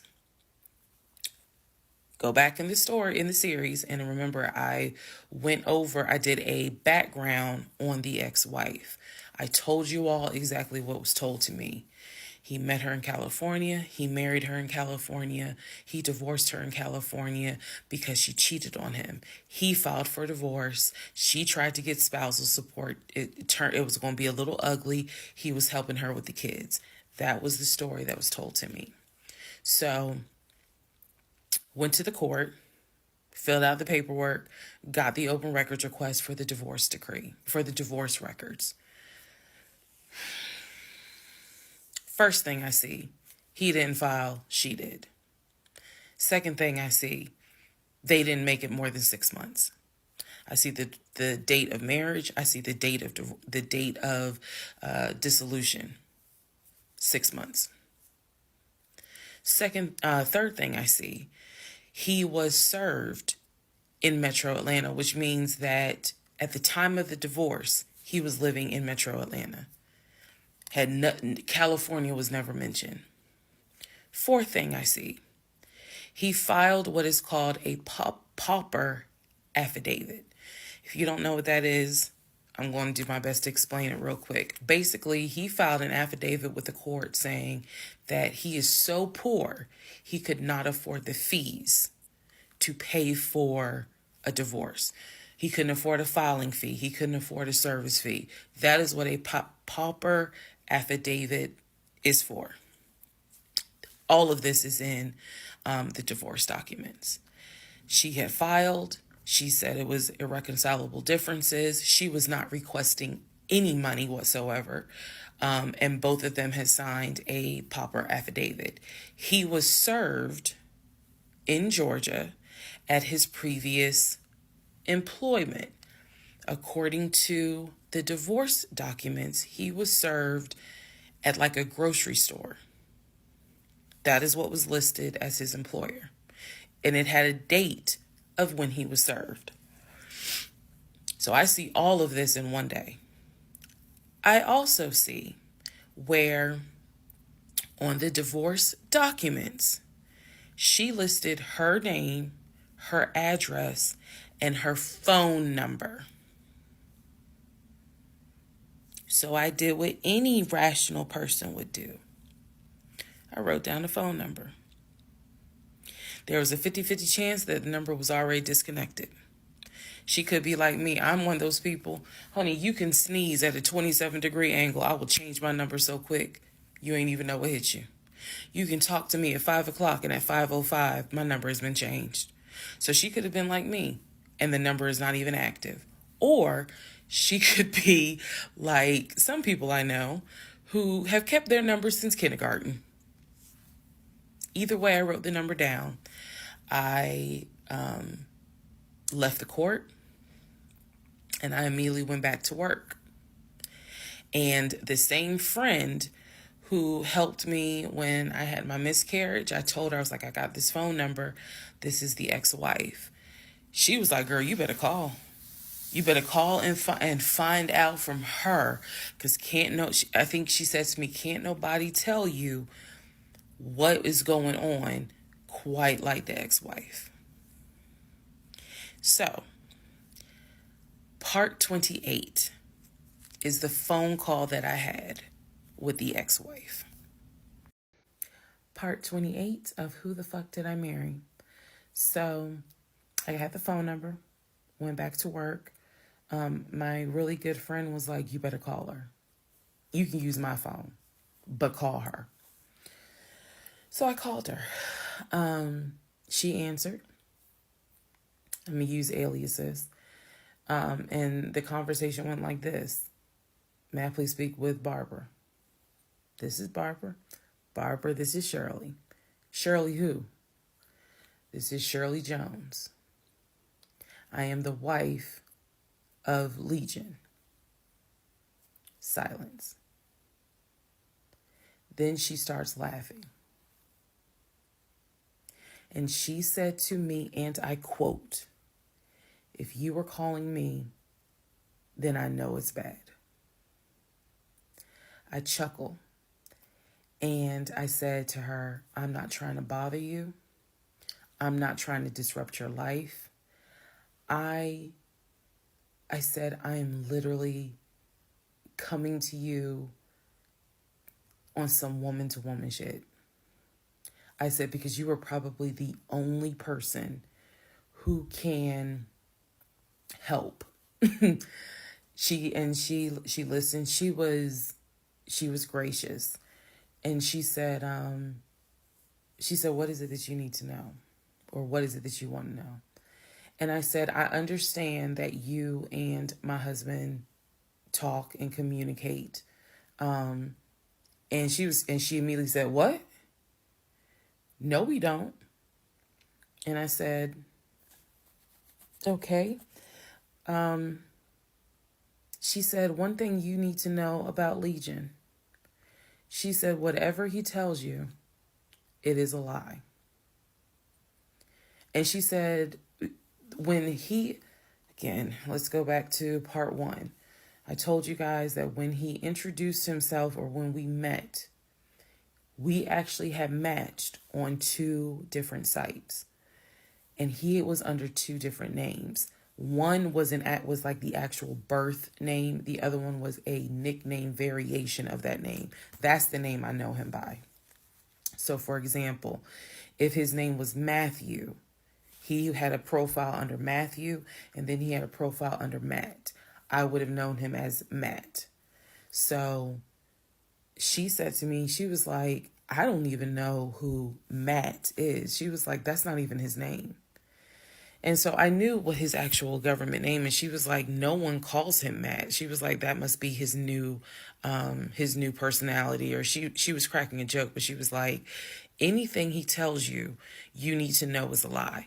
So I just asked her, I said, what was your experience? I said, because I can tell you the story he told me. And she stopped me right there. She said, whatever he told you was a lie. She said, let me guess. He told you I cheated on him. Let me guess. He told you that I wanted money from him. And I said, yeah. And she said, yeah, that's a complete lie. So we had a conversation where she told me how they met. They didn't meet online or anything. I said, well, were you guys ever in California? She said, no. She's like, she was like, that man ain't never been past the East Coast. So I said, okay. So you guys have always been in Georgia? And she said, yeah. She's like, we got married in Georgia and we got divorced in Georgia. And that's when she asked me, how did you even get my number? She said, because I want nothing to do with him. So how did you get my number? I said, I'm going to tell you the truth. It ain't going to make me look good. I told her, I said, this is what happened. And this is what led to me doing research. And this is how I got your number. And she laughed. She was like, wow. She was like, normally I would be freaked out. She said, but under the circumstances, she was like, wow, okay. She said, yeah, if you're calling me, then it must have gotten pretty bad. She said, so what did he promise you? And we talked for about 35 minutes. She asked me in that phone call, she said, look, I want nothing to do with him. I have not spoken to him since our divorce was finalized. She said, so I would just appreciate if you keep me out of whatever's going on with y'all. And I told her, I said, I give you my word, I will never tell him I spoke to you. I said, I give you my word. I said, this conversation is for me. It is not for me to use in any sort of legal litigation, nothing. This is for me. And I said, I don't plan to call you again. I don't plan to be a disruption in your life. I just needed to know, how bad is it? And she paused and she said, it's bad. She said, I don't know what all y'all got going on. She said, but if it's anything like what it was for me, it's bad. So we talked a little bit more. She was very encouraging. She was like, girl, do not blame yourself. She said, I went through that and I had blamed myself. She was like, this is not on us. This is on him. She was like, he is a master liar. A master manipulator. She said, I ignored the red flags. So she was like, do not feel as though this is on you. We talked about there's an ex-girlfriend that shares the same name as his aunt. She and I talked about her. She said the reason why they broke up, because the ex-girlfriend, I didn't know this, the ex-girlfriend had reached out to her about 6 months before he met me. And so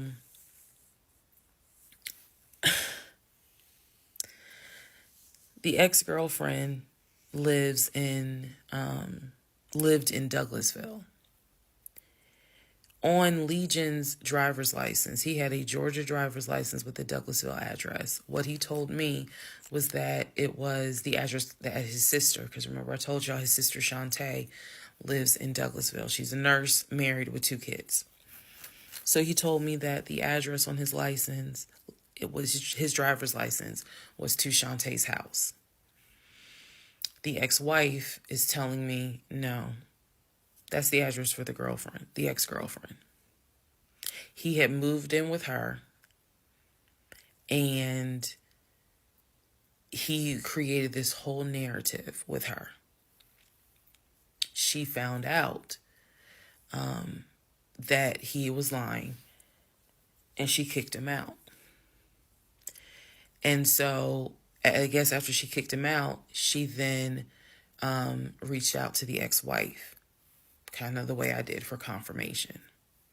And so the ex-wife was just telling me, whatever that man has told you, it is a lie. She said, I got out before it got too bad. She said, because once I knew he was lying, I was out. She was like, because he's never going to change. And so, again, conversation went on and on. And so finally, we were getting ready to get off the phone. And before we got off the phone, I said to her, I said, if everything is a lie, I said, I have one question for you. And she said, sure. I said, how is your daughter?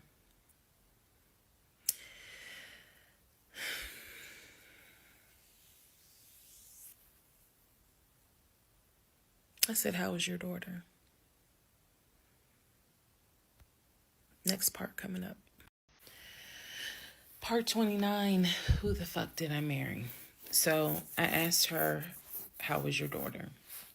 She said, my daughter's fine. And I said, okay. She said, what did he say about my daughter? And I will be honest with y'all, I didn't have the heart to tell her.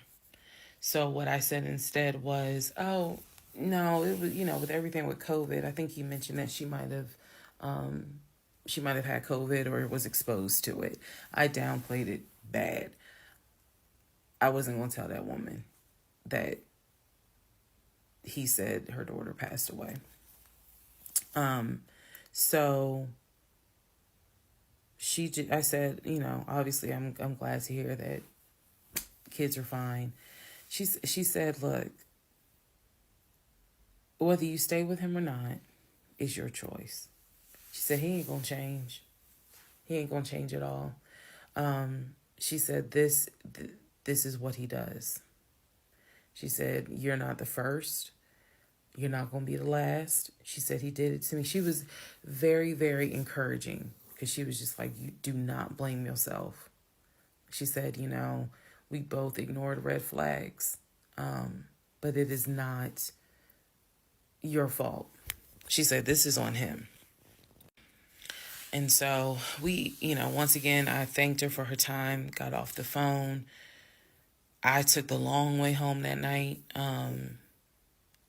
I could not be around him. I could not be around him. I had to figure something out. I had to figure some things out. So I took the long way home. What does that mean? It means that I probably could have taken 75 to 285, but I probably took 20 to 75 to 285 to 675 kind of like I just took the long way home. A couple of days later, because my mind was spinning. A couple of days later, at this point, I'm turning into the FBI, CIA, and Homeland Security all in one. Literally. I'm trying to find everything. And he's carrying on his business as usual. Nothing changed with him. He had no idea that I had spoken to the ex-wife. He had no idea I had gone to the court and saw his divorce documents. He had no idea. So a couple of days later, I decided to look up his mother's obituary. Look up the mother's obituary. And down at the bottom where it talks about, she's preceded in death by, and it lists all the people, the family members that died before. And then it says, leaving behind to cherish her memory. It lists the husband, her husband. Let me start over. It lists her husband, which is Legion's dad. It lists Legion's brother that lives in Philly and his wife. Because again, this is she passed away in 2015.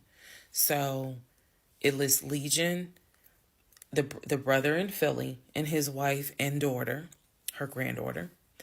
It lists Legion and his wife I think it was like Latoya or La something. La something. It did not list the ex-wife I just spoke to. And it clearly said Legion, his wife, Latoya. Then it listed the brother in Nashville, his wife, Jane, or whatever. So I'm thinking to myself, there's two things I was thinking immediately. Number one, who is Latoya? Never heard that name before. Never heard that name before. So I was thinking, who is Latoya? And then number two, where are the two sisters? Shantae and Kim. Shantae lives in Douglasville, married with 2 kids. Kim lives in Augusta, and I believe he told me she worked at like Procter and Gamble. So why aren't they listed on here? Because apparently, go back to the video. I posted it on there. I gave y'all background on the family. He apparently was one of 5 through both parents. Brother in Philly, older brother, younger brother in Nashville, an older sister in Douglasville, and a baby sister in Augusta. So why is it on his mother's obituary there's only three children named? Where are the 2 sisters? So I'm even more like, what in the hell's going on? And then I started thinking to myself, why wouldn't they list Shantae? Like, they talk all the time, so I know that they're close because he talks to Shantae all the time. So I really was confused. Again, keep in mind, I'm trying to give y'all insight into how I was thinking May of 2021, because I still didn't find out a lot of stuff at that time. I found out enough to figure out, okay, it's not a question of if he's lying. That was over. It's not a question of if he's lying. The question now is becoming, what else is he lying about?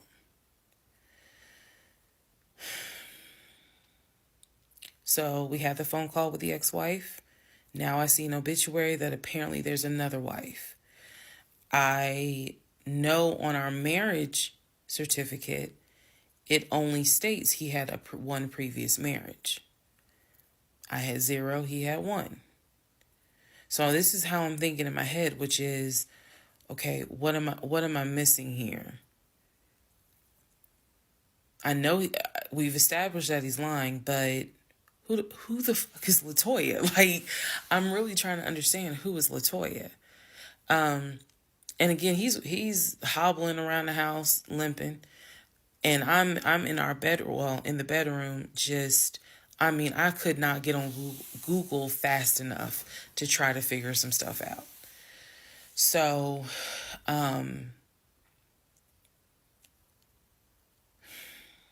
see the mom's obituary, study it, and at this point, I'm now trying to figure out, okay, what's the game plan?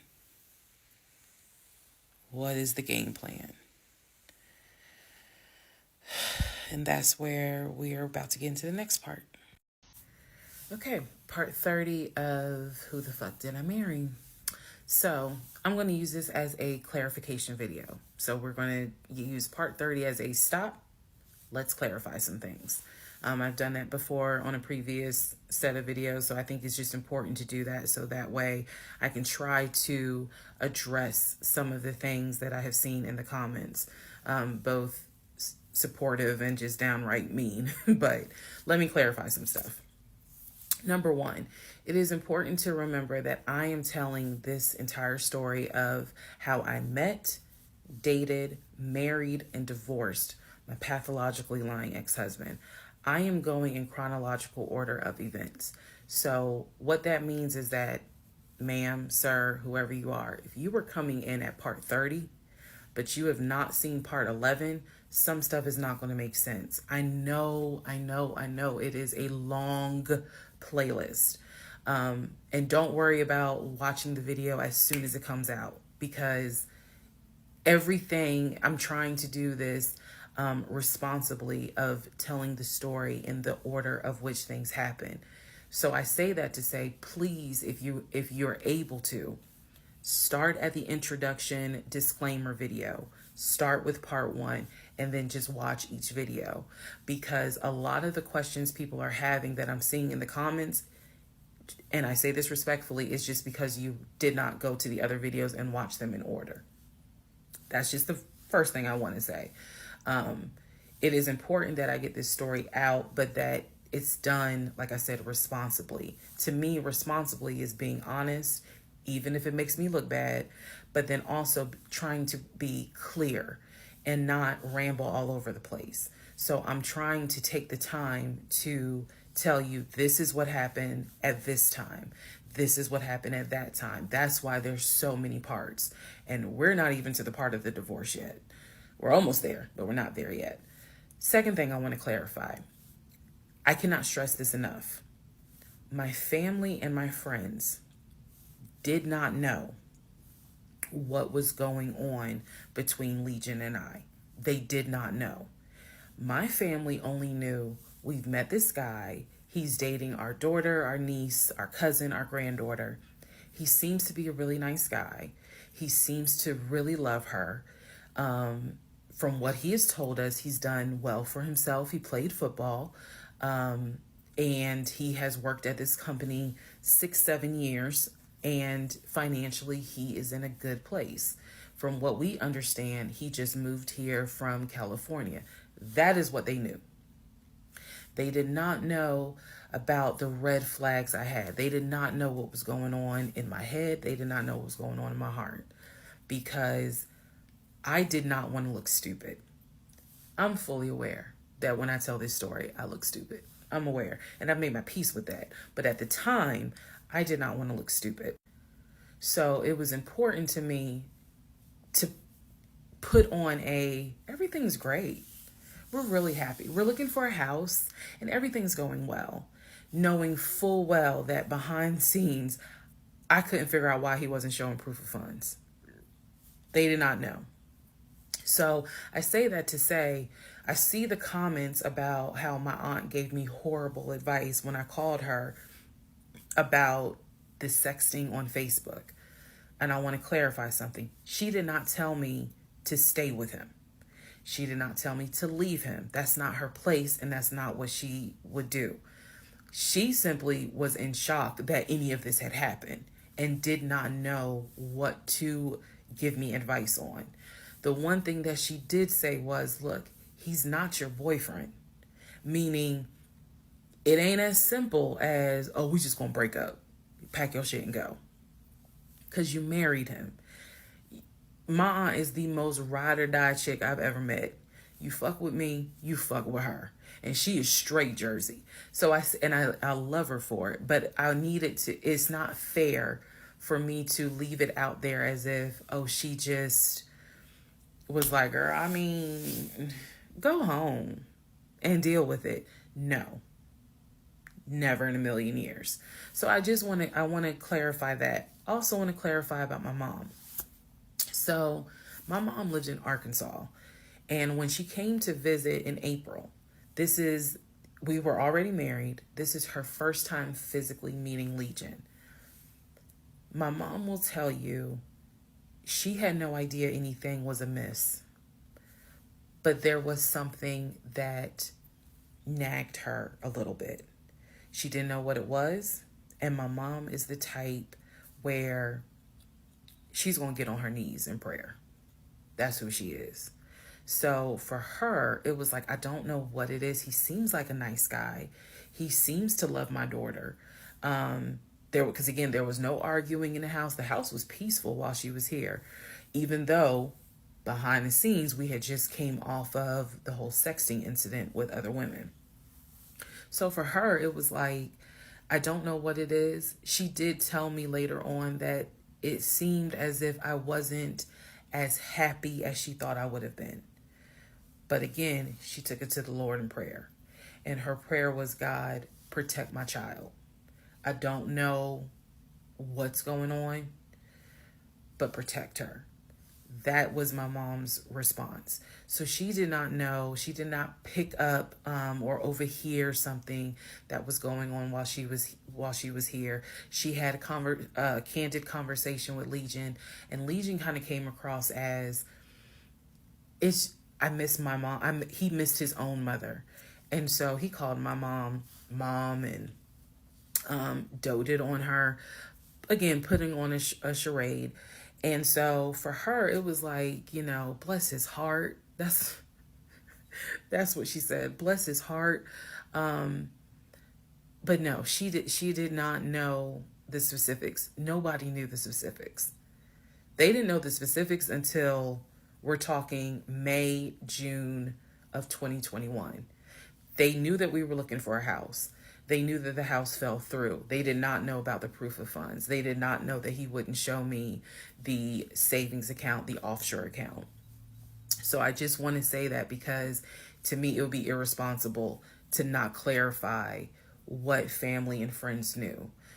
Because these people have always been supportive of me, always had my back.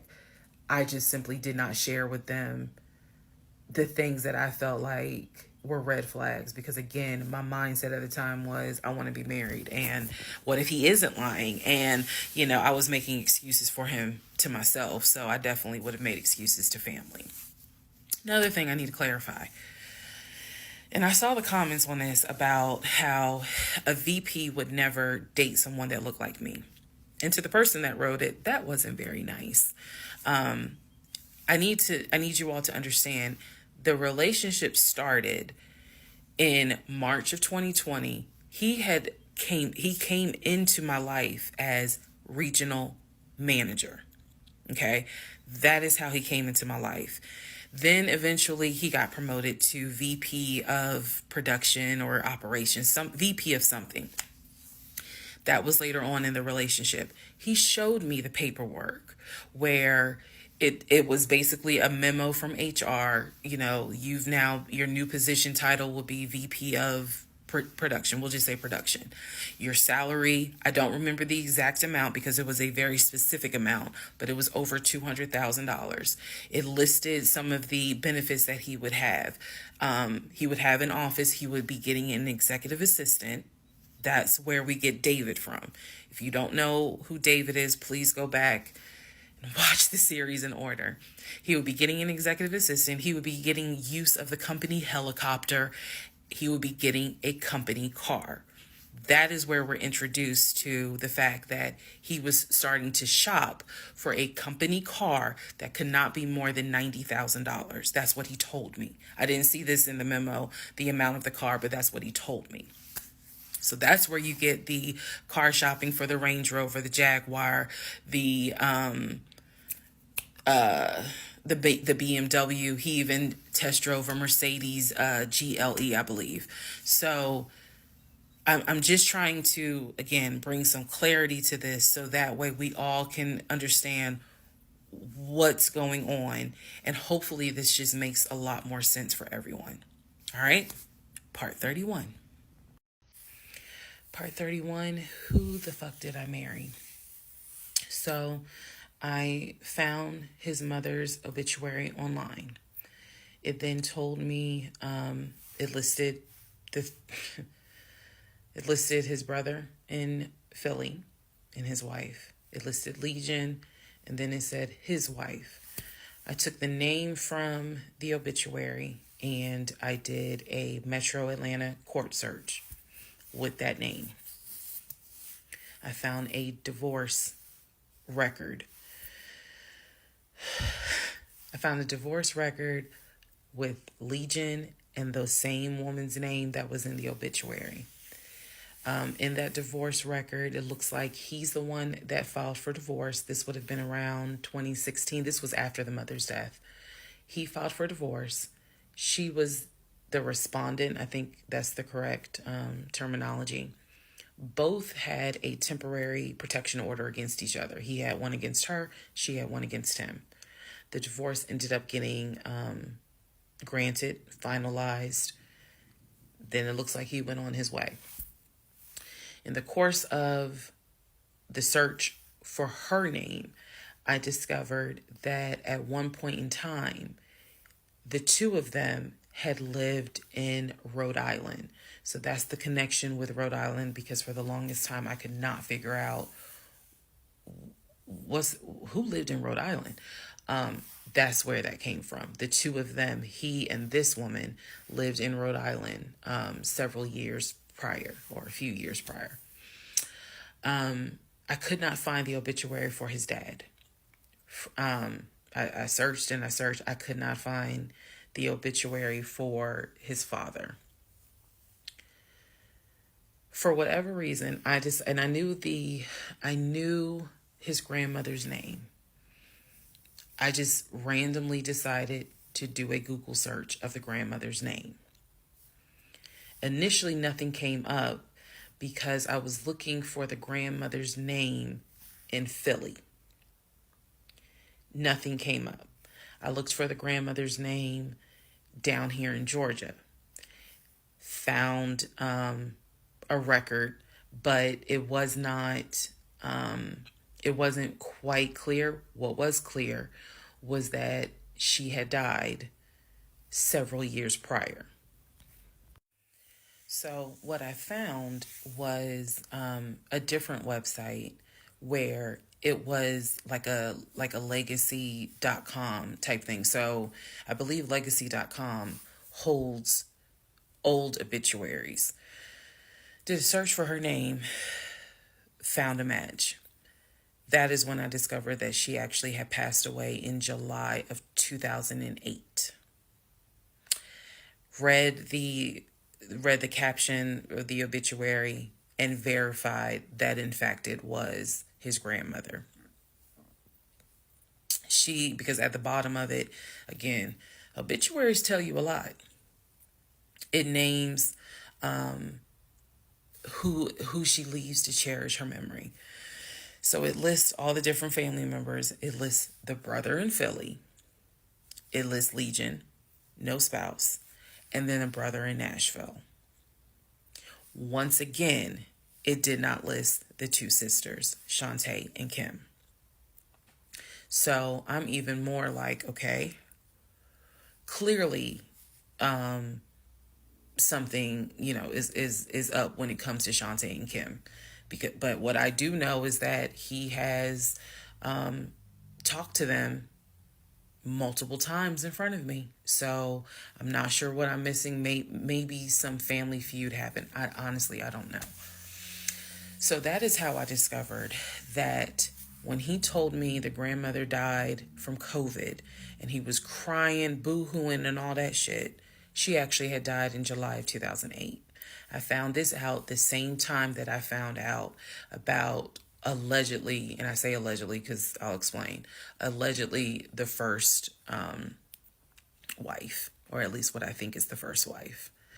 So while all this is going on, Legion is almost bedridden from what happened with his knee. And I need to take a moment to address this issue with the knee. Again, the story started, he hit his knee. Then it turned into, it was an old football injury. And this has happened before. He's going to the doctor. The doctor's telling him to ice it and to elevate it. He eventually moves into the guest bedroom to be more comfortable. I'm going to make this statement. This is probably the only time I will make this statement. He was not lying about the injury that he had. I don't know where the injury came from, but what I do know was he was not lying in the fact that he was in pain. You could clearly see that he was in pain, and the pain was becoming debilitating. Please understand what I'm saying. The pain was debilitating enough to where he was taking my pain meds from when I had the miscarriage. And then also, it was hard for him to walk.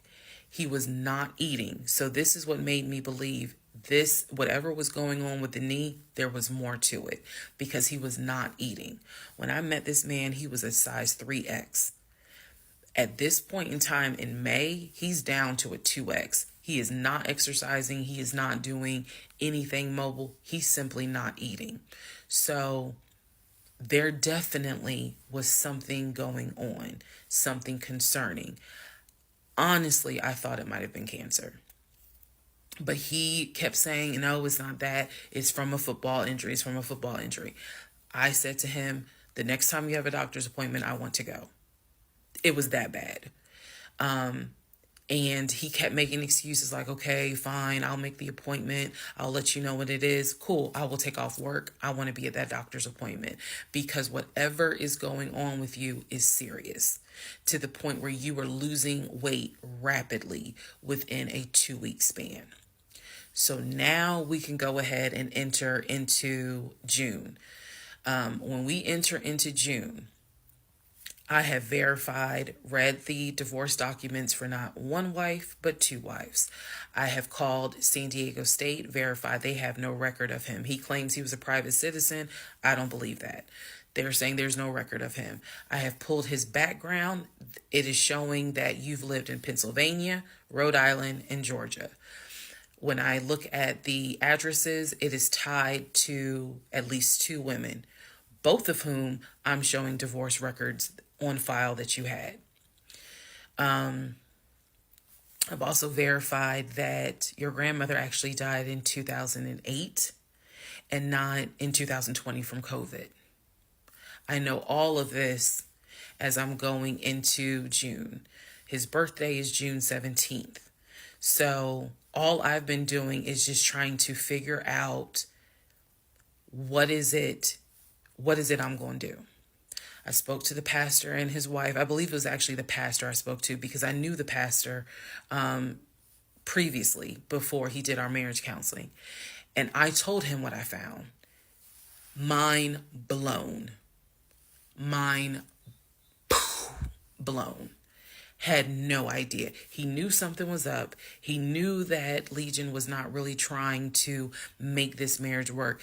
He had no idea all this was going on. So he asked me, are you wanting to stay or do you want to end the marriage? I said, oh, absolutely, I'm ending it. Oh, hell yeah, I'm ending it. I have to. I have to end it. I have no idea who that man is in my guest bedroom. Not to mention, on top of all of this, he had lied about the death of the ex-wife's daughter. Part 32. Part 32. Who the fuck did I marry? All right. So we're now in June. By this point in June, I have been offered the new job, accepted it, put in my 2-week notice at my previous job, and was going to be starting the new job later on in the month. So when he laughed where I told him I wanted to get a new job, that laughter fueled me to get a new job. So here's what happened the beginning of June. At this point, he's completely bedridden. When I say completely bedridden, what I mean is, I'm trying to clarify this so it makes sense. From what I see, he is going to work, but he's calling out a lot more. Okay? So he had already left the condiment company and was working for Apple. So he's calling out quite a bit because the pain is pretty bad. So he's hardly eating. At this point, hardly. For example, if I were to say, oh, I ordered a 10-piece wings, he's eating 2. And that's it. That's all I would see him eat. I was going to work and coming home. The house was in the exact same place that it was when I left. Nothing in the kitchen had been moved. Nothing in the refrigerator had been moved, which led me to believe that he had not left the bed from the time I left to go to work until the time I came home. At this point in time, he's drinking Powerades like it's water. I mean, I'm buying cases of Powerades. And that seemed to be the only thing that he was taking in. So if he was a 3X when I met him, he's probably at a 1X, maybe a 2X, depending on the clothes. He's lost a lot of weight because he's not eating. So that's the reason why I say he wasn't faking whatever was going on.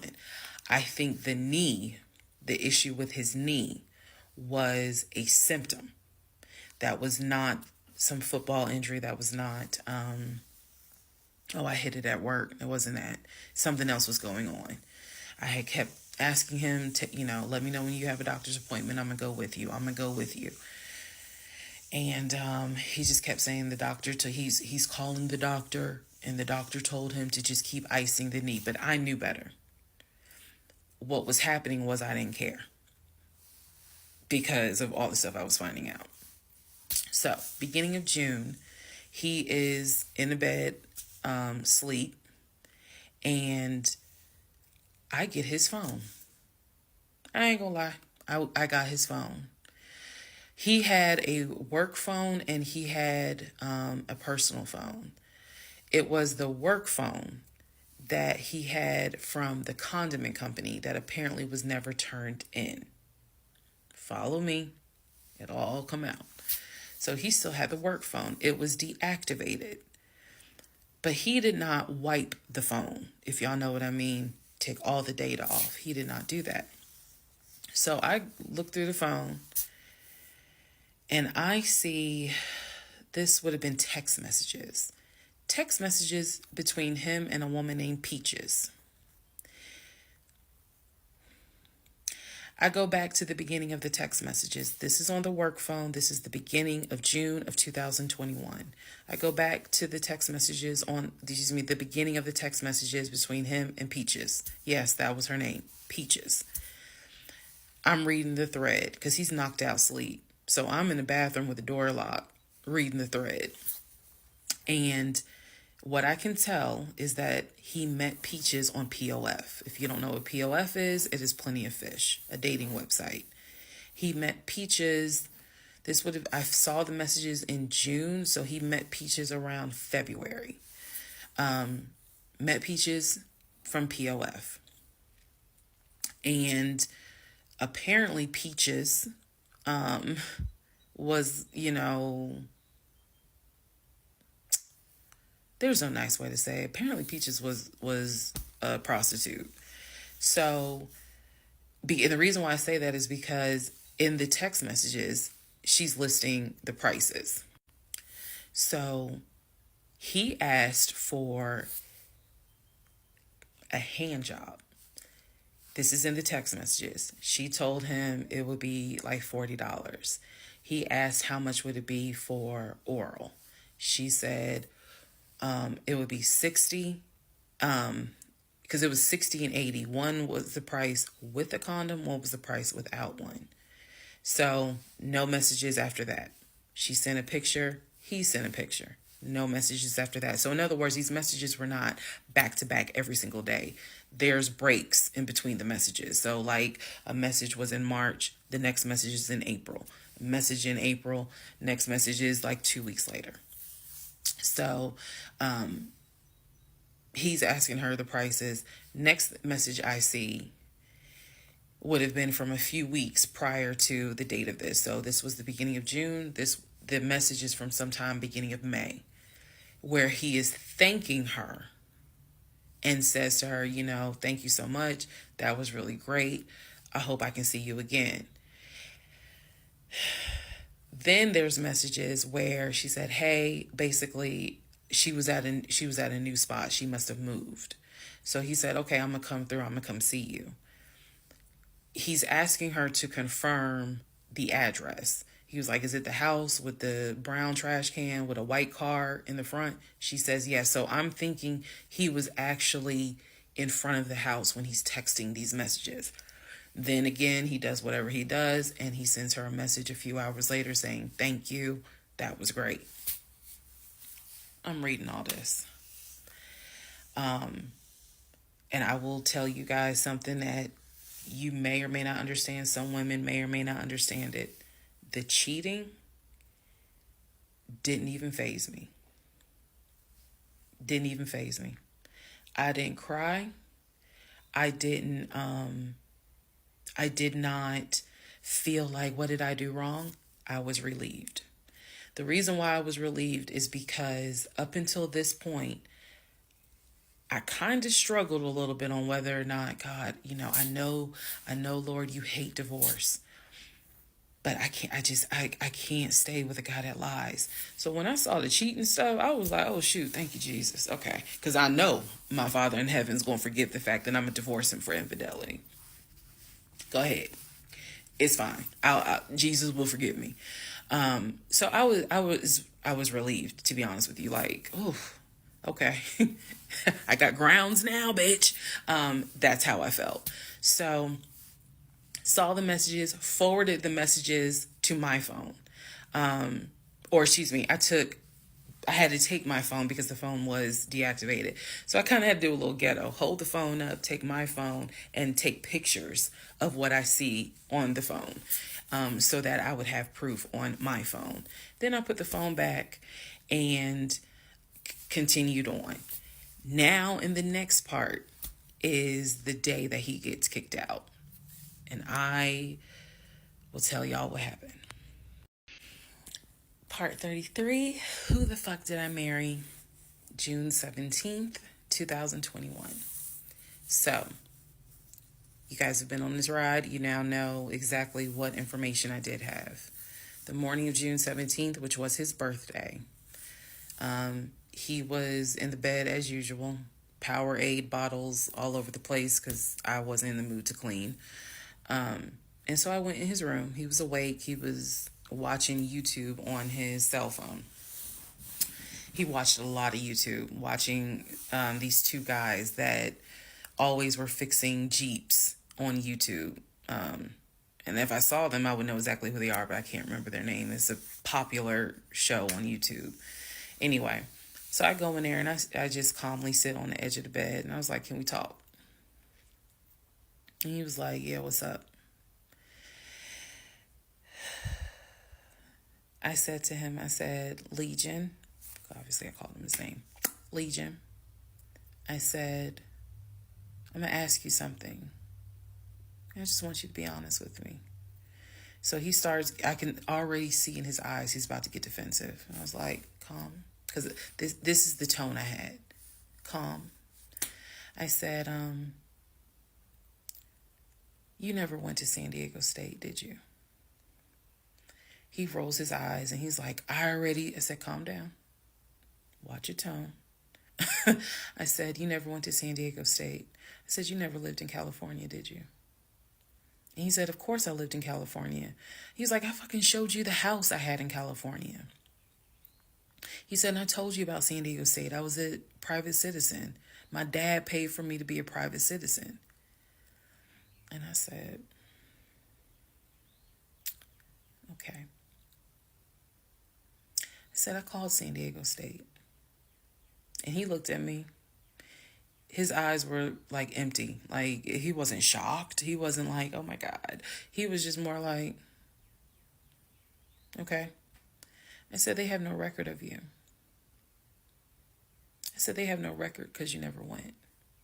You never been to California. So at this point, I'm very calm. And I'm just stating, I said, you never been to California.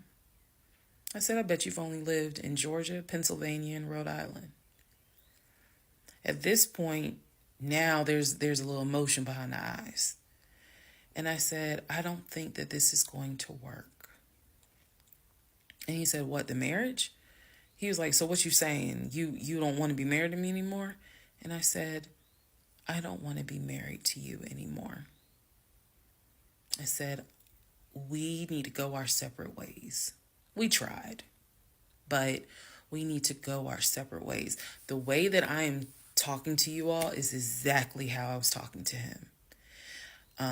And so he was like, that's not what marriage is. Marriage is, you have to fight for what you want. I said, I don't want this. And I don't want to fight for it. I said, I don't want you, and I don't want this. And so he was like, I'm not giving up on the two of us. I said, you don't have a choice.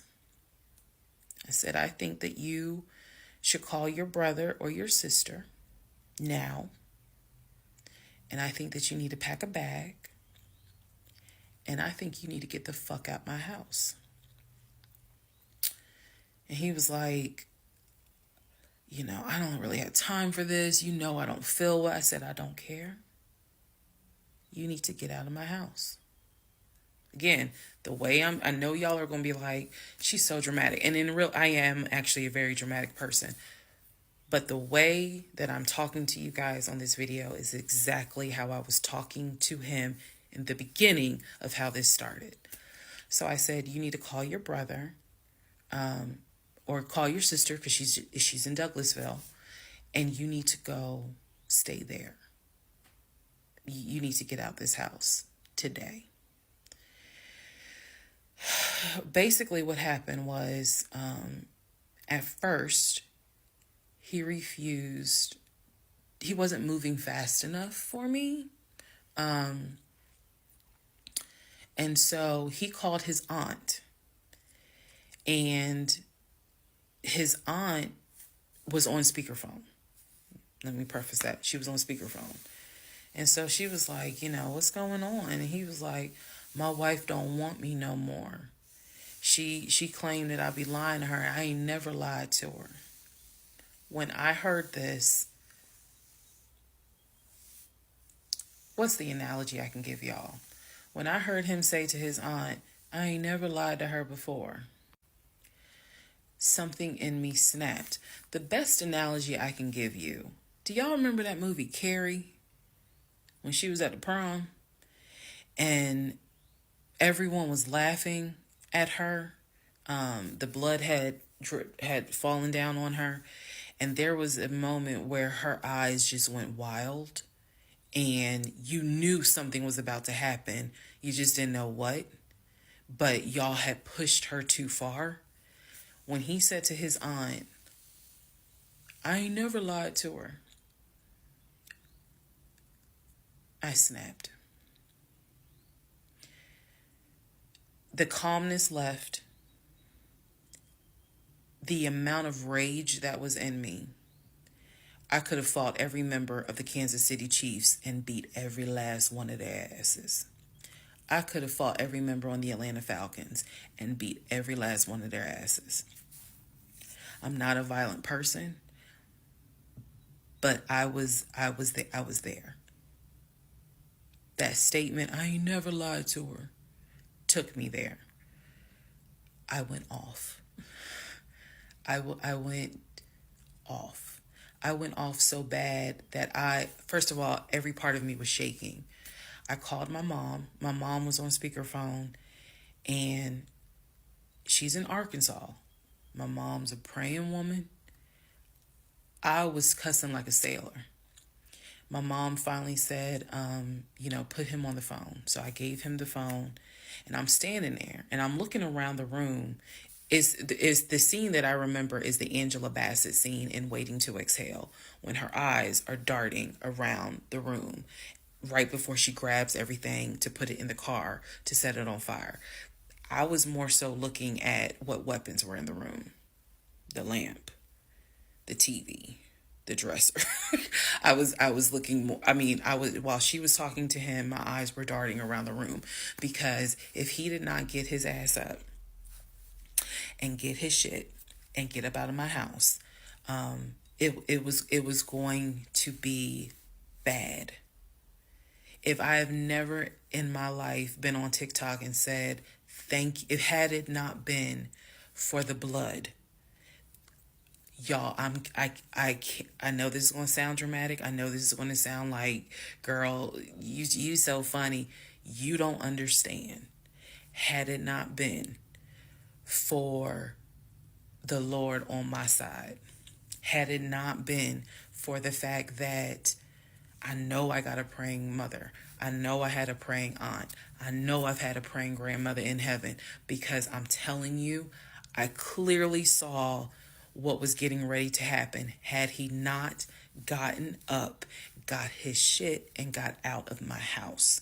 So I'm trying to calmly say this because I'm trying to calmly tell this story because the rage had taken over me.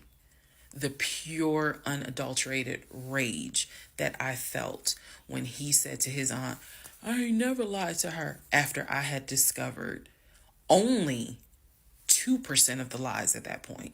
Just 2%. So it was enough for me to be like, you need to get your stuff and go. So my mother gets on the phone and she says to him, Legion, she called him by name. She said, I am not there to control my daughter. She said, in the name of Jesus, get your stuff and get out that house because I think she might kill you. Get out of the house. She's on my phone. His aunt is on his phone. His aunt said, nephew, come home. Home for her was Philly. She said, I'll send you money. Come home. Leave that house right now, she said, because I think that woman is about to kill you. Let's just go to part 34. Let's all just take a deep breath. Part 34. Who the fuck did I marry? So the aunt told him, I'll send you money. Come home. I'm yelling in the background, by the way. I'm not standing there calmly. I'm yelling. I said, oh, he got money. Yeah, you got money. You got money in that offshore account, right? You got money in that Chase account. You got money to drive. So do what you got to do. I told him, and I'm not going to repeat some of the stuff I said because my mom might see this TikTok. But I did tell him, I was like, if you don't get out of this house,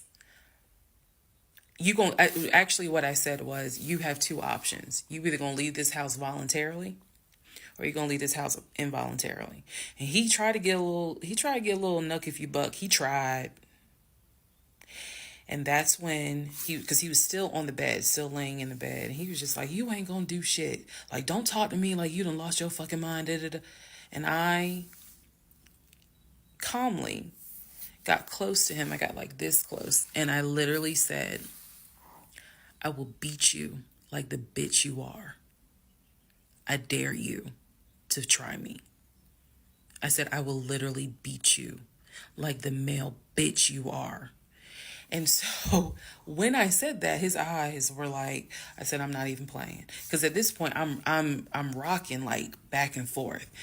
Y'all, again, I'm not some hardened type chick. I'm not. I want the soft lifestyle. But I have been pushed to the point. So I'm rocking, I'm walking back, I'm pacing.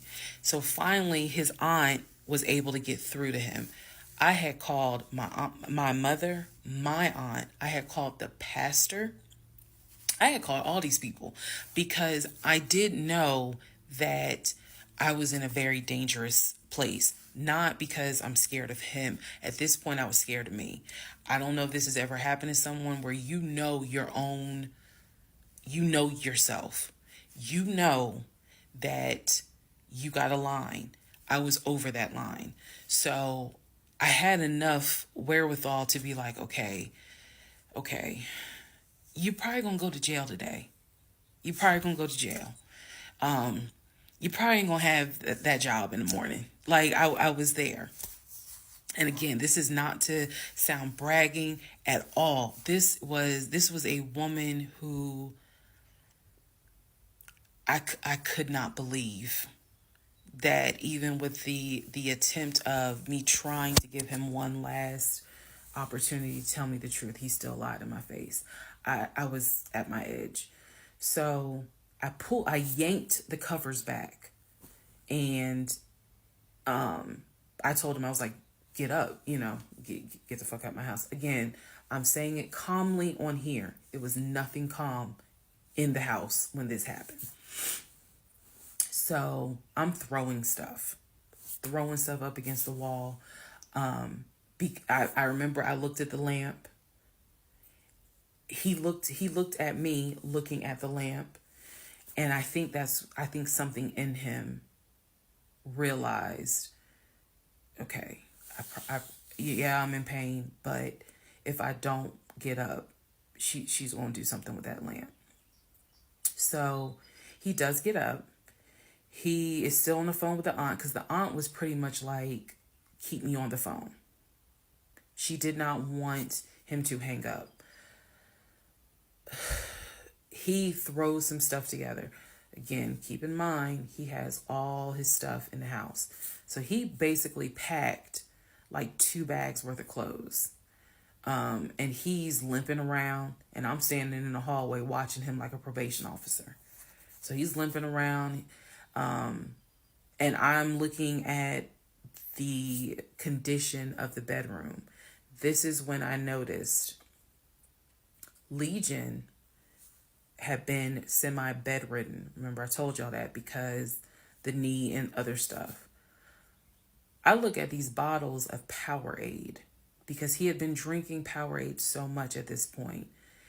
He was not getting up to go to the bathroom. He was drinking the Powerade and then using the empty bottles to pee in. So there was about 6 bottles around the bed. And I was like, what is this?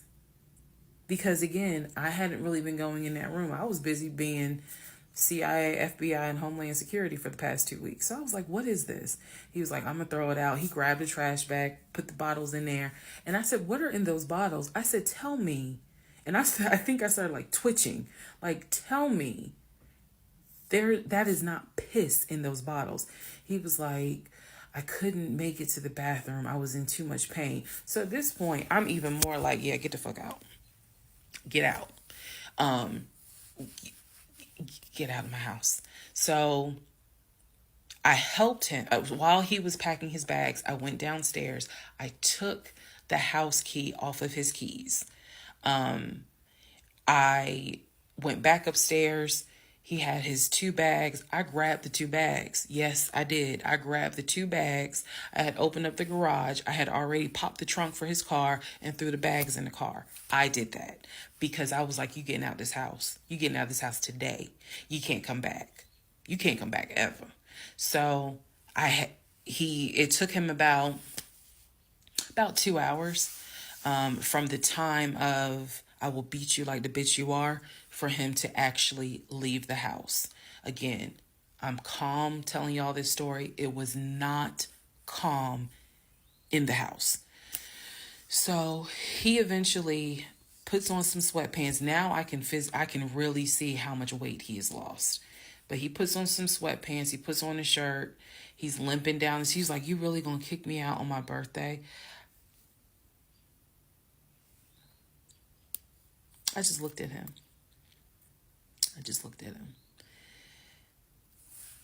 Opened the door. He went through the garage, got into his car, called, his aunt was still on the phone, and she was like, I'm going to send you some money.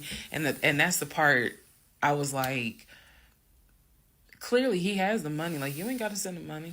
He doesn't even have to go to Philly. He can just go get a hotel for now. I don't care what he does. He just got to leave his house. So he ends up getting in the car, driving off. My mom calls and she's just like, is he still there? I said, no. I had not told her what all he had lied about. Even in the midst of me being angry and me going off, I never told him that I spoke to the ex-wife. I never told him I knew he was lying about the stepdaughter, because then he would have asked how, what makes you say that? So I did keep my word. I never told him I spoke to her. So he eventually left. I text a friend of mine. I text my landlord. I said, I have an emergency. I need to know if it is okay to get the locks changed. Landlord was like, that's fine. My landlord was super cool. Shout out to Mr. Patel. I went to Home Depot, bought brand new locks, text a friend of mine, asked him, when you get off work, can you please come by my house? I need the locks changed today. So he was like, oh, okay, what's going on? I said, I'll explain it later. So to give you a timeline of June 17th, when I asked him about San Diego State and I told him that I know you've never even been to California, that was about 8:30, 9 o'clock in the morning. By the time he left the house, it was maybe going on noon, 1 o'clock. So this happened pretty quickly. If you're wondering why did you even ask him, I already knew that I wanted out. I knew that. But for some reason, a part of me was like, let's just see if he'll be honest just one last time. And he wasn't. And it sent me into a rage. And then he lied to his aunt saying, I ain't never lied to her. And that sent me over the edge. So by 1 o'clock, by 1:30, he was gone.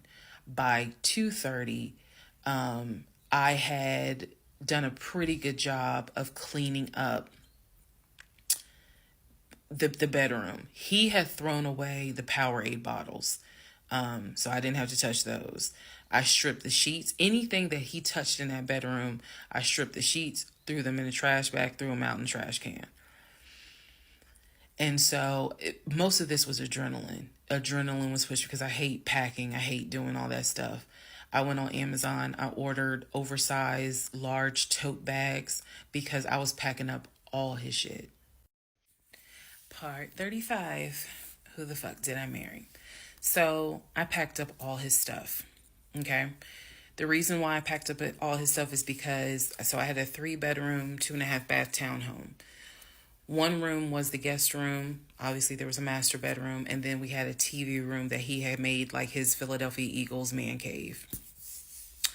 I was going to put everything that belonged to him, pack it up, and put it in the TV room because the plan should have been that he's going to come back and get all his stuff. Okay. So that's why I did it. And honestly, it just felt good to pack up his stuff and go through it freely, because when he packed in a hurry, he left obviously really important things. He left all his Invicta watches. He left all his WWE championship belts. And if you know anything about WWE championship belts, you know those things are expensive. He left all his Jordans. He left suits. He left Cole Haan shoes. He left all that because it was such a hurry for him to leave. So all that was still in my house. So around 2:30, I think I wasn't even at a place where I could start crying. I was just too angry, still shaking, packing everything up. One of the things that he left is a photo album with all the pictures of his mom and dad and his siblings growing up. Now, I had the thought of I was going to have a burn party. And I was going to put it on Facebook Live. I was going to burn it with my friends and drink and dance and play music. But it's his deceased parents. I do have a heart. So I put that somewhere special, meaning I put it up in the closet. He had told me that he was going to come back and get his stuff. And so I just did not, I didn't throw anything out unless it was like something I knew was trash. Other than that, I put everything up and kept it, in the TV room. So that's June 17th. Also on June 17th, I had already ordered his birthday cake. I had ordered the birthday cake like the end of May because it was like a special birthday cake. So I also had to go get the birthday cake from the bakery in East Point. And I took it to my family's house and we ate it. Yes, I had left the house, went to my family's house, filled them in, my aunt, my little cousin, and my grandfather, because my mom was in Arkansas. So went over to their house, filled them in on what was going on. They could not believe it. Although my grandfather then told me, he said, he ain't look like he was a football player. He was like, I ain't want to say nothing, but he ain't look like he was a football player. Gotta love grandparents. So we ate his birthday cake. Went back home. The friend that I had called came, changed all the locks. I changed the security codes. Effectively, he would not have been able to get in that house. So that is what happened on June 17th. So now we can fast forward. He would text me and he would call me that he got to Philly. Apparently he left Georgia and immediately went to Philly. So he immediately went to Philly, and he did text me and said that he made it to Philly and he was staying at his aunt's house. I know that this is a short part. That's okay, because what we're doing now is I went through how we met. I went through how we dated. I went through how we got married. Now I'm taking you all to June 17th. The week after June 17th, he's in Philly. He still would call me. He still would text me. The conversations we were having the week after June 17th, so this would be June 18th up to the 24th. The conversations we are having had to do with divorce. So who's going to file? And he was like, well, I don't want a divorce, so I'm going to fight you on it. Are you? Really? Are you going to fight me on the divorce? I didn't know anything about filing for a divorce. But I refused to stay in a place of ignorance. So I went online. There's a website that you can go to where you pay like a $200, $239 fee, and you fill out basic information and you choose your state. You choose your state and they will but they will make all your documents. All you got to do is print it out and take it to the court. And it is step-by-step directions. We didn't have any property with each other. We didn't have any kids with each other. So by the state of Georgia's standards, this should be an uncontested divorce. So the conversation that last week, the week of June 18th to the 24th, was about divorce. What stuff do you want to keep? Well, I'm going to come and get all my stuff. I just don't understand why you couldn't talk to me about it. I said, there's no room for talking because you've been lying to me since day one. But even still, keep in mind, as of June 17th, June 18th, June 19th, I did not know what I know now. So the lies were really only like 5% of the whole story. So June 24th or 25th is when I had printed my documents. And I'm laughing because at this point in time, I've read y'all's comments about how that man will print out stuff. I know. But I used the website, typed all my stuff in, got my documents, and then I went. I took a day off from the job because I was getting ready to transition into the new job. So I left work early, went to the courthouse, and filed for divorce. I filed. I paid. And then I already had the documents where he would have needed to sign so that it could then be entered into for a divorce settlement agreement. So going into part 36 or 35, I know there's so many parts. Going into the next part is where I can tell you guys what happened with him, because he drove to Philly and he was in Philly for about a week, maybe 3 to 4 days. Then I get a message on Facebook Messenger from a woman claiming to be his cousin. Lord Jesus. So the cousin tells me, actually I can tell y'all. So the cousin tells me that he's there. He's telling the family that I kicked him out. He's telling the family that I kicked him out after he walked in on me having an affair. That I stole his money and I then kicked him out. And the man I was having an affair with, he said, was a law enforcement officer who used his duty weapon to threaten him to get out the house. This is what he told his family. And the cousin was reaching out to me. She found me through a search on Facebook and was reaching out to me because she's like, we know he lies. So I'm just trying to figure out is this true? Because he's up here asking us for money, asking to stay on our couches. Like, what's going on? Then she explained to me, we didn't even know he got married. So this is the first time we're hearing about you. What do you mean you didn't know he got married? He talks to his brother every day. She said, who told you that? I said, I've heard him talk to his brother every day. All his brothers. She said, all his brothers? How many brothers do you think he has?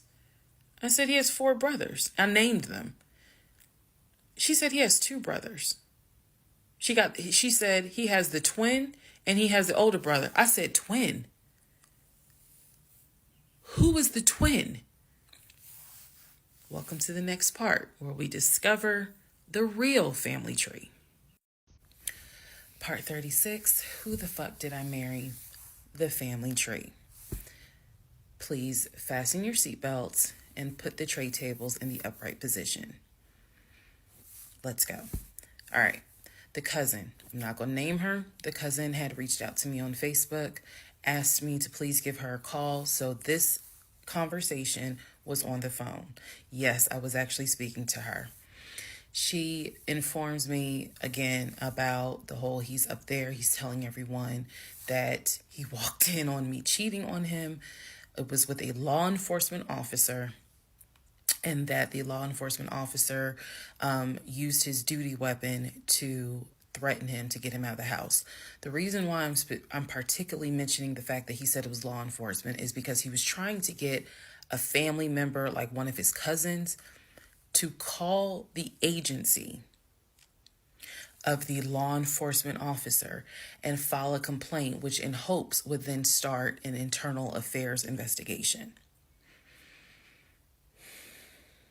Yeah. So, female cousin's on the phone with me. She's telling me everything that he is telling them. She's like, look, we know he a liar. We don't fuck with him. He's been a liar since a kid, but he's also family. She said, we didn't know at all who you are. So I thought that was interesting because I was like, you didn't know who I was, but his brother knew who I was. And so, again, that's when I said to her that I was like, he's talked to his brother every day. So why wouldn't the brother tell y'all that he had gotten married? And so she said, what brother? And so I told her the brother's name. And she said, he told you that? I said, he was having the phone calls in front of me. So at this point, what the cousin said was, she was like, okay, I'm going to confirm that with him. She was like, he lives up the street, so I'm going to just confirm that with him. She was like, because I'm pretty sure that they have been beefing for a while. I was like, I can only tell you what I saw, what I heard. That's all I can say. So then when she asked me about, well, how many brothers do you think he has? And I said, he has 4 brothers. Again, I listed all of them. This woman was like, he has 2 brothers. She said he has the twin, and he has the older brother, the one that he was on the phone with every morning, blah, blah, blah, blah, blah. I said, twin? Who's the twin?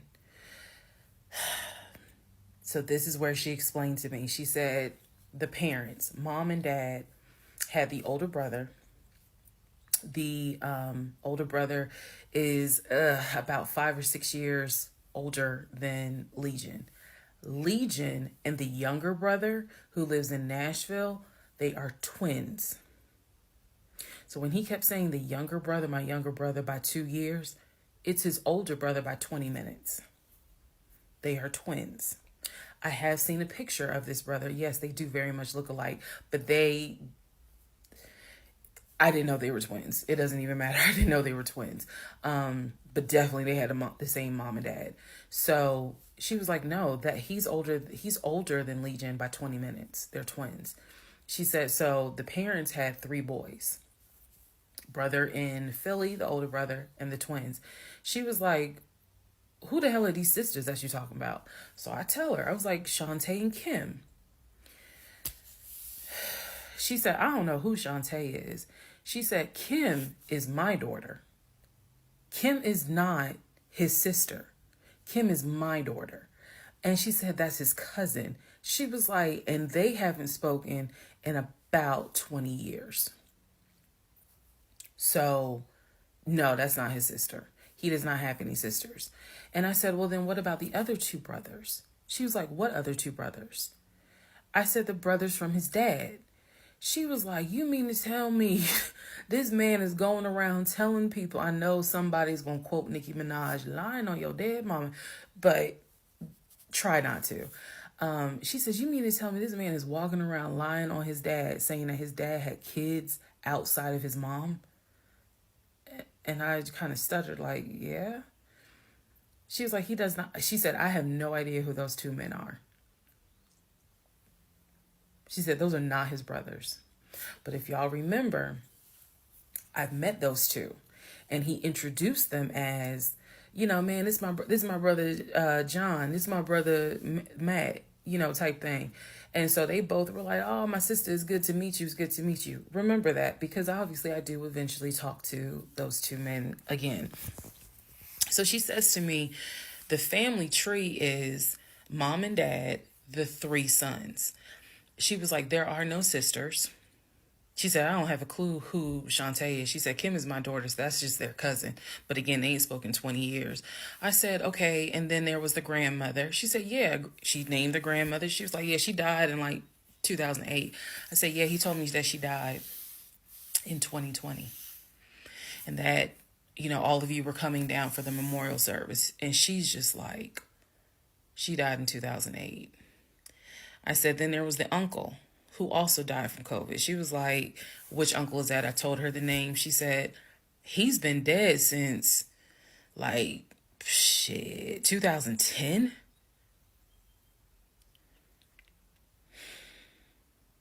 I said, okay, what about the cousin nicknamed Junebug? Everybody got a cut. If you're not African American, we all know a Junebug somewhere. And she just was like, oh yeah, you know, cousin Junebug. She was like, man, that's crazy what happened to him. And I was like, what do you mean what happened to him? Because I know he has talked to his cousin Junebug on the phone like a few months prior. He was like, and so she said to me, she said, yeah, he had passed away in like 2016. So this is now 3 people that she's naming that I recall him having either a story about or a phone call with, and she's telling me that they are all passed away. So this is when the conversation kind of changes, and she's like, you know what? She said, let me speak to the older brother, because he probably wants to talk to you. She was like, you probably should talk to him, and a lot of your questions will get answered. She was like, this dude's been lying ever since he was a kid. She was like, she said, literally, we don't fuck with him. I remember her saying that verbatim. She was so adamant. She was like, and when he showed up here out the blue, talking about how his wife cheated on him with a law enforcement officer, and how the guy took his gun out and threatened him to leave the house. She was like, we knew something was up. She was like, that's why I had to find out who you were and reach out to you and find out the truth. I said, there was no other guy. There was no law enforcement officer. And she was like, yeah, because he was telling us where the dude worked and how we should go ahead and help him file a complaint so that this dude could lose his job. I said, there is no other person. I said, I kicked him out. That was me, all by myself. No gun, just my fist. And so she said, you know, he's telling us that he had gotten married, and then she was like, apparently y'all had a baby. So she was like, so you got a kid with him? So I had to explain to her. I said, no. I said I had a miscarriage back in June of 2020, and I had to have surgery in July. So she was just like, girl. So she started like really being encouraging and was saying, you dodged a bullet, honey. She was like, I don't wish this. She's like, I know he my family, but I don't wish him on no woman. So we've have each other's numbers. She was like, if you need anything, please feel free to call me. She was like, I've had my own issues with him. I've had my own issues in life. But she was like, get your divorce and be done with him. Then she said, I'm going to put you in contact with the older brother. Next part is me finally talking to the older brother that he had been talking to every morning. Part 37, who the fuck did I marry? So at this point in time, I have filed for divorce. I paid for the filing fee. I'm representing myself pro se, and it should be an uncontested divorce. During this time, Legion had driven to Philly, lied to his family, and said I had cheated on him, that he caught me, and that the guy I cheated on him with was a law enforcement officer who used his gun to threaten him to get out the house. None of that was true.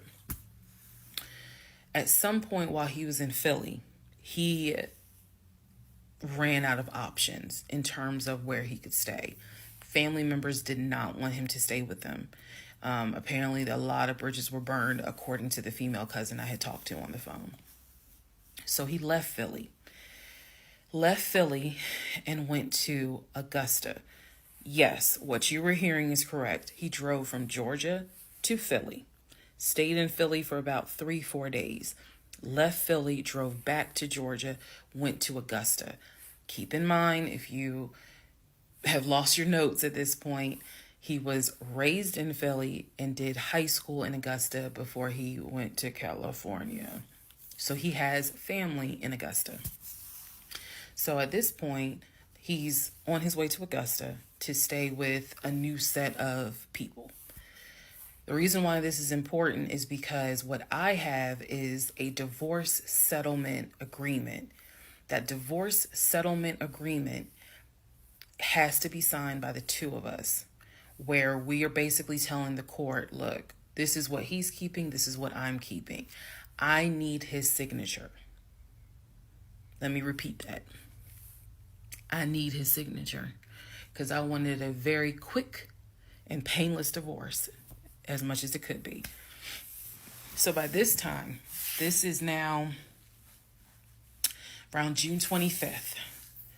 So around June 25th, he's now in Augusta. He had left the house June 17th. So between June 17th and June 24th is the trip to Philly, then leaving Philly, coming to Augusta. My aunt and my little cousin get in the car with me and I drive to Augusta with a rag on my head, some sweatpants, and a tank top because it's July, so it's hot. But we ride to Augusta. I had spoken to him. I had said, I just need you to sign this piece of paper. And he was like, I'll get to it when I get to it. No. We're going to get to it as quickly as possible. So if that means I got to drive to Augusta tomorrow morning at 7 o'clock, I'm going to do that because I need that signature. I ain't telling this. This was my attitude.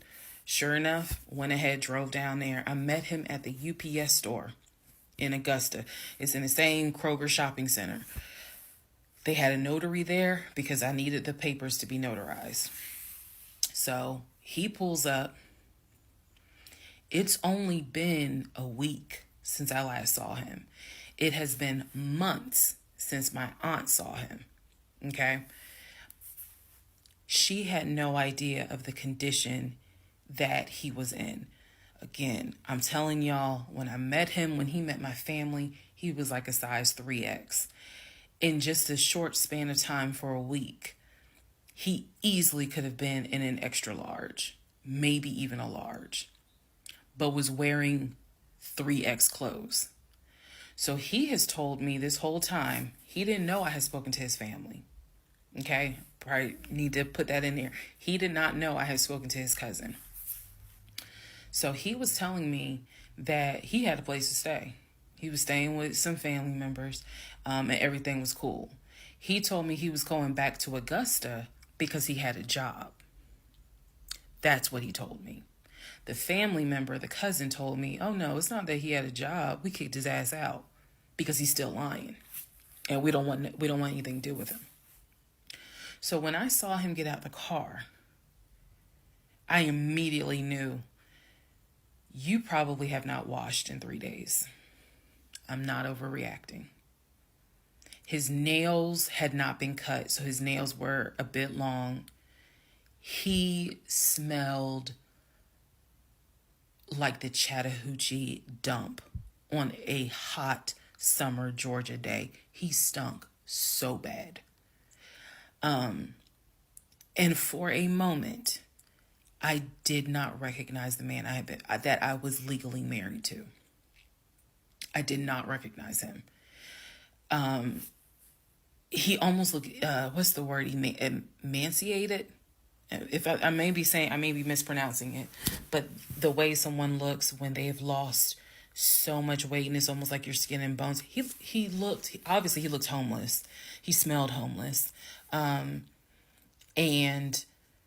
my heart just kind of broke. It kind of did. I'll be honest, it kind of broke. It did not break enough for me to not get that signature though. So when he walked into the UPS store, you clearly could see that some of the people were like, let me get away from him. Me, I just was like, okay, so I just need you to sign right here, and I just need you to sign right there. Okay, and then a woman named Lauren came over and notarized the papers, and then we were done because he signed the divorce agreement. He didn't even read it. Reason why I'm pointing that out is because he didn't read the part where what's left in the house now belongs to me. Where he took technically what he was going to take. Everything else in that home belongs to me. Remember, I told y'all he had left all his Invicta watches. He had left all his WWE championship belts, his Jordans, a lot of his clothes, his Cole Haans. He had left all that stuff. He never even read the divorce agreement. So he signed it. I signed it. Lauren notarized it. We leave the store and I said, have you eaten? And he was like, yeah, I ate. It's just, my knee. So again, he's talking about the knee, but if you saw him, you would know there's way more to it than the knee. So I said to him, look, since you met me here, let me give you some money so you can get you some chicken nuggets. Yeah, that's what I said. You can get you some chicken nuggets. So I believe I gave him like $5 or $6. Go get you some chicken. I think I Zelled it to him, actually. Just go get you some food. Then because where he parked was not far. It was like, okay, I'm parked here. He's parked in front of me in the other row. So there's that aisle that you can drive down. So I walked him to the car. And I saw the condition of the inside of the car. And that's when I knew he's been living in his car. He's been living in his car. So clearly, I no longer had a question of, so where's this offshore account? Where's the U.S. bank savings account? Where's the checking account? Didn't have that question anymore. Because if you had money, you wouldn't be living in your car. You would not be in the same clothes that you were in when you left my house on June 17th. And this is now June 25th. So he was like, I'm going to be all right. I'm about to start a new job. I'm going to be cool. I got a family member I can stay with. Everything's going to be okay. All right. I said, I will let you know when the divorce is granted. I said, I will send you a copy of the divorce decree. And he was like, okay. He said, well, how long you think that's going to take? I said, I'm not sure. I thought I had to wait 30 days before I could file the divorce agreement settlement form. And then the judge would grant it in 30 days. So basically, this is like June 25th. I'm looking at the end of August that it would take for the divorce to be granted, assuming there were no hiccups, assuming he didn't decide he was going to pull a fast one. So I told him, I was like, I'm going to file this, and then once we get the divorce decree, I'll send you a copy. He said, okay. He got in his car. I got in my car. I drove all the way back home, and he went to wherever he went. Next part is the next series of lies that I was faced with. All right, part 38 of Who the Fuck Did I Marry? I'm going to call this housekeeping and missing pieces. So, housekeeping. First and foremost, as much as I know you all have enjoyed this series, and some of you have told me how entertaining you have found it, the story will be done this weekend. So, in other words, I don't care how many parts I gotta film, it will be done this weekend. We're not gonna drag it into the new week. So I just want to let everyone know that. So please be sure to tell your sisters, your mamas, your aunties, your cousins, your best friends, hey y'all, go ahead and watch all the parts, because she's saying she's wrapping it up this weekend. But I'll leave the playlist up, so don't worry. Also, let's see. I'm sorry for the people who were like, I keep talking really slow. I didn't know that I was, and they're like, you're just long-winded. I'm very detailed. So that's probably what you're feeling, is that I'm detailed and I'm trying to get everything out, again, in a responsible manner. So, you all have asked me if I will do a live. Yes, I will. I don't have any issue doing a live.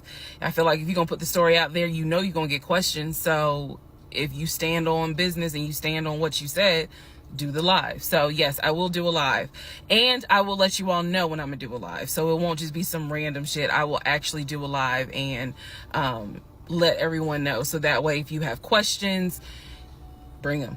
The issue with doing a live is that I need moderators. So because I just anticipate a lot of people have questions and I'm just one person, and I don't want to be accused of she's ignoring my question, which means there's holes in her story. Y'all, we all know how TikTok is. So, but I will absolutely do a live. That's the housekeeping. Missing pieces. So when I said before that it's important to me that I'm responsible in how I tell this story, meaning I'm clear and I go in detail, I realized that I left out some missing parts. And it was brought to my attention by a number of you. Thank you, because I'm all for accountability. I did not go into how my ex-husband, Legion, left the condiment company and then went to Apple. I also did not go into detail on when my mom came to visit. Both of those were in the month of April. I was going to go into detail a little bit more on the Apple situation because, as you probably have figured out, of course something came out later on.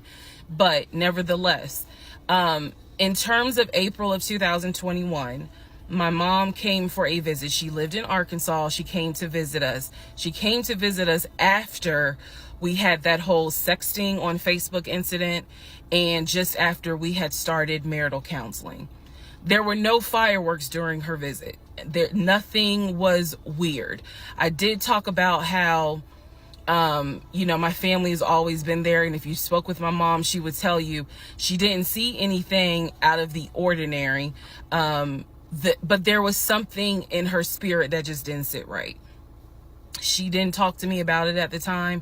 She did not raise her concerns. She simply, when she came to visit, we welcomed her with open arms. Legion was excited to meet her. She was excited to meet him. We took my mom out to eat.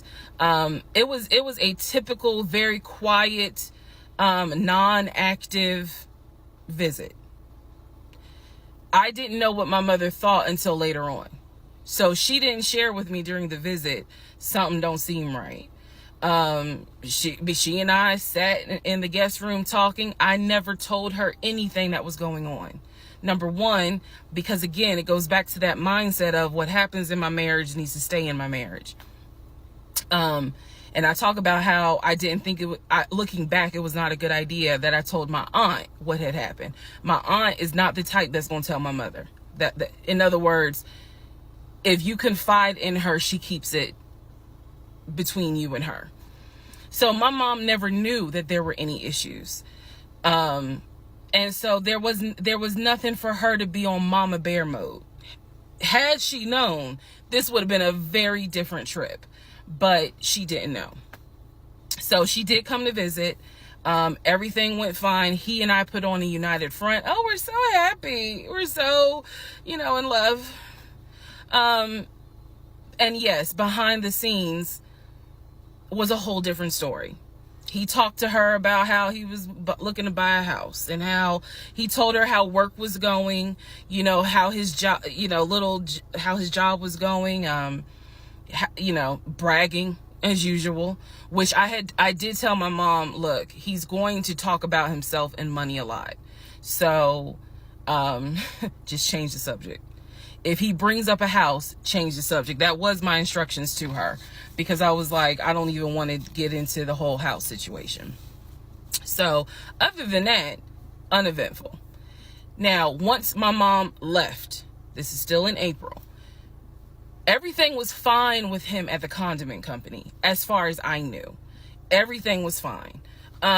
What ended up happening is he randomly came home one day and starts complaining about changes that are going on at the company. When he started complaining about those changes, it was things like, keep in mind, he is not VP of the company. He was VP of, I keep getting it wrong, but I think it was VP of production is what the memo says. So he was not the second in command for the company. He was upset that he was being blamed for production stats, that the production was down. He was upset that his plant manager apparently had resigned. He was upset that some of the policy changes that were coming into play that would affect his plant. These are the things that he was coming home and complaining about. Literally, he would complain. He started complaining Monday. By Friday, he said, you know what, if they continue doing this, then I just need to find another job. He was like, I think I'm going to call my homeboy that I work with at Apple, and I'm going to see, what they have available. Yes, there were red flags going up. Of course there were. At this point, we're not even dealing with United Nations of red flags. We are dealing with the Olympics. We are dealing with the parade of all nations. Everybody got a red flag.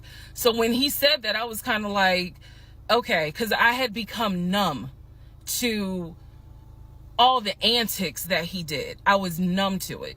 So he literally said, I think I'm going to call my homeboy and I'm going to see what's at Apple. My response to him was, well, what about your salary? Would you take a pay cut? He was like, no, I'm not going to take a pay cut. Like, I wouldn't leave unless it's going to be the same amount or more money. Y'all, the next week, last week of April, I'm at work, minding my own business. He calls me and tells me, I've decided to resign. You what? I've decided to resign. Don't worry. Don't get all crazy. I had talked to my homeboy. There is a position at Apple, and I'm on my way there now to go and meet him so that I can get some information on the position. We're married, y'all. We're married. So what I said to him was, well, will you get all this in writing? His words to me were, of course I'm going to get it in writing. I'm not stupid. You know what? I don't even want to talk to you no more. Click. That's the end of April. So that is how I was introduced to this Apple job.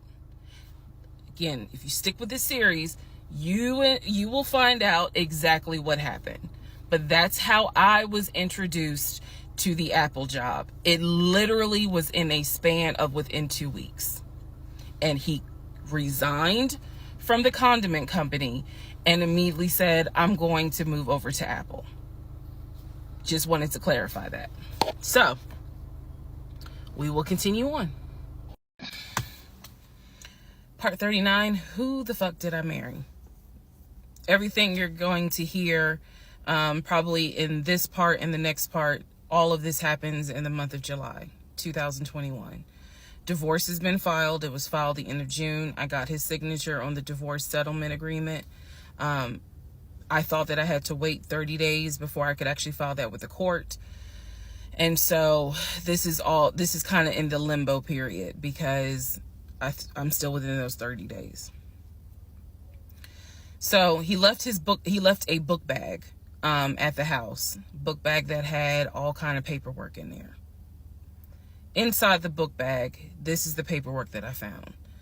Number 1, I found a packet from the condiment company where it showed his 401k contributions. It also stated in there that he had been terminated.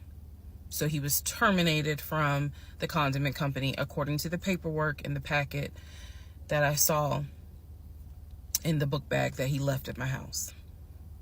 Also in the book bag were paycheck stubs from a previous job where he worked at a cemetery.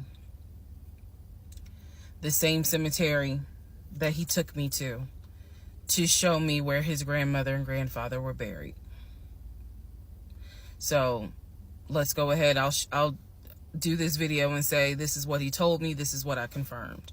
He told me his grandmother and grandfather were buried there. He showed me a headstone with a family name on it. If you go back in previous parts, I talk about it. The truth is they are not buried there. He is of no relation to the people who are buried at that particular gravesite. Only reason why he knew about it is because he had worked there. Also in the book bag, it was a copy of a driver's license that he had. The address on the driver's license, now this I still don't have an answer to, but the address on the driver's license was the same address as the cemetery, because I looked it up on Google.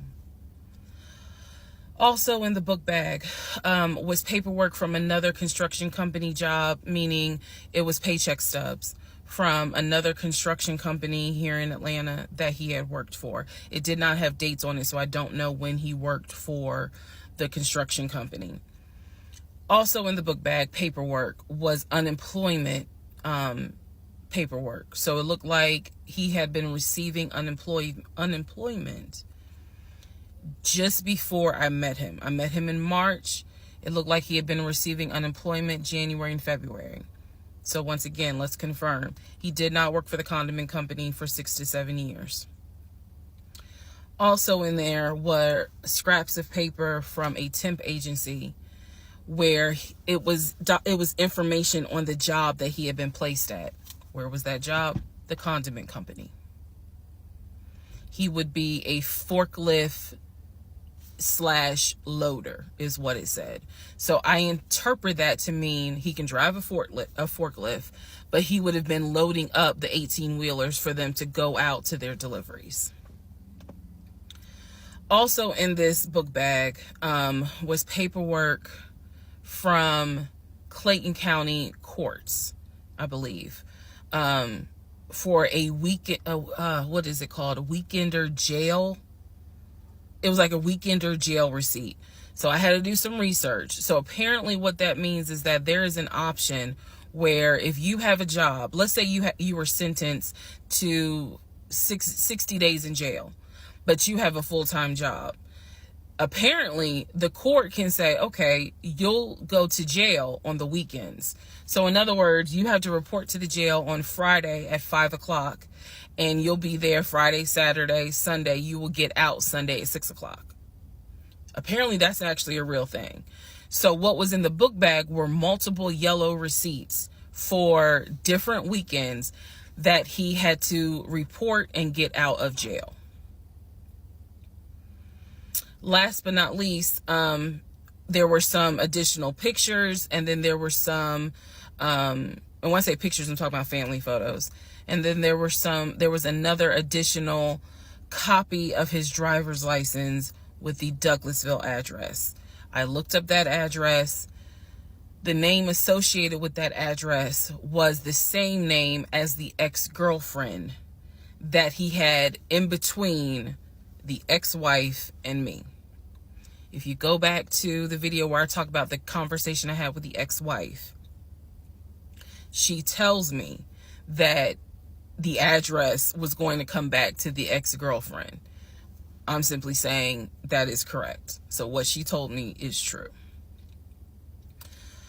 So because of everything that I found, I decided to go down a new rabbit hole. Again, just recapping what I said in previous videos. Ex-husband was always a stickler about law enforcement. His dad was a retired police officer. I'm just telling y'all the story. His dad was a retired police officer. Mom was a retired teacher. After his dad retired, they moved to Augusta, started a church. He took me to that church in Augusta. The same day that he took me to meet his aunt who lived in Augusta. So these are now things that he actually took me to, just like he took me to the cemetery. So that's what I found in the book bag. The Weekender jail receipts. I went ahead and went online to find out exactly why did he have to go to jail for the weekend. And I'm going to end this part here. The next part has to do with his criminal history. Part 40, who the fuck did I marry? So we are now at the point of July 2021. We're at the point where I've spoken to the female cousin, and she gave me the phone number for the older brother. For the purposes of this video, we're going to call him Chris. Chris was very nice. I called him. He was gracious. He was willing to answer whatever questions I had. And what he said to me was, he said, my brother has always been a liar. He's always been a liar. He said, but ask me what questions you have and I'll confirm what's real and what's not. First question I had was, when was the last time you spoke to him? Without missing a beat, Chris says, 2015, just after our mother's funeral. I explained to him about the phone calls, the fact that Legion would be on the phone for 35 minutes, laughing, talking to Chris, relaying messages from Chris to me, and relaying messages from me to Chris. Without missing a beat, Chris says he was never talking to me. And he said, now I am going to say this. Maybe he was on the phone, but he was not on the phone with me. He said, because he knows that if I ever see him, I'm going to whoop his ass. And I'm laughing because obviously Legion loves to say I'm going to whoop somebody's ass. So for the people who are confused, like, wait, what does this mean about the phone calls? What this means is every single time that my ex-husband was on the phone, holding his phone like this, talking, laughing, cracking jokes. Hey, my wife said that, we can go later on this evening and all this other stuff. Every time they were doing things like that, every time he was having a phone call or conversation that he claims to be with Chris, no one is on the phone. No one's on the phone. That is what that means. So I'm on the phone with Chris. My mind is spinning. It is blowing up like a volcano. I mean, I'm going crazy. I'm going crazy because what this means is that for the past 4 or 5 months, every morning that he is having a phone call with his brother Chris, I am now understanding in real time that phone call was completely fake. So Chris tells me maybe he was talking to somebody else, but it wasn't me. He said the only family member that Legion actually talks to is the twin. And that's only because for some reason, I guess it's their twins, he helps him out when he needs it. Legion only calls the twin when he needs money. And the twin, according to Chris, now this is the part that might blow some minds. The twin brother, the one that is older by 20 minutes, is VP of his company, is married, drives a luxury car, and lives in like a 4 or 5 bedroom house in Nashville. So Chris is saying to me, he was like, it sounds like he took the identity of the twin and was trying to act like that's his life. And it's not. He was like, that nigga ain't never had no money, ain't never kept a job a long period of time. And he was like, and you're telling me that he claims he was VP of a company? And so he was like, did you ever see anything? Did you ever meet people like Chris? I respect the fact that he was asking me the same questions y'all are asking me. Did you ever meet any family members? And I told him I said, I met your aunt. Well, what aunt is that? I told him her name. He said, that ain't our damn aunt. I don't know if y'all have ever dealt with people from Philly. So he was just loud. He was like, that ain't our aunt. He said, that is our mother's best friend. And I don't trust that hoe. I'm sorry. It's the way he said it that it makes me laugh. Anyway, he's like, I don't trust her. I don't trust her at all. She is not our aunt. She was our mother's best friend when our mother was living in Augusta. She's not our aunt. So then I explained to him about the other brothers. The brothers, remember, there were 2 half brothers from his dad. One lived in Baltimore, one lived in Augusta. Chris is on the phone saying, I don't know who them niggas are. They ain't related to us. He said, our dad never had other kids. He was like, so you mean to tell me this nigga going around telling people that our dad had kids on our mom? And I said to him, well, the way he actually put it is that the 2 brothers came before y'all. He was like, hell no. No. So then I explained to him about the sisters. He was like, who the hell is Shantae? And I was like, Shantae, again, I'm just telling you what I was told. Shantae is a sister that lives in Douglasville, married with 2 kids. He was like, no, we don't have a sister. Told him about Kim. He was like, Kim's not our sister. She's a cousin. And he said to me, and I know she ain't talked to him in forever in 2 days. He said, so everyone, the only people who are his family members is Chris and the twin. He's like, we got some cousins up here. I told him about Junebug. I told him about the uncle. I told him about the grandmother. And he's just sitting back like, oh my God. He was like, I realize that every relationship my brother gets in, he gets worse. And it sounds like he is actually worse than what he was in the last relationship. And I thought he was talking about the ex-wife that I had spoken to. No, he had no idea there was another wife. Because again, he hasn't spoken to him since 2015. So he was like, the best thing I can say to you is this. He said, thank God you ain't have kids with him. He said, get your divorce and forget you ever met this man. And he was like, and I know how that sounds because he's my brother. He said, but if I didn't have to claim him, I wouldn't. And I said to him something that I should have probably said in this whole TikTok series. This is not someone that you forget. This is not a situation that, man, I don't even remember him. No. What I don't remember is the version of myself before I met him, because nothing so far has turned out to be true. The only thing that Chris was able to tell me is true is that, number one, yes, there is a brother in Philly, him. Yes, there is a brother in Nashville, the twin. Yes, both parents are deceased. That is what I was told from the beginning. Those pieces of information are true. The grandmother did die in 2008.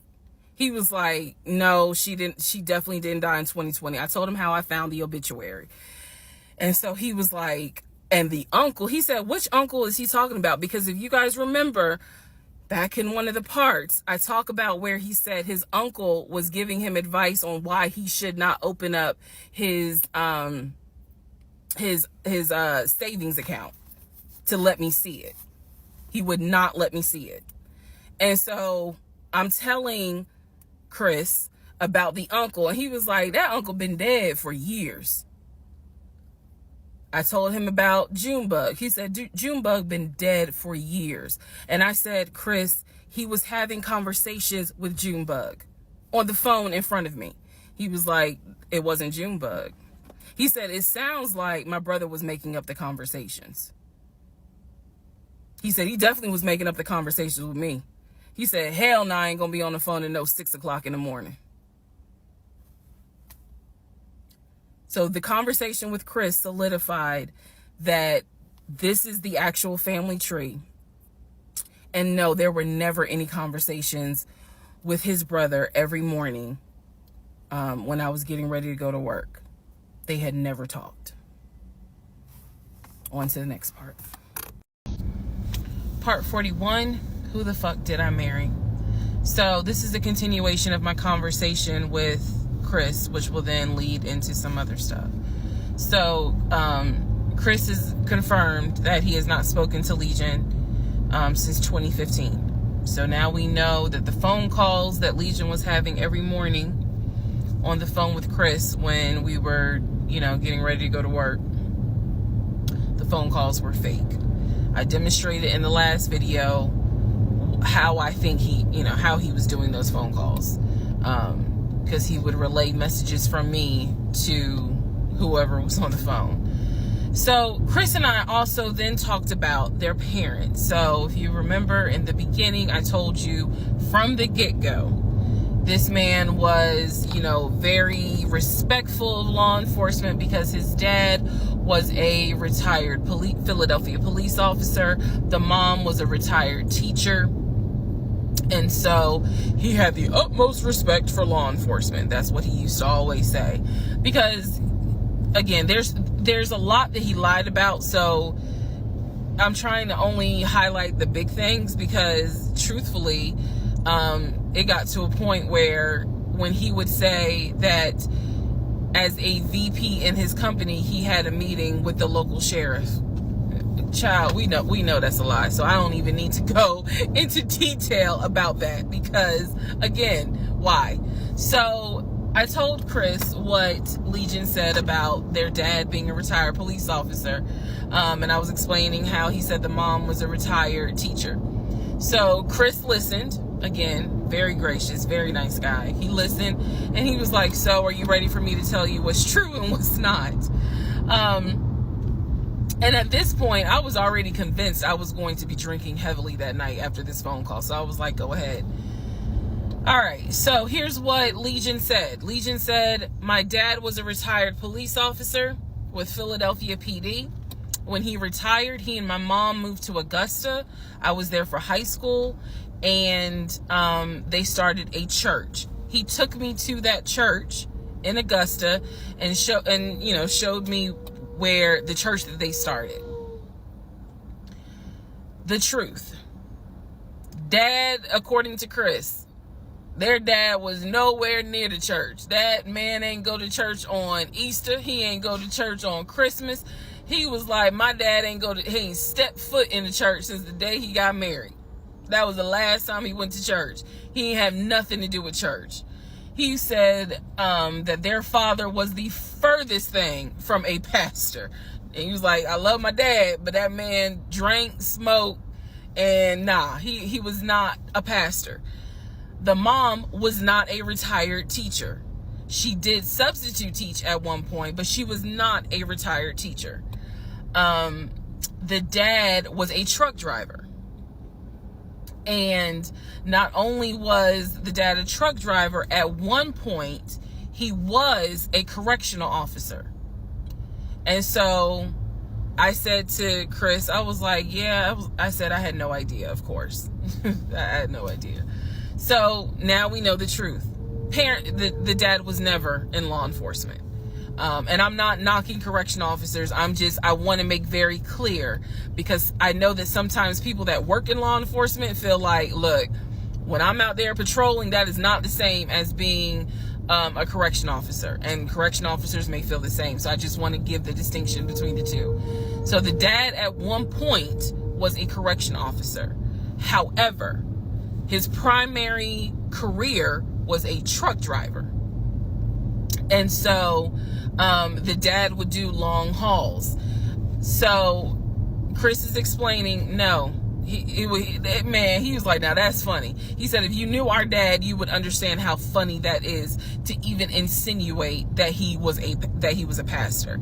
And so I told him about the church that we went to. He was like, oh, okay. So he took you to a church in Augusta and told you that was our parents' church. He was like, now, our mom used to go to church, every now and then. But he said, our dad ain't been to church since the day he married mom.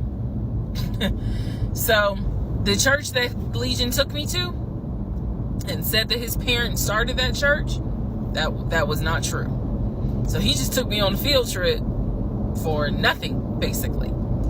So, I told him about the weekend, because I did tell Chris where I worked. And that is when Chris said to me, because at the time I worked in a law enforcement agency.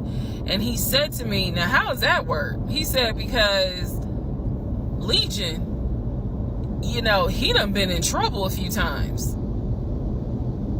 And I was like, what do you mean? Because I had not yet gone online into the court system to see what type of trouble he's been in. And so he explained to me, he was like, just run his criminal history and you'll see it for yourself. He said, because I don't know all the charges, but run his criminal history. I said, okay. He gave me some homework. I'll run his criminal history. So again, he cleared up a lot of stuff in regards to the family dynamics. He did explain to me that yes, he does have a daughter. He and his ex-wife are divorced.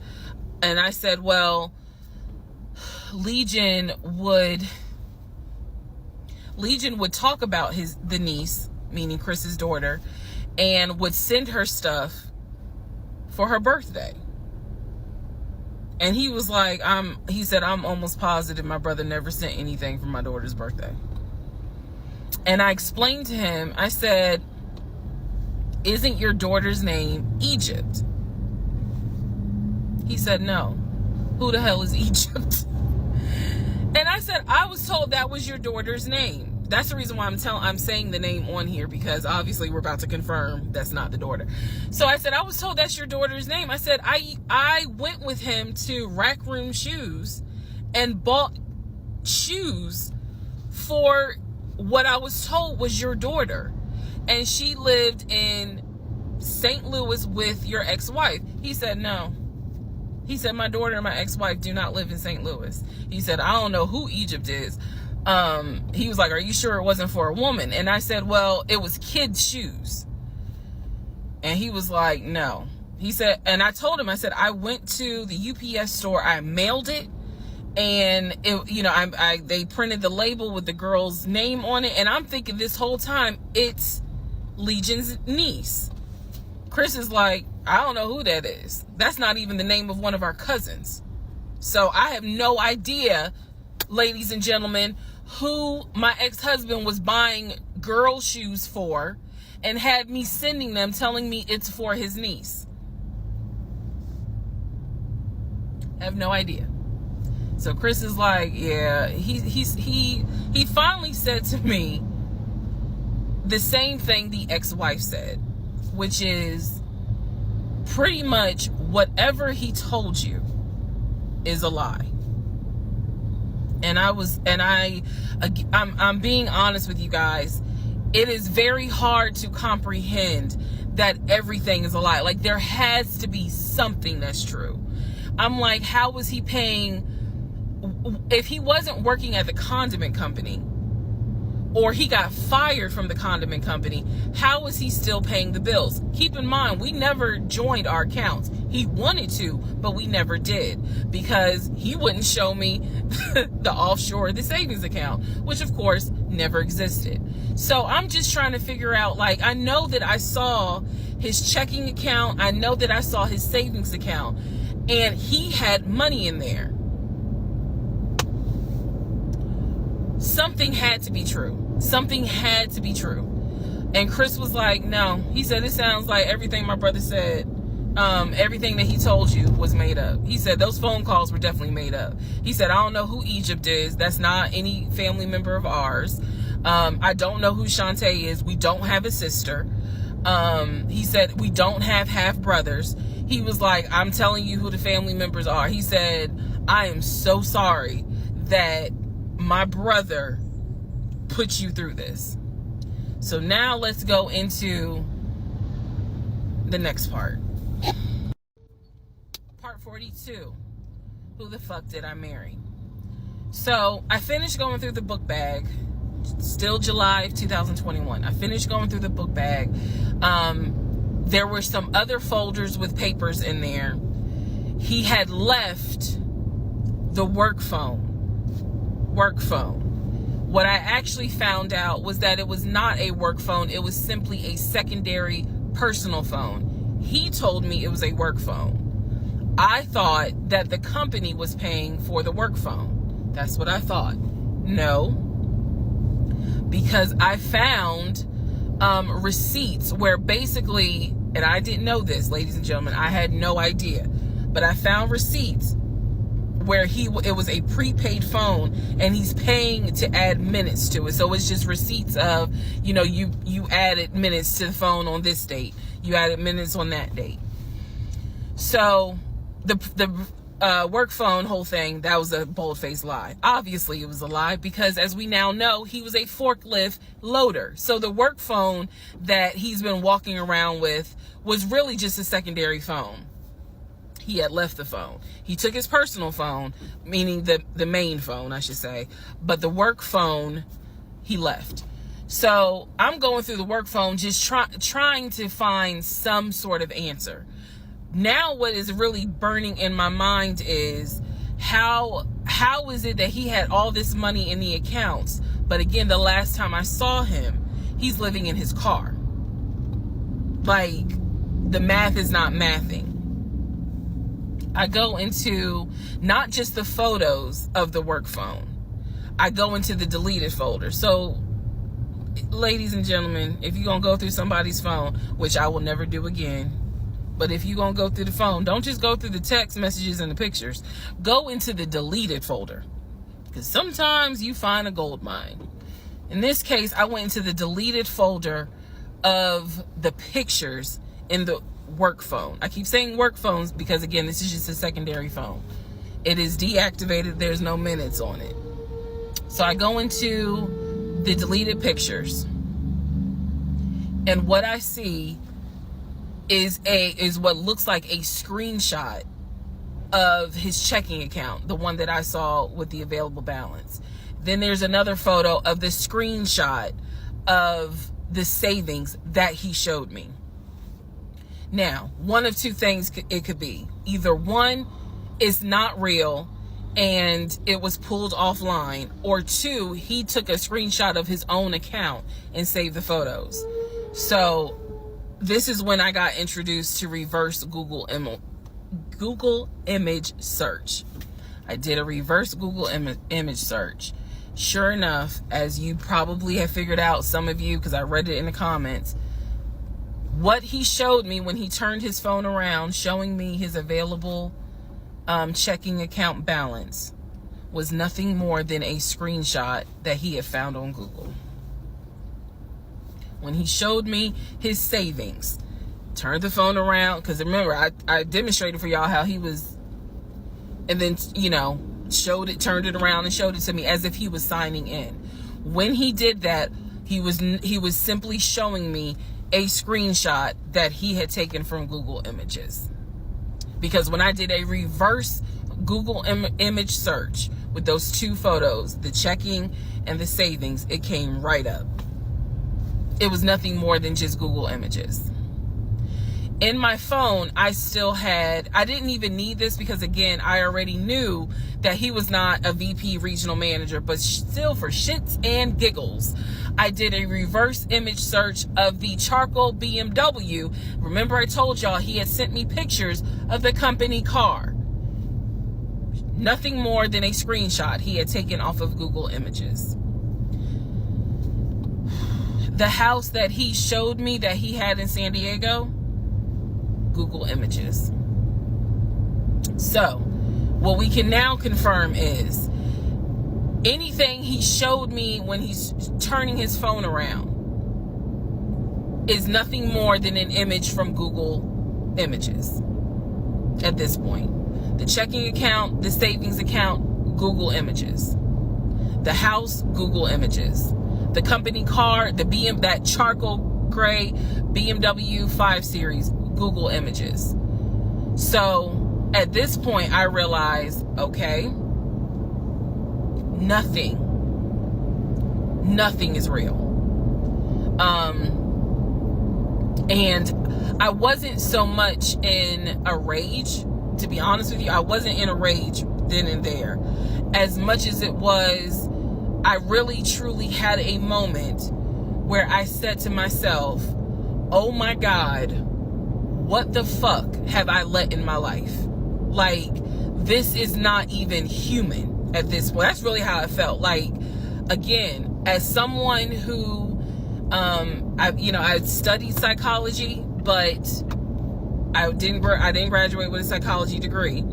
However, I have never dealt with a pathological liar. I have studied about them, but I have never come into contact with a pathological liar.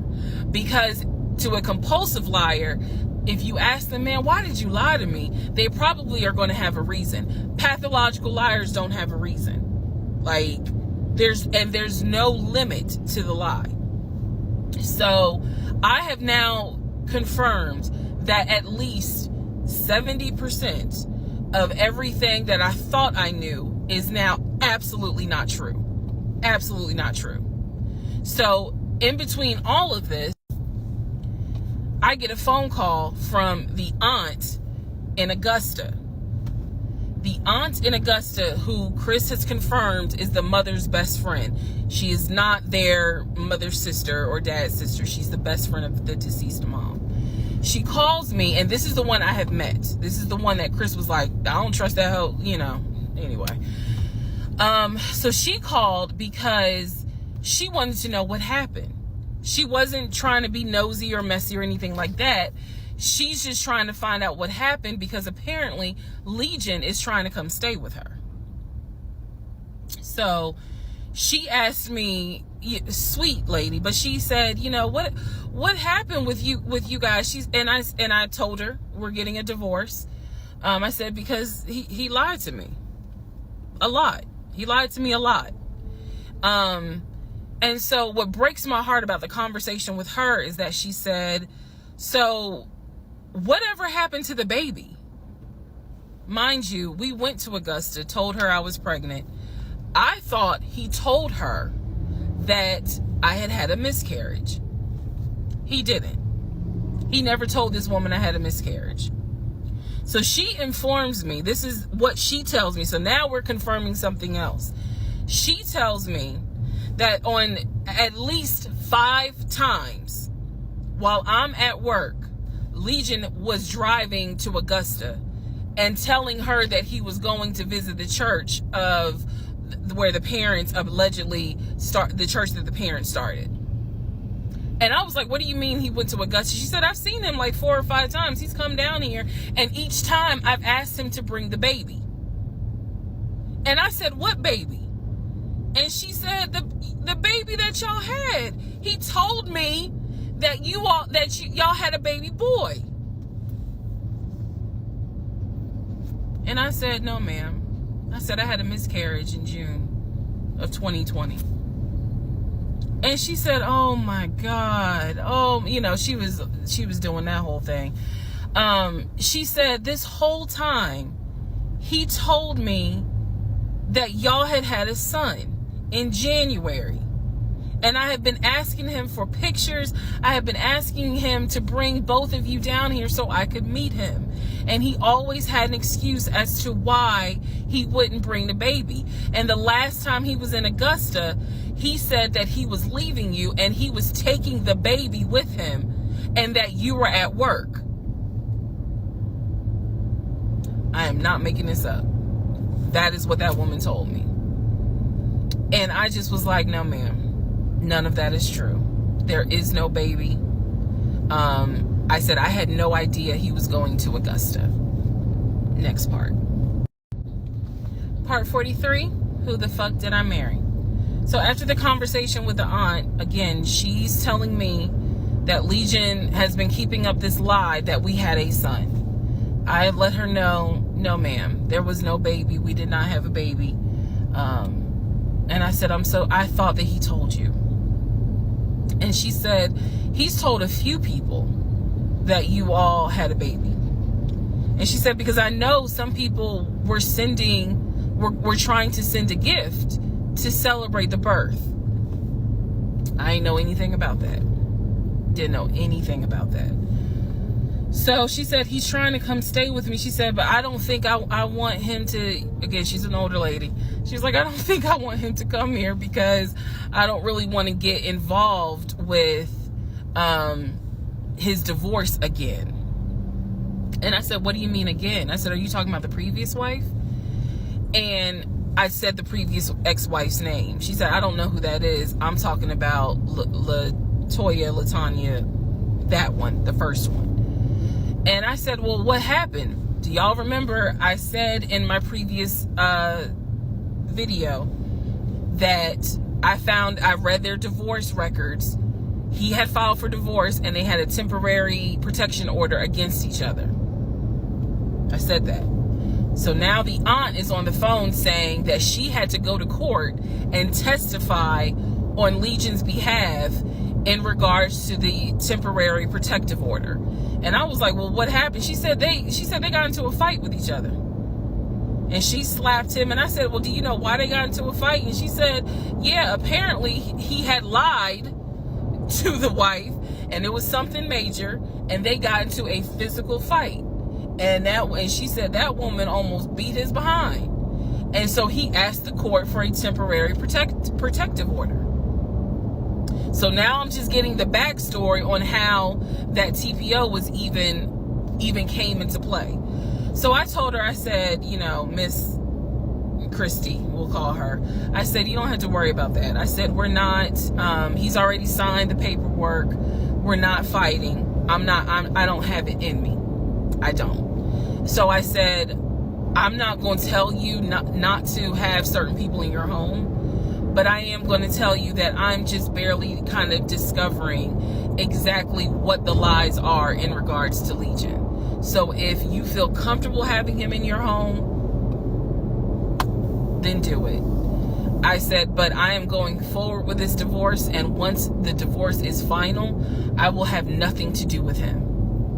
And I said, and I'm so sorry, you know, that he lied to you and kind of pulled at your heartstrings in regards to a baby. I said, there is no baby. So she said, so y'all are really getting a divorce? I said, and I didn't want to cuss to the older ladies, but I said, yes, ma'am, we are.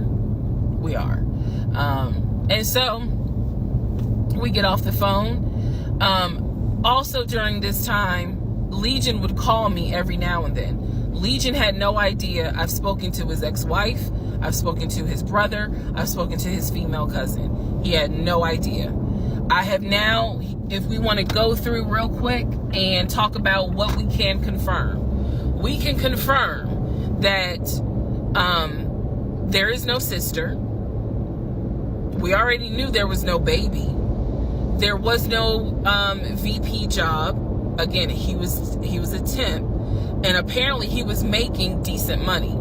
So what I believe, and this is just what I think off of putting pieces together, I think that he made enough money to pay the household bills, because it wasn't as if the household bills were so expensive. He made enough money to live on his own.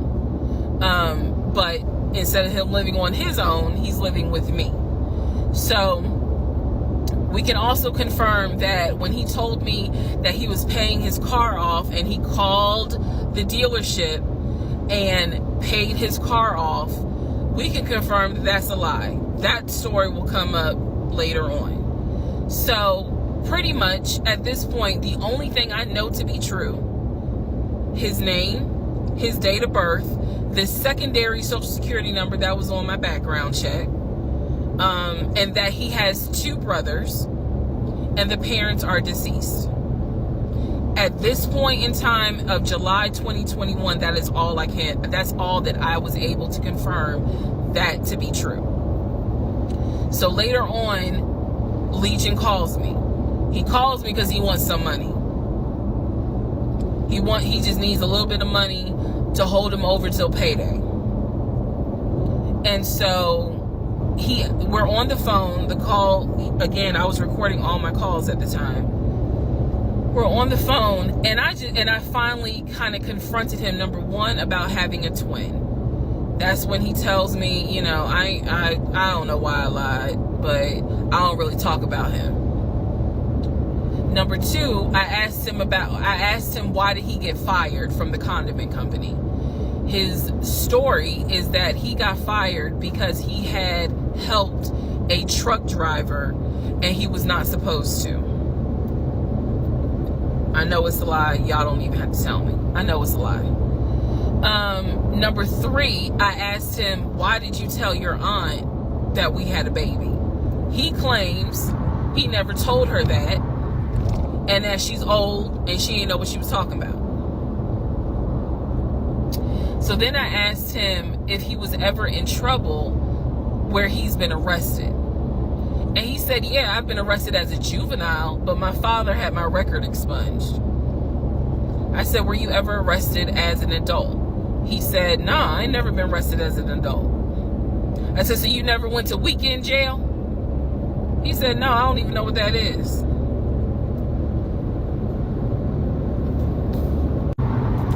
So he doesn't know what weekend jail is. That's his story. And so he was still standing by the lies he told me. So finally, I just asked him, and this is where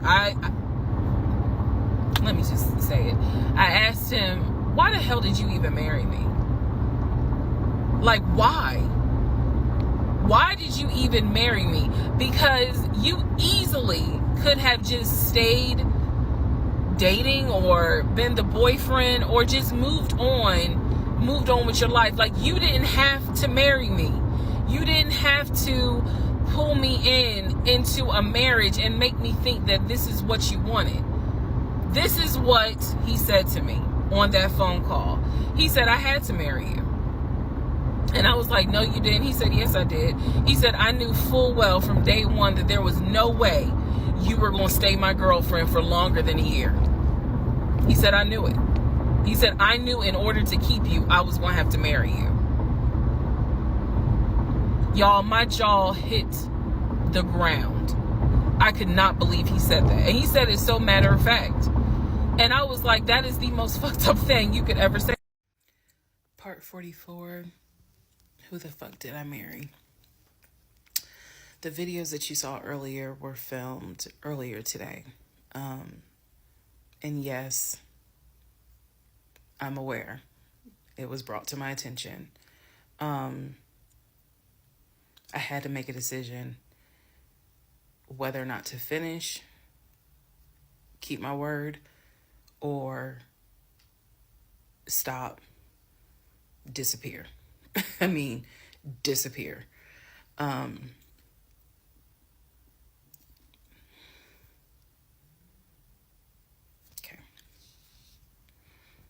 Let's finish. So, first of all, let me say this. It is not easy telling this story. It's entertaining. I know it's gone viral. But it is not easy telling this story. I made a decision to tell this story. I made a decision to share my story, what I went through, in hopes that it helps just one person. But I would be remiss if I didn't tell you all, it is not easy telling this story, to relive it, to face certain things out loud that I had to face internally. Just want to say that. So I will push forward to finish, but today got to me. The toll of this got to me today. So I know that you all are like, we're waiting on the next part. We're waiting on the next part. I appreciate that. And I get it, because if I was in those shoes, I would be waiting too and be like, where is it? So I understand that.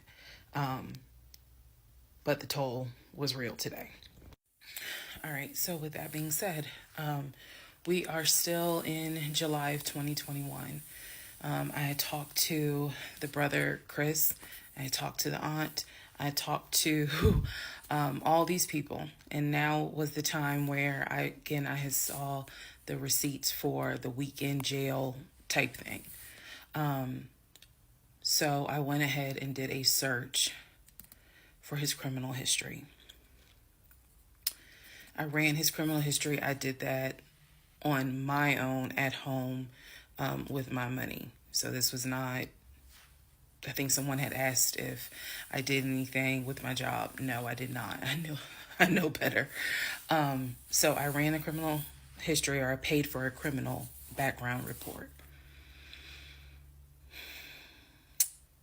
For him to say that he appreciates law enforcement so much, it was obviously a lie, because the criminal history showed that he had been arrested for criminal trespassing. He had been arrested for like suspended license, suspended registration. But the big thing was impersonating an officer. If you don't know anything about impersonating an officer, it is a felony. Period, point blank. As sure as Peachtree runs from Bankhead to Buckhead, it is a felony. So seeing what court it was in, I did another open records request for the incident report. I wanted to know exactly what the circumstances were, especially given the fact that I worked in law enforcement at the time. What were the circumstances as to how he was arrested for impersonating an officer? So I did an open records request. I got the incident report, and I'm tired of saying my jaw hit the floor. But on this one, my jaw hit the fucking floor. I respect law enforcement. Again, I was working in an agency with a lot of great men and women. Basically, what the incident report, and I'm paraphrasing it because I don't have it sitting in front of me.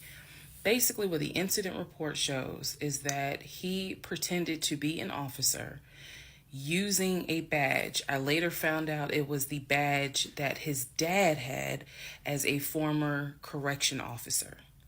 Same last name.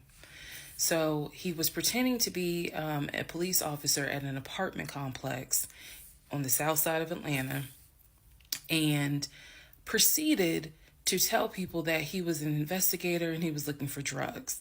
He also proceeded to try to pat down someone, and then also proceeded to try to go into a woman's apartment and do a search.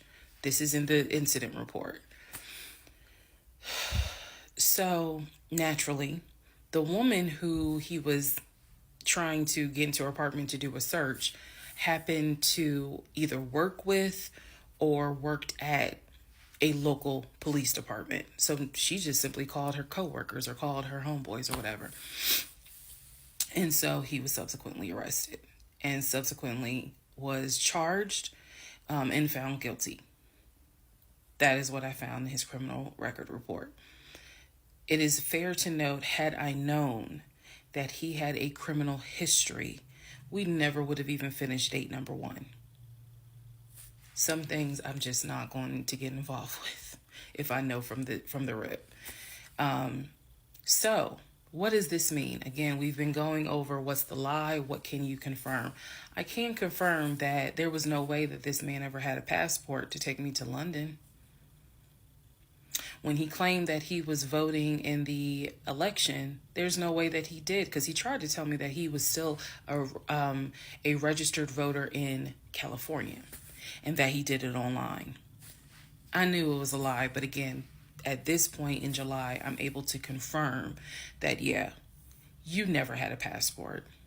You never voted. The small things that mean something to me, he never did it. He wasn't eligible to. So now I know that not only have you, yes, been arrested. Now, what happened as a juvenile, I don't care. But you have been arrested. You have done some sort of time. And now it explains why you knew your way around the county so well. If you go back to the previous videos, I had mentioned that I was wondering, how do you know your way around here? And the story was his sister used to live in this county, and he would come visit when he would fly in from California, when he would go see his parents in Augusta. That was the story. So that explains the criminal history. And I'm also going to take you guys back and remind you when I had to go in for my polygraph, and how the polygrapher had asked me, do you know anyone that is a convicted felon that you have relationships with, blah, blah, blah. And remember, I said to him, my husband and I are estranged. I honestly don't know. Fast forward to July, where I find out that yes, in fact, on top of everything, I was married to a convicted felon. Had no idea. No idea whatsoever. And it's nothing but the grace of God that I was honest with the polygrapher and telling him, look, I don't know what's in this man's background. To say that I have no idea who I married is an understatement. It is a complete understatement. It's fair to say, well, you only knew him for like 2.5 weeks before you quarantined with him. That's fair. And I can understand that, and I take responsibility for that. But in the big scheme of things, I had no idea the creature that I was sleeping next to every night. No idea. All right, part 45, who the fuck did I marry? So we are now end of July, August time frame. During this time, Legion basically disappeared. Remember, I'm still waiting on the final divorce decree to come up. I'm actually waiting for the 30 days to be up so I can file the divorce settlement form. So I'm waiting on those 30 days to be up. I'm playing nice with him. I'm being cordial. I have uncovered all kinds of stuff. But just in case he was going to act a fool, I was trying to be cordial. So I had spoken to him on like a Monday, and I was trying to get a hold of him for something. But I'm the one that initiated a phone call in the coming days. Never heard from him. Never heard from him at all. His phone was dead. It was going straight to voicemail. And I genuinely was worried. A few days turned into a week. By the time I hadn't heard from him in a week, because I knew he was not living anywhere but his car. I knew that. So this is what happened, y'all. I first reached out on Facebook. Remember, even though he has told me that he had all these siblings, we know he didn't have all these siblings. But remember, I told y'all I had met the brother in Augusta, and I had met the brother in Baltimore. These are people I've met. The brother in Baltimore I talked to on FaceTime. The brother in Augusta I've actually physically met, hugged, shake hands, all that. So I reached out on Facebook to people that I remember him talking about all the time. The friend Omar, the brother in Augusta, the brother in Baltimore, another cousin in Augusta. I was doing a search for these people's names, just like, hey, have you heard from Legion? The brother in Augusta told me, no, I haven't heard from him. I've been trying to reach him, but the phone's going straight to voicemail. I knew he was living in his car.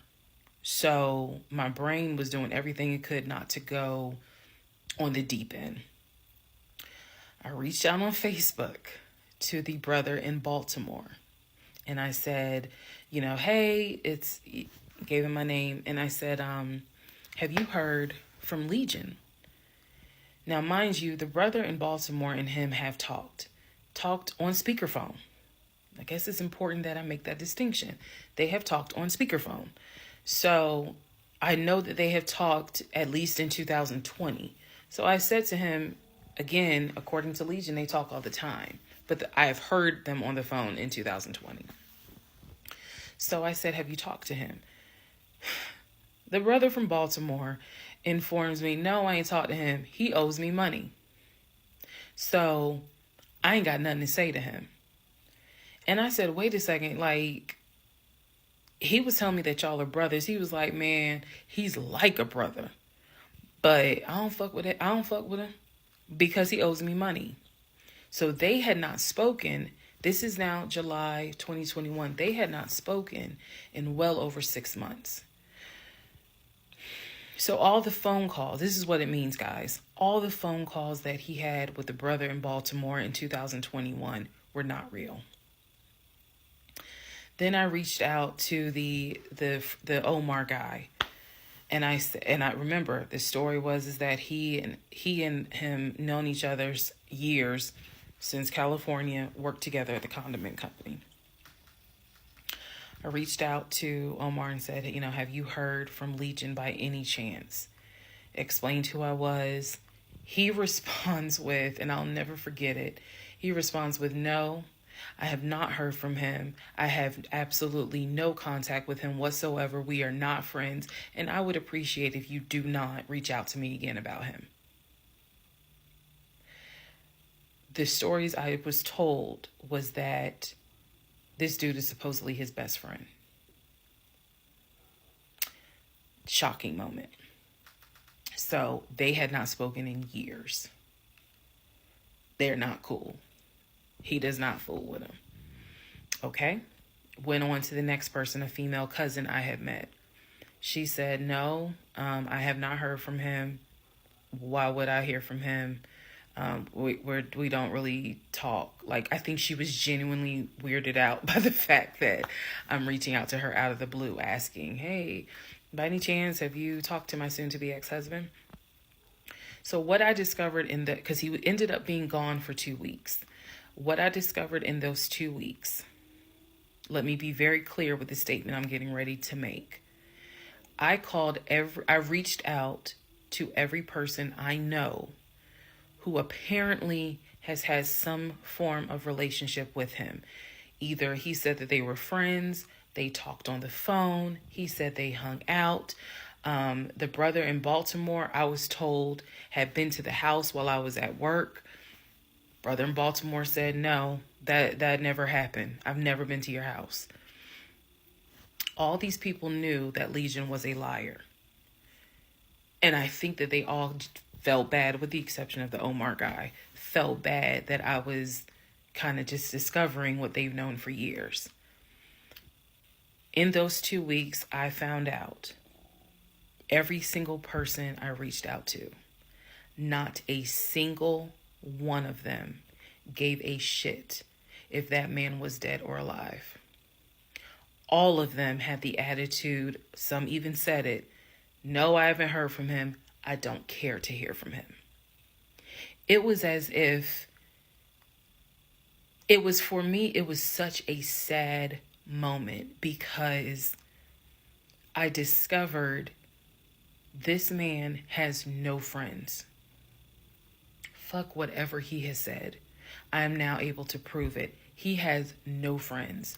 There is nobody who is concerned that they have not heard or seen him in over 2 weeks. Some people months. One guy years. None of them were concerned. So basically what I'm saying is that I discovered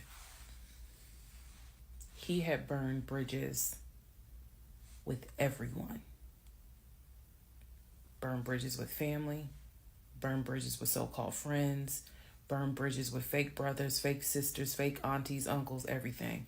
He had burned bridges with everyone. And for me, that was more telling than anything else.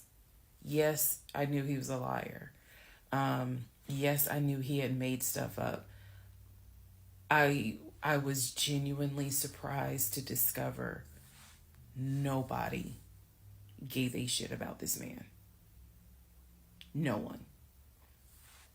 I had never met every single family member, but the fact that he was living in his car, the fact that he wasn't bathing and was just had disappeared was shocking to me. So, where was he for those 2 weeks? Glad you asked. He had checked himself into a behavioral hospital in Augusta. Why? Not to get help. No. This is July in Georgia. It's hot as hell. It's sweaty. It's damp. It's humid. It's everything. He checked himself into a hospital so he could stop sleeping in his car for 2 weeks. When he checked himself in, they took his phone, and that's why no one was able to get a hold of him. And by no one, I mean me. He checked himself into a hospital so that he could have a bed for a couple of weeks. That's the type of human being that I was dealing with. Part 46, who the fuck did I marry? So after the whole missing in action debacle where he disappeared for a couple of weeks, Legion started calling and texting me, telling me that he was ready to come home. Yes, you heard that correct. So apparently, someone had told him that legally he did not have to leave the house when I kicked him out because it was a marital home and he had just as much right to be there as I did. So he started harassing and calling the shit out of me. He was calling, 30 times in 1 hour. He was Facebook Messenger calling me. Let me be clear. Facebook Messenger calling me.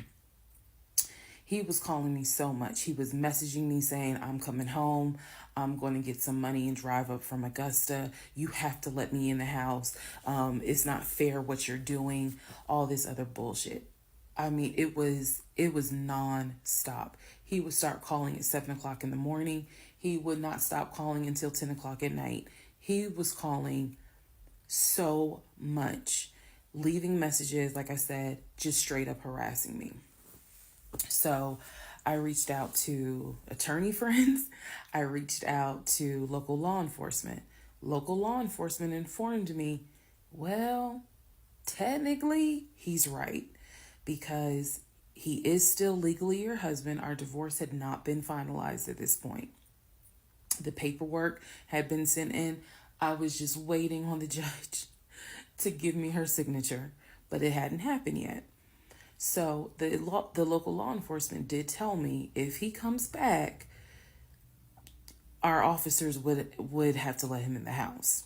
You don't have to stay there. They gave me different options. I was trying everything in the book because he is saying I'm coming back to the house. I told him, do not come. You were not welcome. I'm not letting you in the house. Again, the locks had been changed. The code had been changed. So I told him, if you come to this house, step foot on this property, I'm calling the police and getting you arrested for trespassing. You should know about that. He was adamant.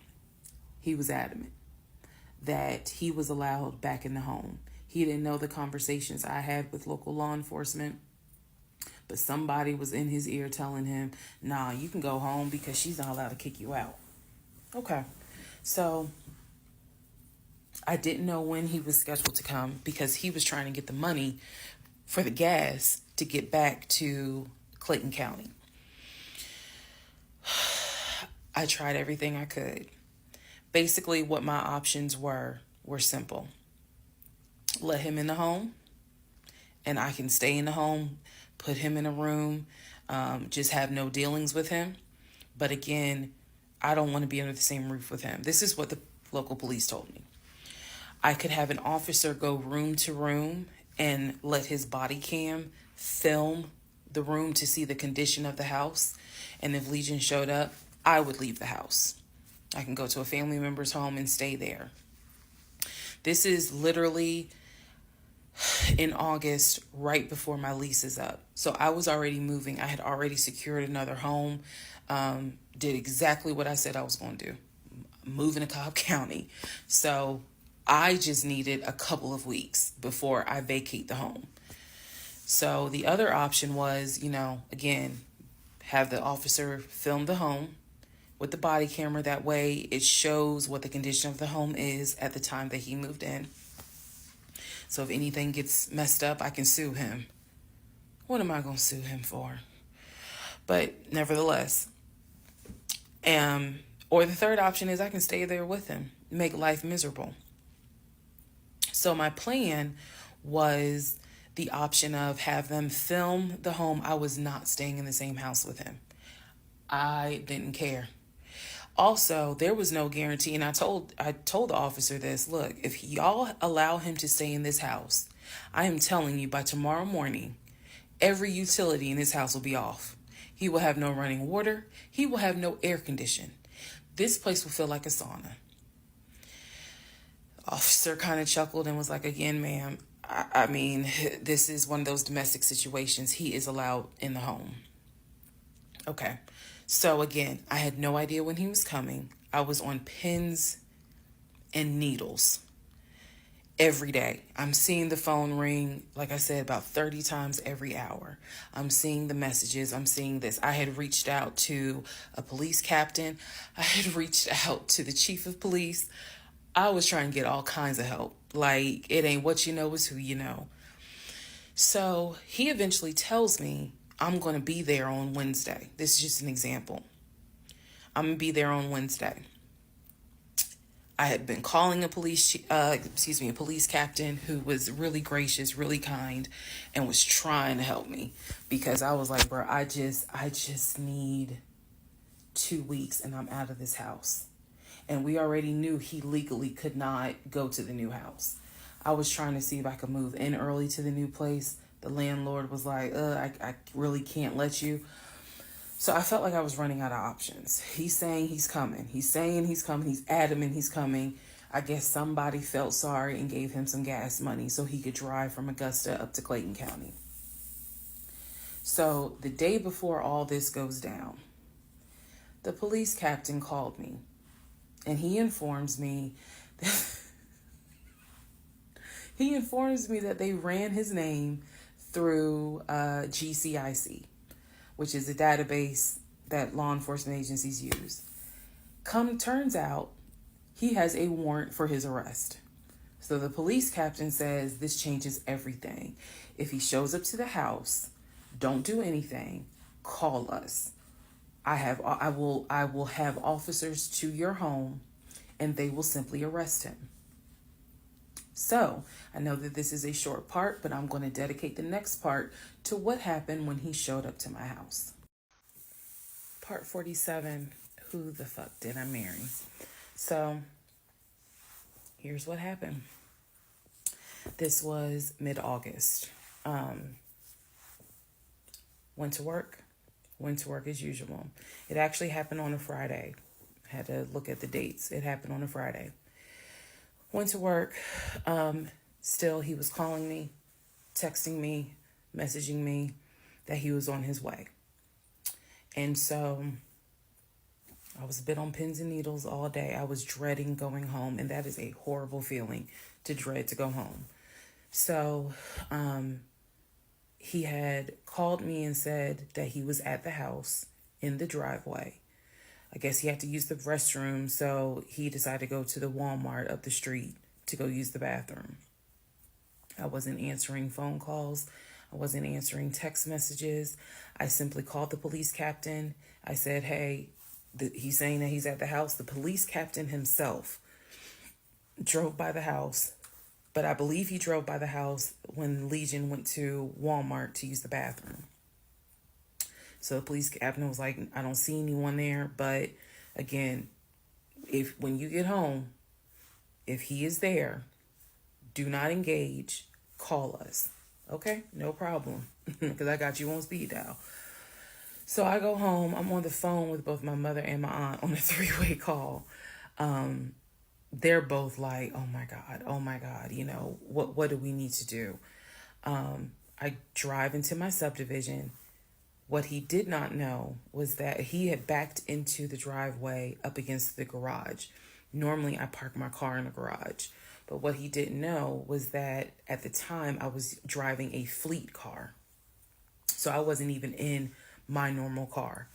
And I know that he was waiting to see my car, the Nissan Altima that he helped get, pull in to the subdivision and then pull in towards my townhome. That didn't happen.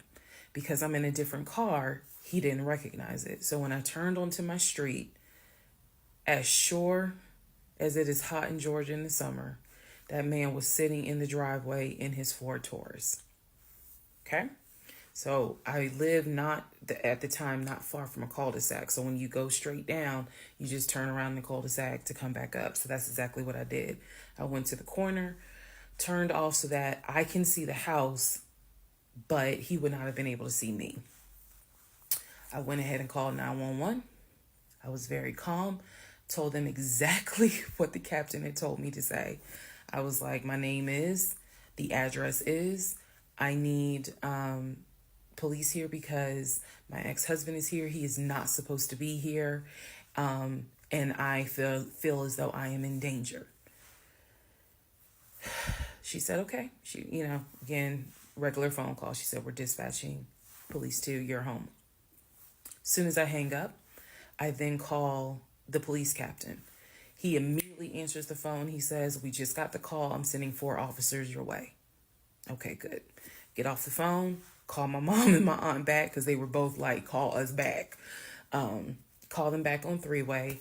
I continue to sit there until I see 4 officers, 4 cars pull in and stop just in front of my house. So then I ease up. He gets out the car, I guess, trying to see what's going on. I explain to the officer that walks to my window. I say, this is what's going on.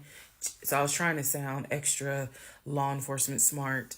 I was like, check him through GCIC. You're going to find that he has a warrant out for his arrest for violation of probation. And the officer kind of smirked because she was like, we know. We already checked GCIC. The captain called us. So I was like, okay. So anyway, they tell me to sit in the car. They go up to the window of the car and ask him to step out of the car. He does. When he stepped out the car, I was like, oh my God. I hadn't seen him since the end of June when I met him at the UPS store.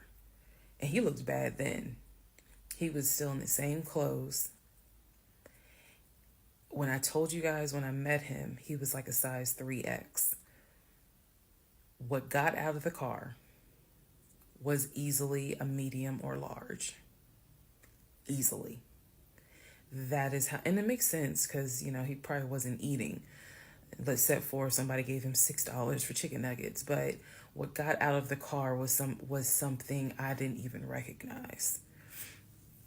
So he gets out of the car. They arrest him. There was no incident or anything like that. He was arrested peacefully. They put him in the back seat. My neighbors are all looking like, what is going on? And so the officer comes up to me and she said, he's asking to speak to you. Do you want to speak to him? I said, yeah. So she walks with me. Keep in mind, she's wearing a body cam. So she walks with me to the window. They put the window down. And I remember looking at him. I was like, I told you not to come. And he said, I just wanted to get my stuff. I just wanted to get the TV. I said, what TV? The TV that you gave me in the divorce? And he was like, yeah, that TV. And I said, it's mine. You gave it to me. I have the fucking text messages proving that you gave me the TV. And I'm trying not to scream because the neighbors are all watching. And he was like, I know. I just needed my stuff. I'm sorry. I'll never bother you again. I'm sorry. And so I look at the officer and I was like, you have me out here with 4 fucking police cars. You have embarrassed me to no end. You have made a fool of me. And you got the audacity to now be like, I'm sorry. I'm like, fuck, you're sorry. So the officer was kind of like, okay. I said, I never want to see you again. He was like, you won't. I'm sorry. I'm so sorry. So I walk off. The officer is like going through the stuff that was in his wallet. They took it out and put it on the roof of the car. So the stuff that was in his pants, like his wallet, his keys, they put it on the roof of the car when they had him get out the car.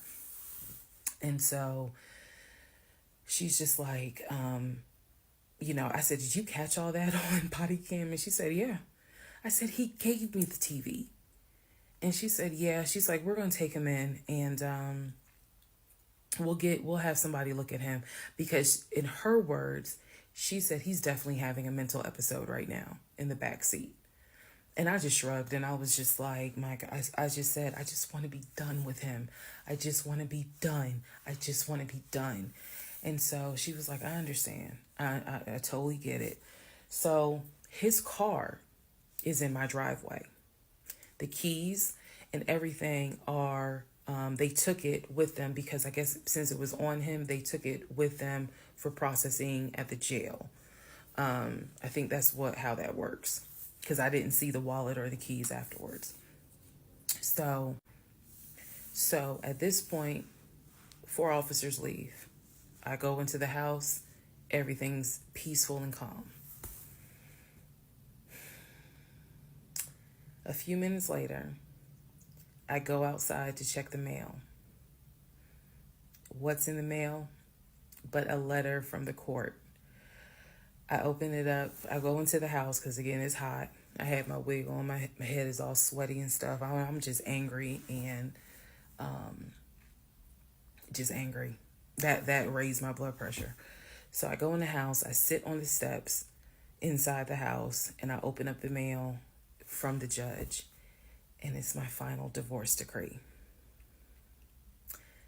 And I'm smiling right now, but y'all, when I got that divorce decree sitting on the stairs, I broke down into ugly Oprah tears.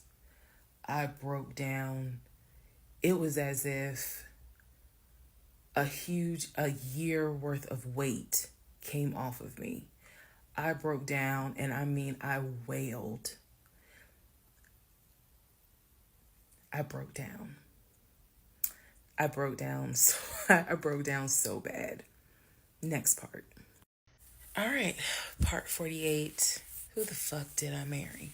So after I finished breaking down, wiped my tears, and his car is still in the driveway. I couldn't park in the driveway, so I called the car company. I had called the car company once before when he went missing for those 2 weeks to ask them if they maybe had a tracker on the car and could track it. And the nice gentleman informed me that the tracker had not been giving a signal off for about 5 months. So he wouldn't really give me details on the car, but obviously the car payment was not being made on that car. It had not been made on that car for quite some time. So he and I split in June, but apparently the car payment wasn't made long before June. Can't speak to that, but he still had the car. So, called the car company. I told them, I understand that y'all are looking for this Ford Taurus. And the lady said, yes, or you can make a payment. I said, no, y'all can come get it. Here's the address. When do y'all want to get it? And she said, well, I can have a driver come get it tomorrow morning. I said, no problem. That car will be ready for you to get it tomorrow morning.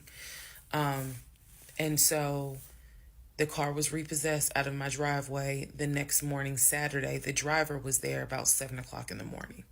He had the master key for the car, cranked it up, drove it, put it on the tow truck, and left. Here's what that now means. When Legion left my house in June, he left with 2 bags of clothes. Everything else was in my house. At the end of July, or towards the end of July, everything that he had left in my house had been donated to the domestic violence shelter, which means that the only thing that Legion had were the clothes that he had taken with him in the car. When he got arrested in my driveway, all of his clothes were still in the car. And when the car got repossessed Saturday morning, all of the clothes were in there. Which means that when he went to jail, whenever he got out, he only got out with keys to a car he no longer had, a wallet with probably no money in it, and the clothes that were on his back. Everything else was gone. Now we can fast forward to what happened around August 29th. So I was scheduled to move August 31st. Remember, I'm moving up to Cobb County. We had been checking the court documents. He had a court date scheduled for around August 29th or August 30th. I don't remember the exact date. The court time was supposed to be around 9 o'clock in the morning. My mom was watching the court filings online. And according to her, because I missed it, they showed him on the screen because this was still during Zoom. They showed him on the screen, and then he was ushered out out of the court into like a back area, and an attorney spoke on his behalf. Between the time that he had been arrested and the time of the court date, I had never in my life slept so good. Truthfully, never slept so good. I was officially divorced. I had no ties to him. There was nothing in the house of his there was nothing of his that was still in the house. I felt free. So, when the court date happened and my mom told me what she saw on the Zoom, I was confused. Is he getting out? Is he having to serve time? What's going on? I called the courts. I tried to speak to his attorney, and his attorney had a horrible attitude and was like, "Why are you calling me?" And I informed him, I said, "Look, I'm a bit afraid of this man. So can you please just tell me if he is being released, or is he going to be kept, or if he is going to be sentenced to a longer jail term?" He said no, he's not being kept in a longer jail term because the warrant had expired. So when the police arrested him, yes, it was a valid arrest, but the warrant had expired.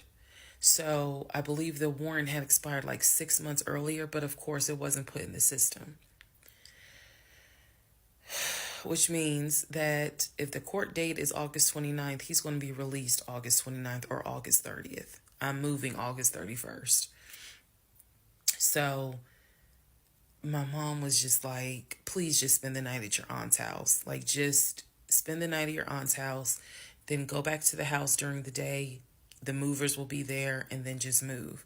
So that's exactly what I did, because there was concern that he would get out of jail angry and catch an Uber with no money and come back to the house, either for retaliation or because he's just in a fucking manic mode. And so that's where he went. I really didn't want to take any chances. It's just that simple. I did not want to take any chances. I knew that at that point, legally, the law's on my side. Y'all are divorced. You have no reason to be at this home. I knew that that's what the police would say. But I wasn't 100% sure, because truthfully speaking, I did not know this man. We can make all the jokes we want. I did not know this man. I thought I knew him, but you never really know a pathological liar. So, needless to say, he got released August 30th. I went to my aunt's house for the night. August 31st, I went back to the house. The movers were there. They packed me up, and we got out of there so quick. I think they packed me up in about 2 hours. I honestly told them, there is extra money in this if you guys can get me packed up, meaning loaded up onto the truck, because everything was packed. But I explained to them, this is a domestic situation. I need you guys to move quickly. When I moved out of that house on August 31st, anything that Legion touched, I got rid of. I sold the furniture. I sold dining room tables. I donated plates, glasses. When I tell you, I moved out and I started over. I completely purged my life. Completely started over. I mean, I was not willing to take a single item into my new home that reminded me of him. From the dishes in the kitchen to the towels in the linen closet. When I tell you Amazon and Ross were my best friends, I mean they were my best friends, because I could not fathom moving into a new home, a new space, with anything that reminded me of him. I sold the bed, got a new bed. If he had bought me clothes, I got rid of them. If he bought me shoes and purses, okay, I kind of kept the heels. But everything else I got rid of. So I completely purged my life. Completely. Started over from the bottom in terms of just the move. I could not take any piece of him with me. Could not. Part 49, who the fuck did I marry? So after the whole, I moved and I started over, basically, completely started over. So there was a period of time where different people had reached out to me, people who knew him. Apparently, he was still trying to find a couch to sleep on. And so one guy in particular had reached out to me because I guess Legion had asked him if he could come and stay with him and his family, because he was homeless and had nowhere to go. And so he had lied and told the guy, because again, he's a liar. So he had lied and told the guy that, I had kicked him out. We're divorced. I had taken all his money. And so that's why he's homeless. So the gentleman simply was reaching out to me on Facebook to confirm what is actually true. And he and I talked, because he ended up calling me. He and I talked for a while. Very respectful, really nice guy, very compassionate. And so I told him, I was like, I said, we're divorced. So I have nothing to do with him. I said, I wouldn't bring him in my house with my family if I were you. But that's just me.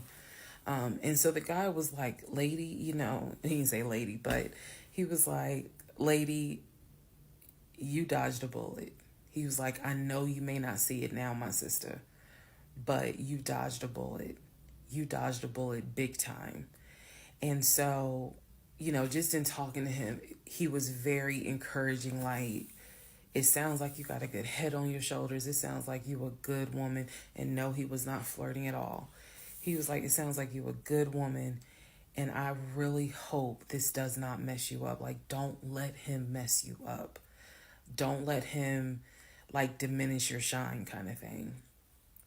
And I appreciate that. I did. Because at that time, again, had moved into my new place.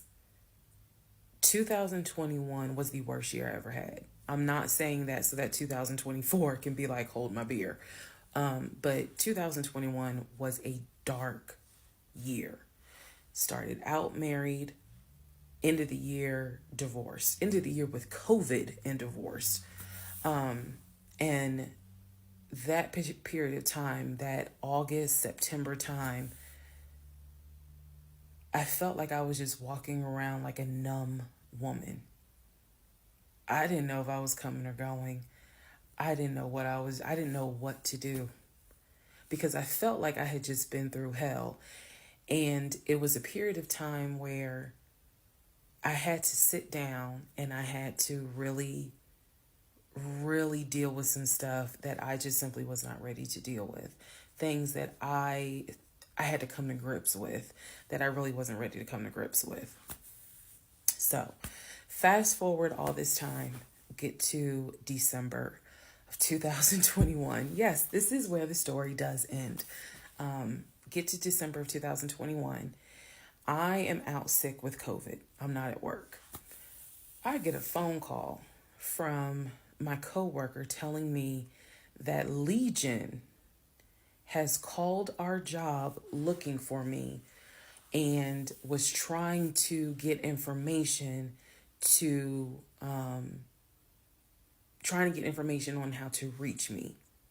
Yes, I had already changed my number. Again, I had already moved, but he knew where I worked. So apparently he had called trying to find me, and the person that answered the phone was like, we're not going to give you that information. So he said, well, can you ask her to give me a call? I'm just trying to get a hold of her so I can get my stuff. The stuff he's talking about are those tote bags from July. So he was calling. And it was a problem. He was trying to reach out to me on Facebook. He was trying to reach out to family members on Facebook, trying to get me to call him so that he could make arrangements to come get his stuff. The devil is a lie. So my friend Tracy, who came to my rescue again, my friend Tracy was like, okay, here's what you're going to do. She said, you're going to send him a message and you are going to say these exact words. I sent him a text message. She told me, you're going to send a text message because it's going to be time stamped. And basically the text message says, I do not have your stuff. I did not have your stuff. I have nothing that belongs to you. If you continue you are disrupting the work of my job by calling and asking for me. We have no contact with each other. I will send you a copy of the divorce decree that shows whatever is in your possession you own and whatever is in my possession I own. If you contact me directly or indirectly ever again, I will get a restraining order on you. Now, for those of you who are watching this in 2024, and you're probably like, wow, she's dramatic. Please understand that what I just said, I meant. I mean that.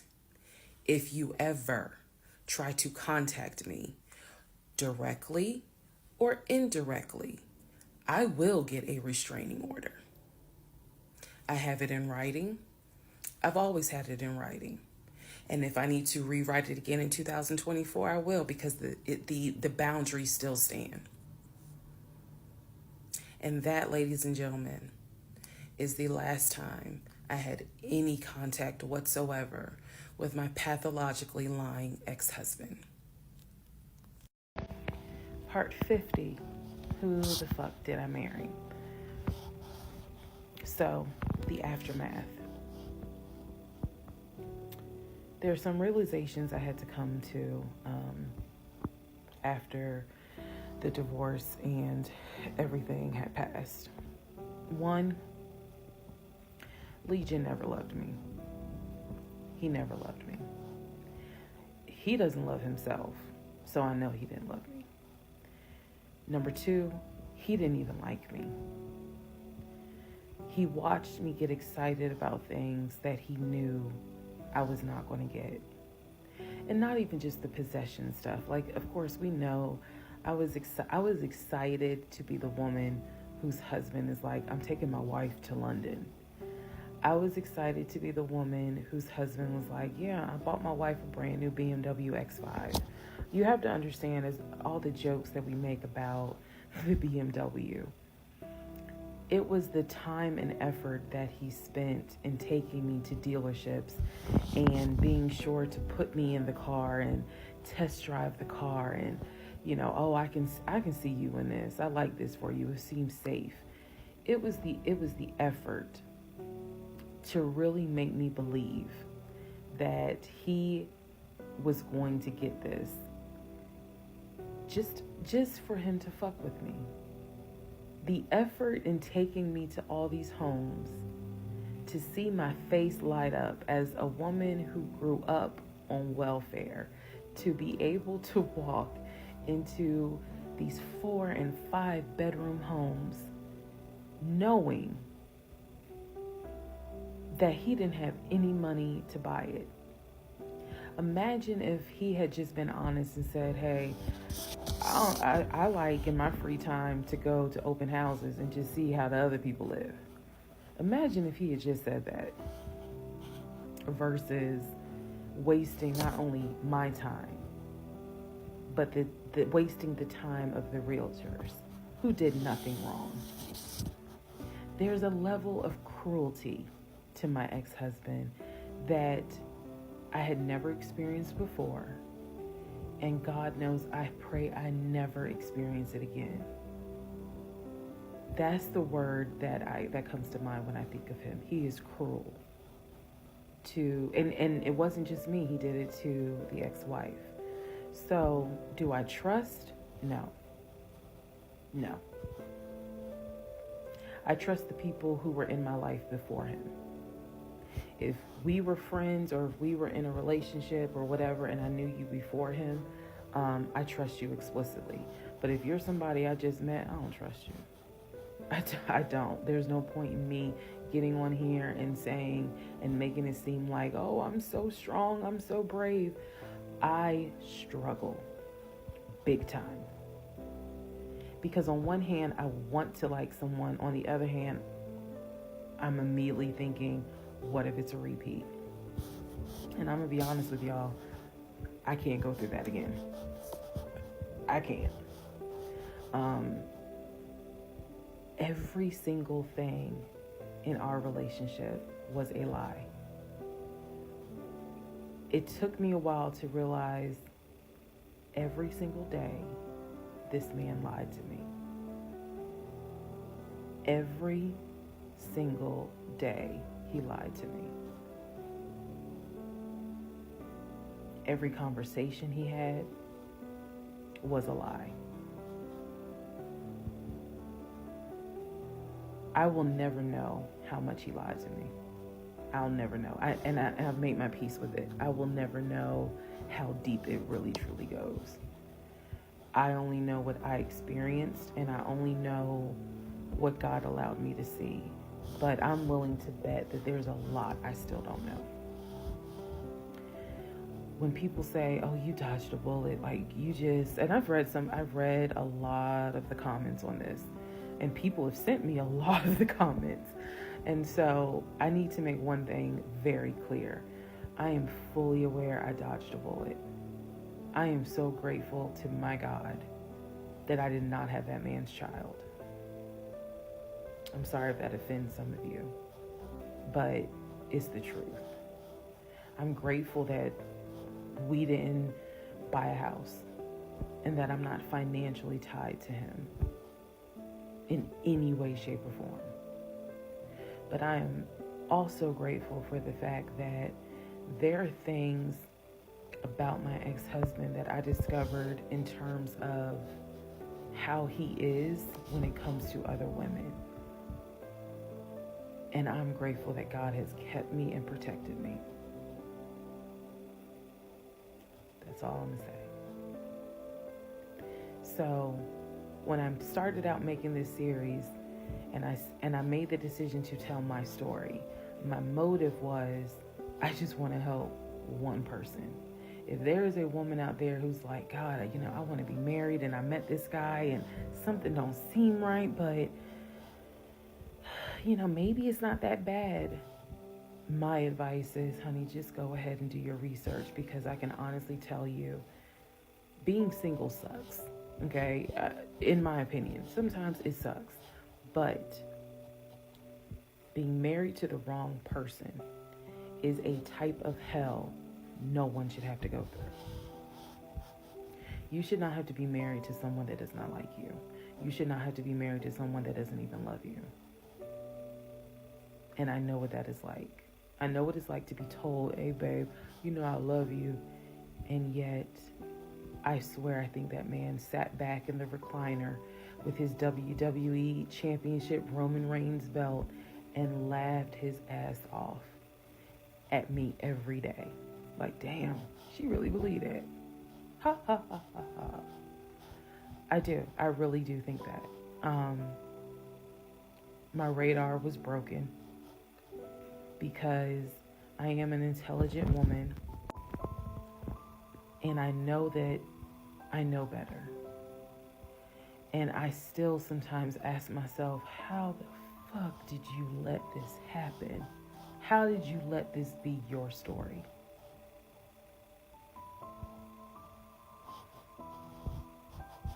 All because at the time I wanted it to be my turn. And I hoped it was my turn.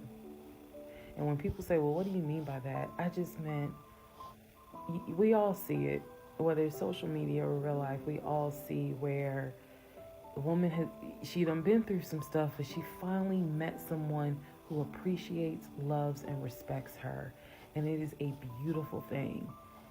I had hoped that when I met him, it was my turn for that. And instead of being obedient, I wanted to be right, and I wanted to do what I wanted to do. And the cost of that decision was heavy. The toll of reliving this whole scenario was heavy. It was. I'm almost surprised at how hard it was to actually finish this playlist. Not because I couldn't remember stuff. I probably remember way more details than what I actually put out. But it's just the fact that it's like I'm reminding myself, how did you let this happen? So, therapy is real. Therapy helps. Stella Rosa Black helps too. And yes, I will one day get to London. I will get my dark blue BMW X5 with a cognac interior. I believe I will get those things. Just got to get them a different route. So, thank you all for being on the playlist of Who the Fuck Did I Marry? I promise I will go live, and I will let you all know when I go live so that we can have a wine night full of question and answers.